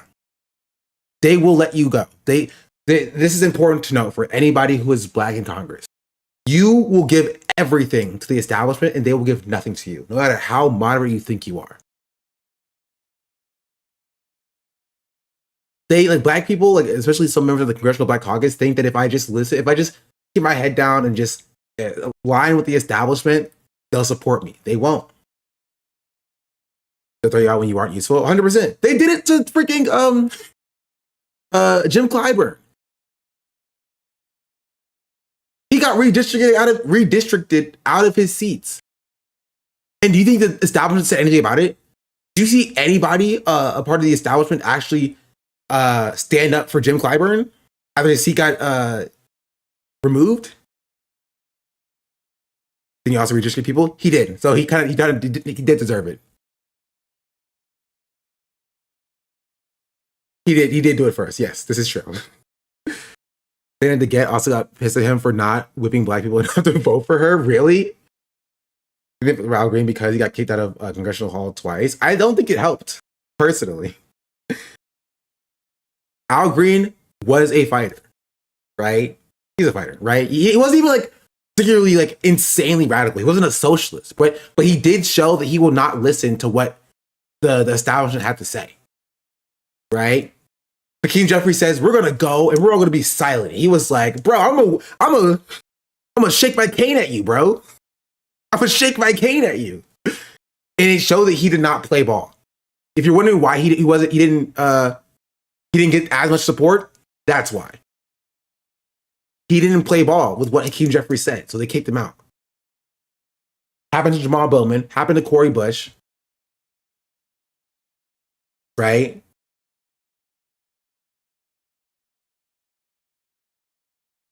We got a pro AI loser in there, yeah. Who's Among Us hasn't done a little unethical redistricting to keep a Senate seat. And the Dems vote to censure him. I think they wanted to. I don't think the vote passed. I'm pretty sure the vote didn't pass. It failed, yeah.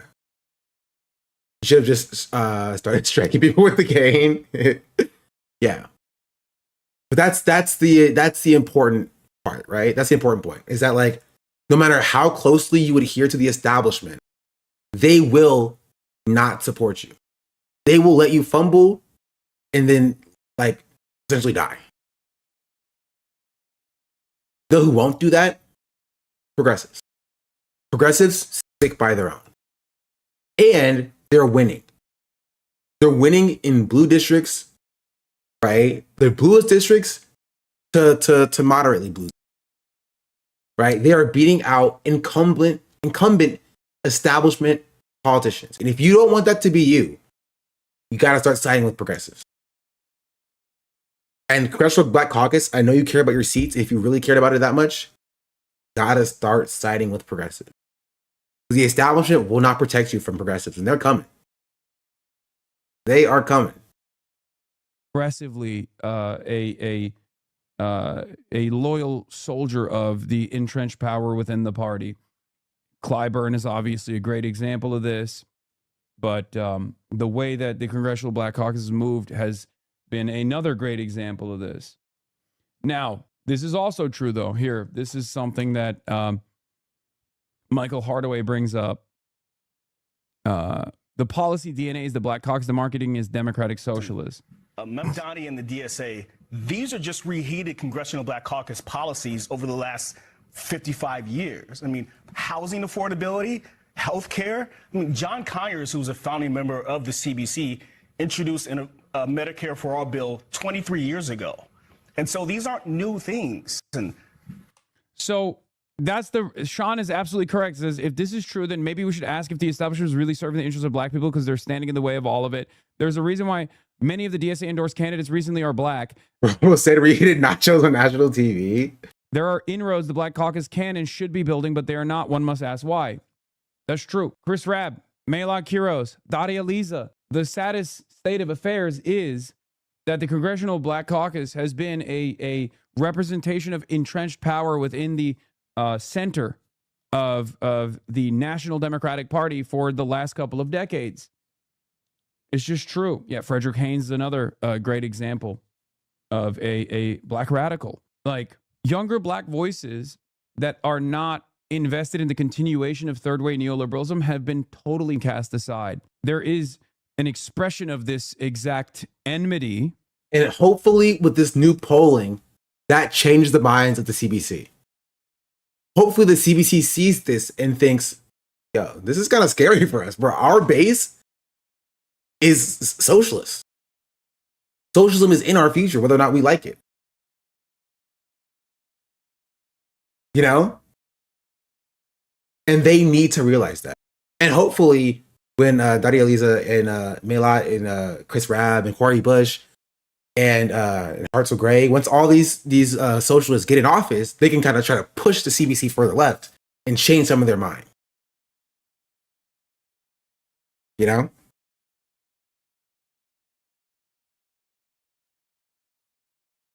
That's the best case scenario. That you see with Black Zionism on Twitter. Doesn't exist in the real world that much, but you see it on Twitter all the time. There's like a fedayeen of black academics who hold on to Zionism for some weird reason when there is no real expression of that sort within the actual black working class, right? It almost feels as though, right. And it's even important to know that even before October 7th, right, black people did not like have like an investment in like the state of Israel outside of like the assumed state of Israel that they like, oh, but Israel, it's in the Bible, right? They did not look at like modern like day Israelis and think we are lying. right? It was only about the adherence to, what they've heard about, right? And that's why that fragile association was so easily broken, especially for younger Black people, right? But even now for older Black people, right? There are, of course, like, the hardened Zionists that do exist, who are like, no, we need Israel to exist still, right? But like the again, a demographic that's like pro-Palestinian, like Black people are by and large are there as well. Van Jones is not like is not representative of all Black people. Toma Blue's looking for the tier 1, and Matthew Lee's looking for the 21 months. But it's like trying to bridge these gaps and light up a fire under these districts. I'm so optimistic for the CBC will be whites if they need to, and they will. And the political history doesn't match any normal person, to be honest. That's true. I don't think Van Jones matches Van Jones half the time. Van Jones is the perfect example of a grifter, right? I don't think Van Jones is ideologically established to liberalism. I think he's doing it because it makes him money. He's a grifter, right? Again, there's a fine line between being a grifter and actually believing things. I think he does believe. I think he's at a point where he believes the stuff that he's saying now, but I think originally, like, he didn't.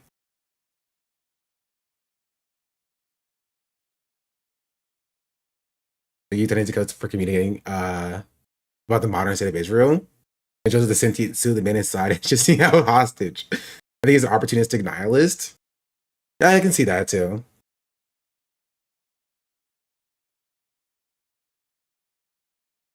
Yo. The like Black socialists are treated in the same way that like anti-Zionist Jews are by the Zionist groups, invisible. Completely invisible, and sometimes even outright hostile, where there's this attitude that if you're a DSA cadre and you're running for office, you're only elevated to that position of power by white people. Like, maybe I'm being a little too harsh, but I've seen I've been on the receiving end of a lot of these attacks, and it's interesting. Like, Jamal Bowman is a great example of someone who was cast aside and not defended. Cori Bush is another great example, right? Is Democratic Party careerism? It's not complicated. Dwight Evans, the old Philly rep, fought tooth and nail against Chris Rabb. Yeah. Gregory Meeks fired up after DSA wins big in New York City. Meeks is upset by Espaillat loss. The goal here is to win the majority, not being in a permanent minority. Even though the mayor endorsed someone else, is a huge loss for the mayor and trying to get the resource from DC. Like, that's crazy. That's crazy. The problem is Gregory Meeks always has the drip. We have to respect the equipment animation for the headphones. Respect that? Yes, I do respect his drip. Yes, he is swagged out of his mind. But also, he's an expression of, again, entrenched power within the Democratic Party. A U.S. representative that has received almost $1 million from pro-Israel PACs. This is unacceptable. I think you're searching a too complex explanation. The reality is that boomers are ontologically evil. I mean, it's low-key. It does go back to generational politics of the boomer inability to let go of even a crumb of power, to open up new pathways for a more radical politics. And for the Congressional Black Caucus, it's usually done with some kind of like racialized sentiment. I've seen that online a lot. Lots of Black Democrats saying that Jamal Bowman and Daria Lisa are tokens. Yes, they despise Cori Bush. Yeah, that's not representative of Black people in real life, right? I will go as far as to say that is also an op, right? It is an op specifically to portray Black people as inherently like liberal. And I think leftists kind of fall for it by believing that Black people are inherently liberal. They are literally falling for that op, right? And Black people who are not inherently liberal will see that and be like, oh, you don't understand us. Right? You don't understand us. Right? It's up to you to be like, yeah, that's obviously dumb. You obviously don't represent Black people. I'm not going to listen to what you're saying. Right? And again, polls like this show that's the case. Polling that shows that Daria Lisa and Mela and Chris Rabb winning, right? Not even just polls, the election showing them winning with the plurality of black voters demonstrate that as well. They are popular. Those policies are popular with black people.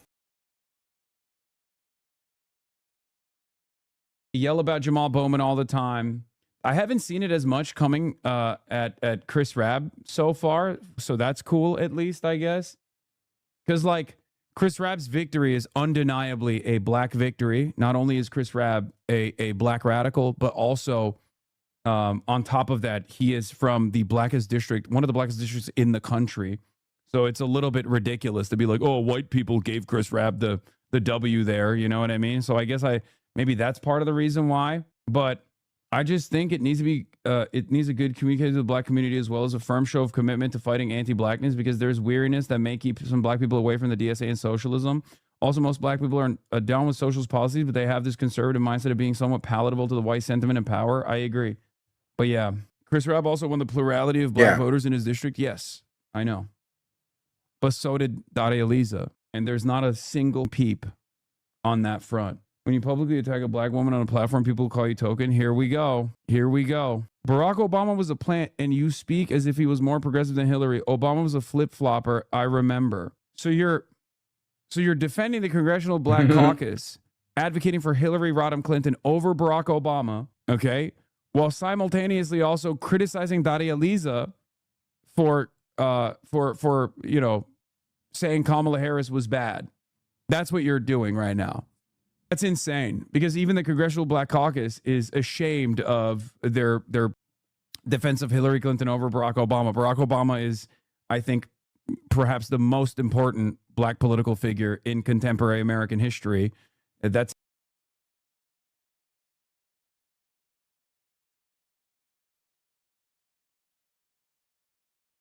This is interesting because a lot of FBA people don't like Kamala Harris, though.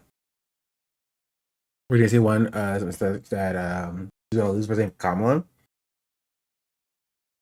That person's brain is an enigma. I literally don't understand him. Literally, I think he's rage baiting. I do think Infandora is rage baiting, because his or their, I don't know other pronouns. Their ideology makes no sense.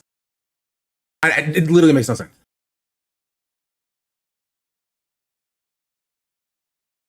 I don't know.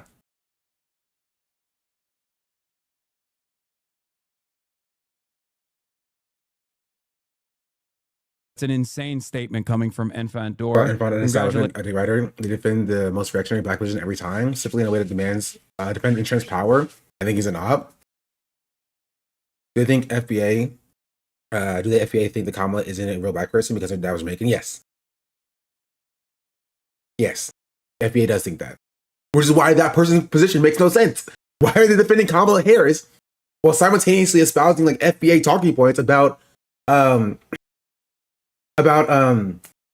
like segregation and like black separatism? It literally, it's inconsistent. It makes no sense.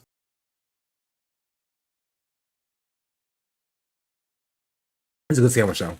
Delicious sandwich. Congratulations, Infandor. You did it again. Infandor, our wonderful pro-black segregation chatter.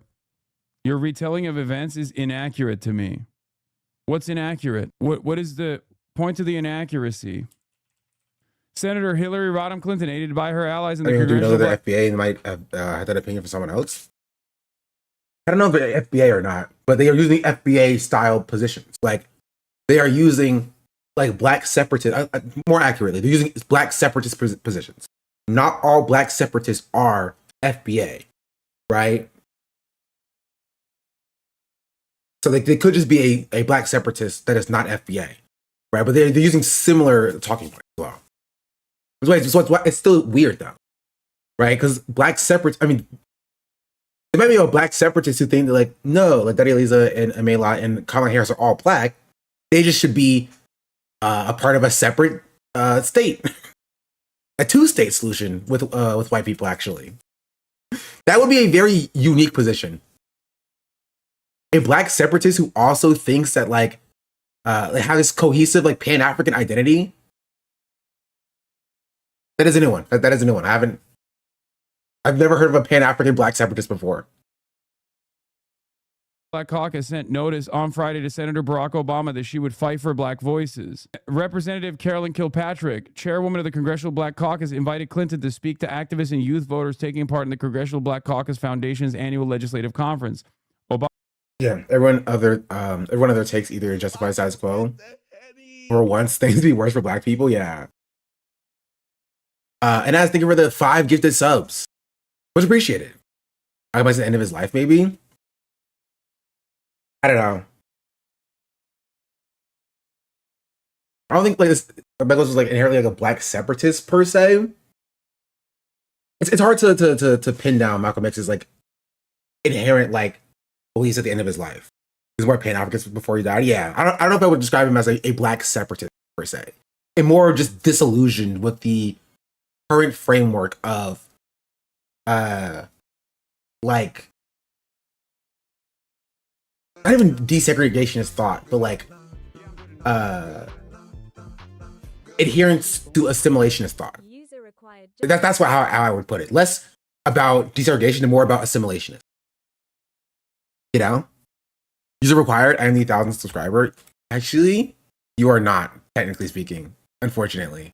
You are the 956th subscriber. Technically speaking. Pictures are posting Malcolm X would have defended Kamala Harris. Obama will host his own forum on climate change and global warming later in the day. Clinton's event led to complaints from some black lawmakers supporting Obama who consider her appearance divisive. Under CBC rules, only its members can hold forums. They argued that Kilpatrick and Kendrick Meek, chairman of the CBC Foundation, paved the way for Clinton to have her own forum. Kilpatrick has not officially endorsed Clinton, but Meek has. While introducing Clinton, Meek dismissed criticism of her appearance at the What's at Stake in 2008 event. This is just a continuation of her public service, Meek said, adding that Clinton has attended the event in the past years.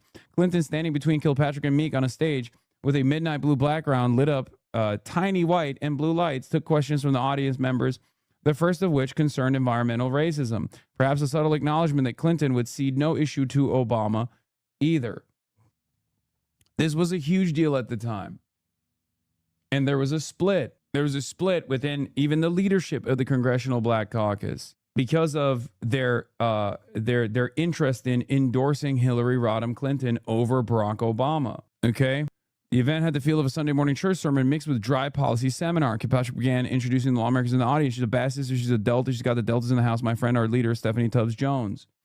There's always concerns about Barack Obama that extended beyond the CBC blindly supporting the black guy. Oftentimes people are pragmatic and center how to win the best outcomes. We never had a black president, and you recall things like it was a more simple explanation. Why are you literally still defending this? He won. It was demonstrably a bad fucking idea. He won. He was the president. And a beloved one at that. What the fuck are we talking about? You're literally defending the CBC when CBC would not defend this decision. What the fuck? I'm not going to cover the ethnic unity law right now, man. Please, Jesus Christ. Oh my God, I get it. You want me to cover the ethnic unity law. I don't know what it is. I'll have to look into it. It's so funny to defend like this.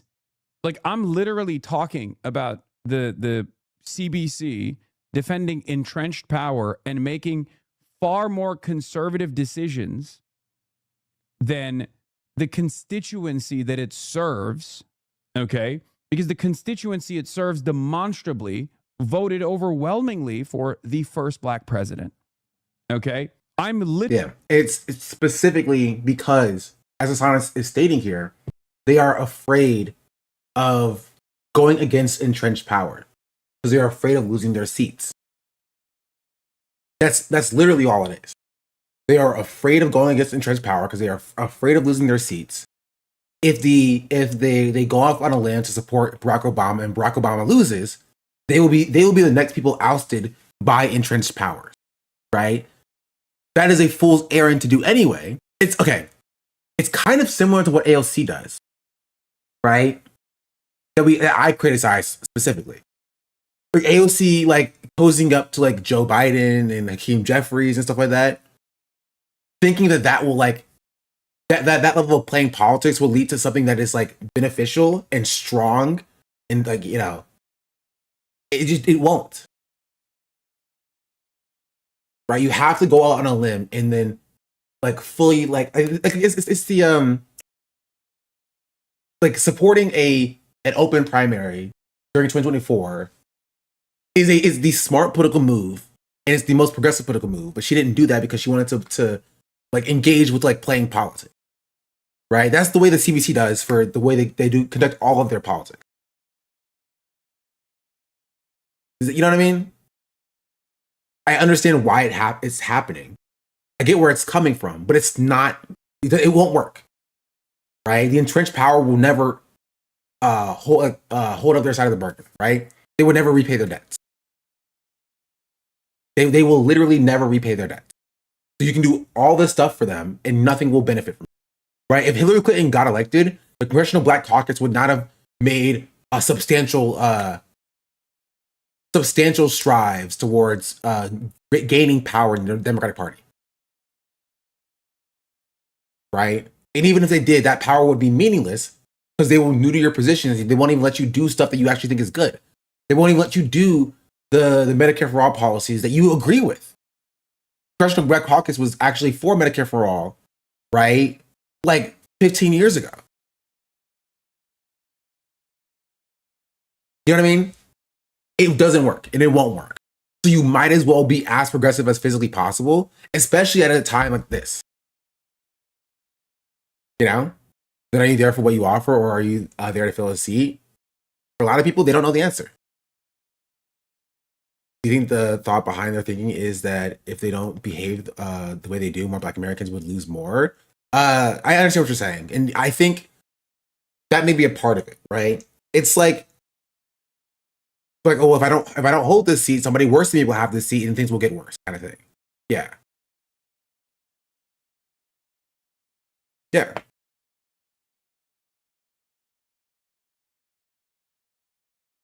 For sure. CBC copia must be so big with the rationale of the need for Black voices in politics.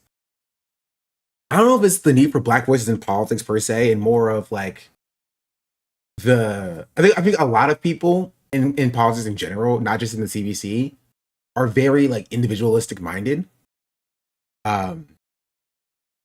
So that's kind of it. So don't you have to achieve sustainable prosperity under full socialism? Can you explain why history is wrong? No.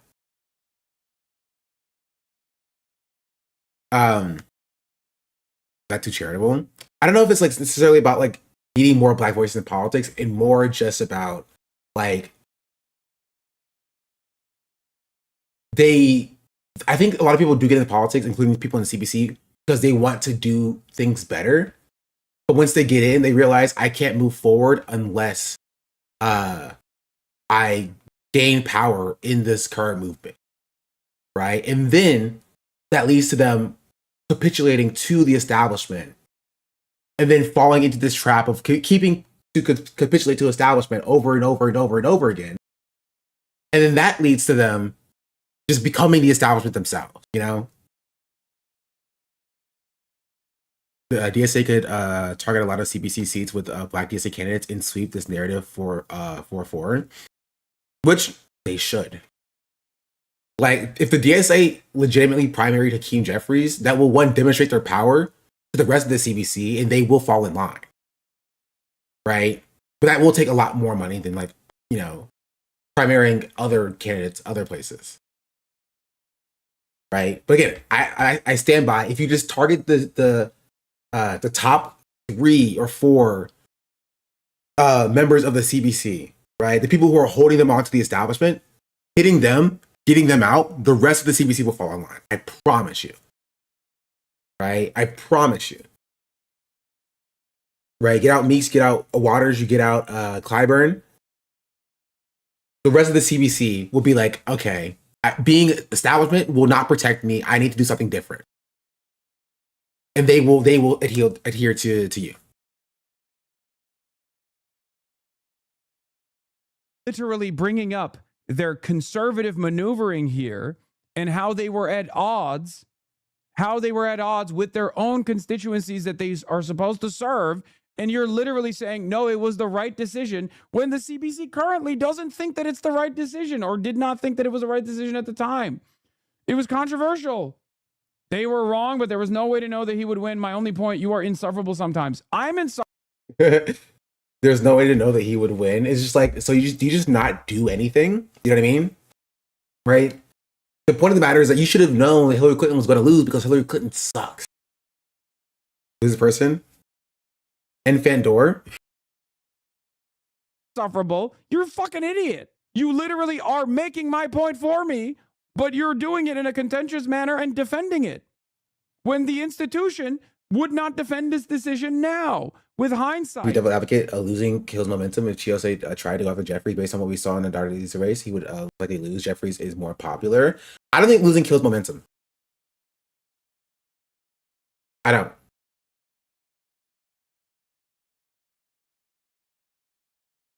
Genuinely, I don't think losing kills momentum. Right? Because you need to run in order to win. So if it's not running kills momentum, I think more momentum than losing will. Right, because if you don't, you know the take of like, you miss every shot you don't take. If you don't run, you still lose. Right?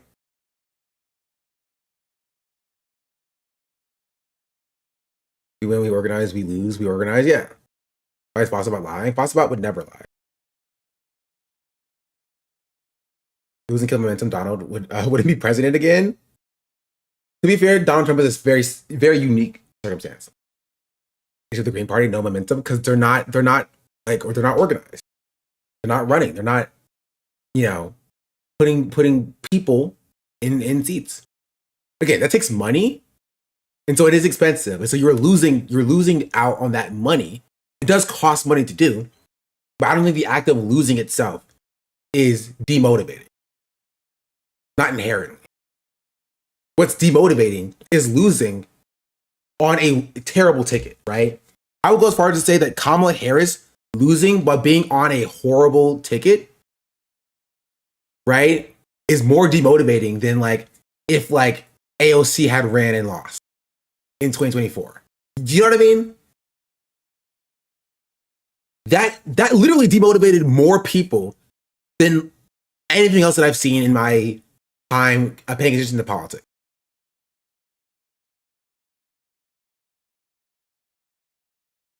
Yeah? No, for sure. 100%. The left had to pull themselves together again. We were like Humpty Dumpty after 2024. The country was broken. The left was fractured. What we see now, the excitement you see now, did not exist on November 6th, 2024. People were done. Right? People were done.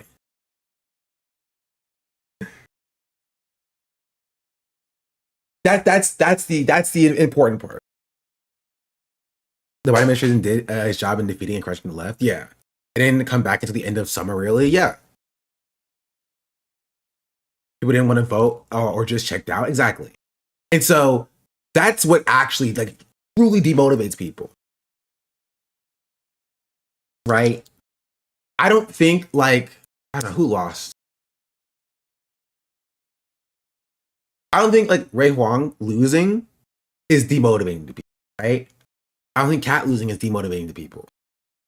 Right? I don't think Strikeout losing is demotivating to people. Nate Bluin? I don't think did Nate Bluin lose?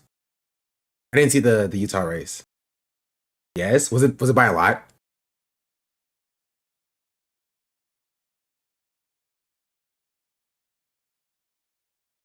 Not terribly. Checked out. I just didn't see the race. He got slammed. Then he immediately flew to Denver to help his campaign anyway. Could be wrong. I didn't see it. Right? But that's not demotivating to people. If anything, that actually motivates people to actually get involved more with other races. Nate ran on not being DSA, and in 2028 he's in DSA now.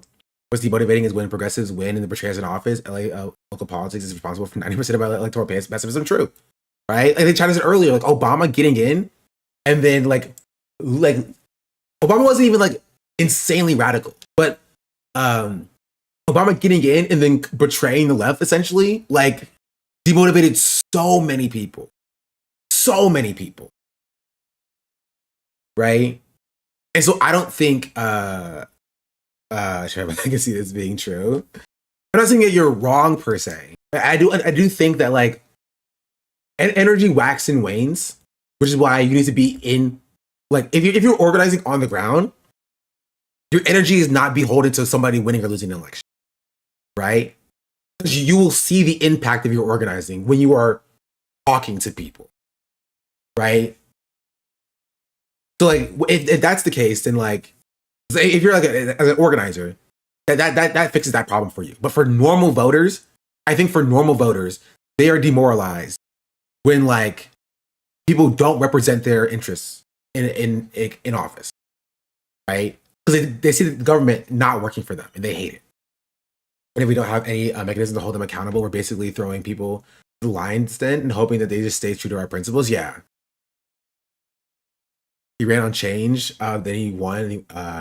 It wasn't the right change that we needed and wanted. And then back in 2008, I was involved working for the party. Obama low-key door pilled me. Jeez, I was 8 years old to date myself. I was 8 years old. What is this? I told you he's painfully millennial, chat. You didn't believe me. Painfully millennial. Happy Taylor wedding or 4th of July weekend.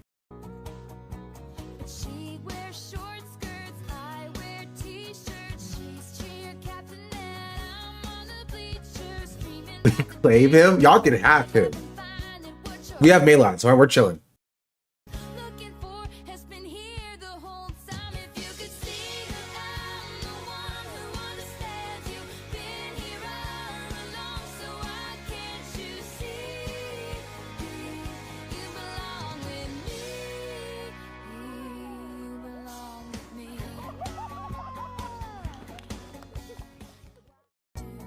He's got some kind of rhythm.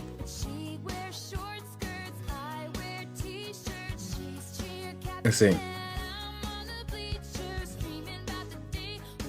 Yeah, okay. He did lose pretty handedly, but it wasn't like a shutout. He didn't get like 1% of the votes.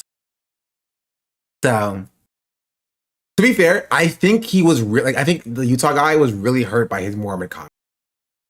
Like, not anything else. I think it was specifically his Mormon comments that got him. You know? Anyway, I think I kind of made my point holistically with like, gosh, I closed something. I don't even know what I closed. I want to see Hassan yell at Infant Door more. He needs to stop. I actually really like him because he's so focused on the environment, has environmental advocacy background. Nate Bluen? I'm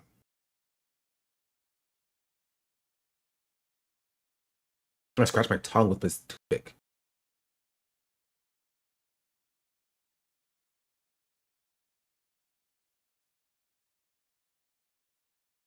Anyway, I think I made my point. We talked about a lot today. But I think we hit a lot of the good stuff. We were supposed to do Fun Day today. I was planning on playing Magic. I did not see Chappelle on CNN.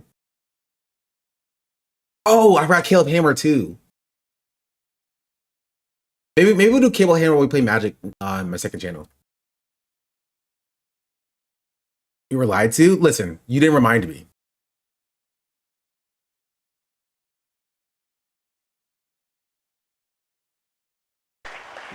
Why did CNN even have Dave Chappelle on? Was he hosting something? Yes, absolutely. Hey, Dave, you are sorry. No good. You're so emblematic to the idea of the power of free speech. Tell me tonight, as we look at the 250th anniversary of this country, why you are proud to be an American and how do you view our country today? Boy, that's a loaded question. Now I see why Trump gets mad at y'all all the time. Why would you ask me that? All right. No, I got an answer for that. I don't agree with everything that our government does, but the one thing that I really consistently believe in that I love about being an American is my countrymen. If I'm overseas or around the world, anytime I see an American over there, we just give each other the Fight Club look, because we live in a madness that only we really understand what it's all about. And I have faith in my countrymen no matter how. I don't fully agree with that. I do think the rest of the world could also understand our madness. What does he say? I understand. I don't think this is like a terrible answer about like why do you like being an American, I guess. If you have to give an answer, it's just like I like being American because of our fellow American, you know. We all are going through this together kind of thing. Like, I get that, but like, you know, I can't personally care about America like that, you know. How crazy all of this will make it feel, that the sun will rise, and that I feel like I'm part of a very incredible community. So God bless my countrymen, and let us make this country absolutely great. Cheers to that. And cheers to that. Dave, yeah. Cheers. Hey, get me a beer, would you? And Mr. Trump, please leave those Haitians in Springfield alone. We love them. We love the Haitians. All right. Dave Chappelle, I cheers brand to you. cups now. Thanks for hanging out with us. We love you so much. He's still falling off, bro. That's rough. This is so awkward. He still sucks. It's just like no one else. Okay, nah, it's just like, it's just sad. You know what I mean? At the very least, like, I don't have to listen to him talk about trans people anymore. Please, I do not want to know about what Dave thinks about trans people.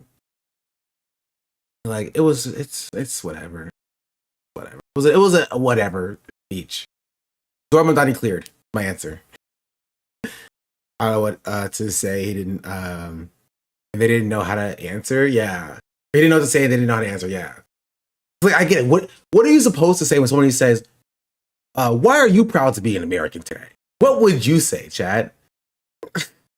You can't, on national TV, you can't be like, I'm not. You know what I mean? You're just like, oh.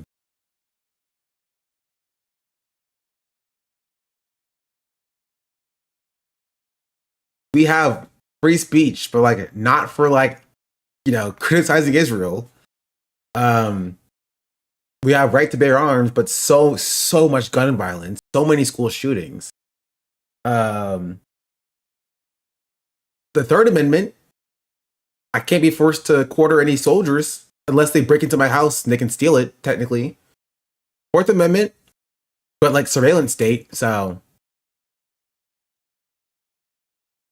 I can just keep going through the amendments and why they're bad. I mean, why like it doesn't mean anything. So the drugs, can't forget about the drugs. You got AC, I like that. Don't even get me started on AC discourse, chat. People yelling at a song about his AC take, which is kind of funny.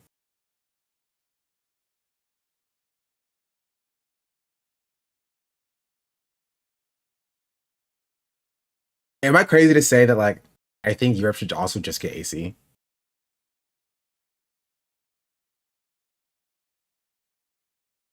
I'm pro AC. Like I think air conditioning is one of the good benefits of living in the modern era.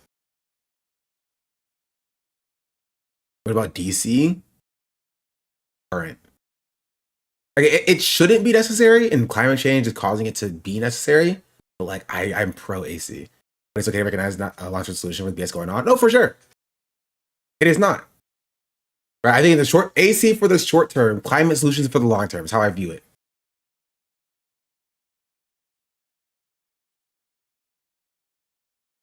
So, whenever the AC is a problem, is our power production is so bad. It was necessary before too. It's just extra necessary now.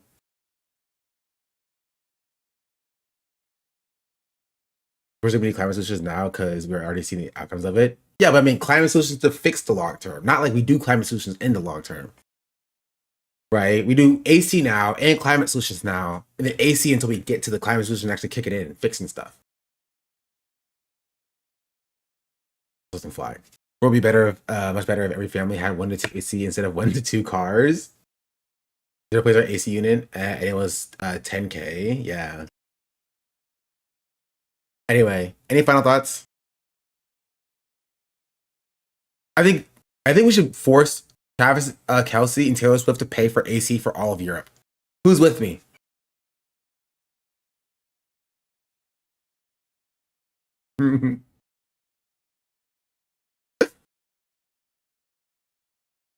How about reparations first? Honestly, taking reparations from Taylor Swift feels like blood money a little bit. I don't know why. As a black person, it feels wrong. Not because it's like pro Taylor Swift, but because it feels like blood money.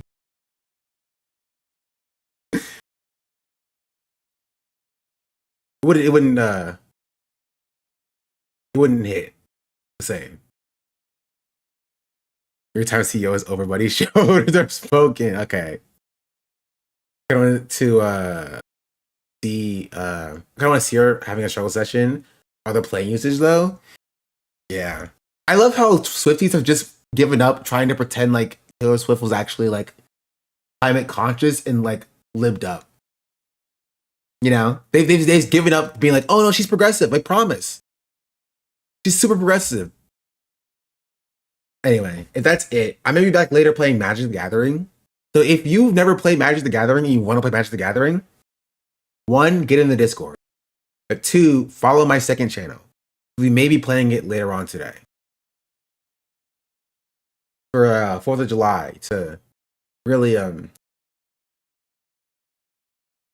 celebrate the 4th of whatever.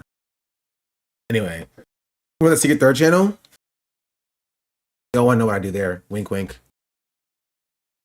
Anyway, bye, YouTube chat. Adios, YouTube. Adios. Goodbye. Goodbye.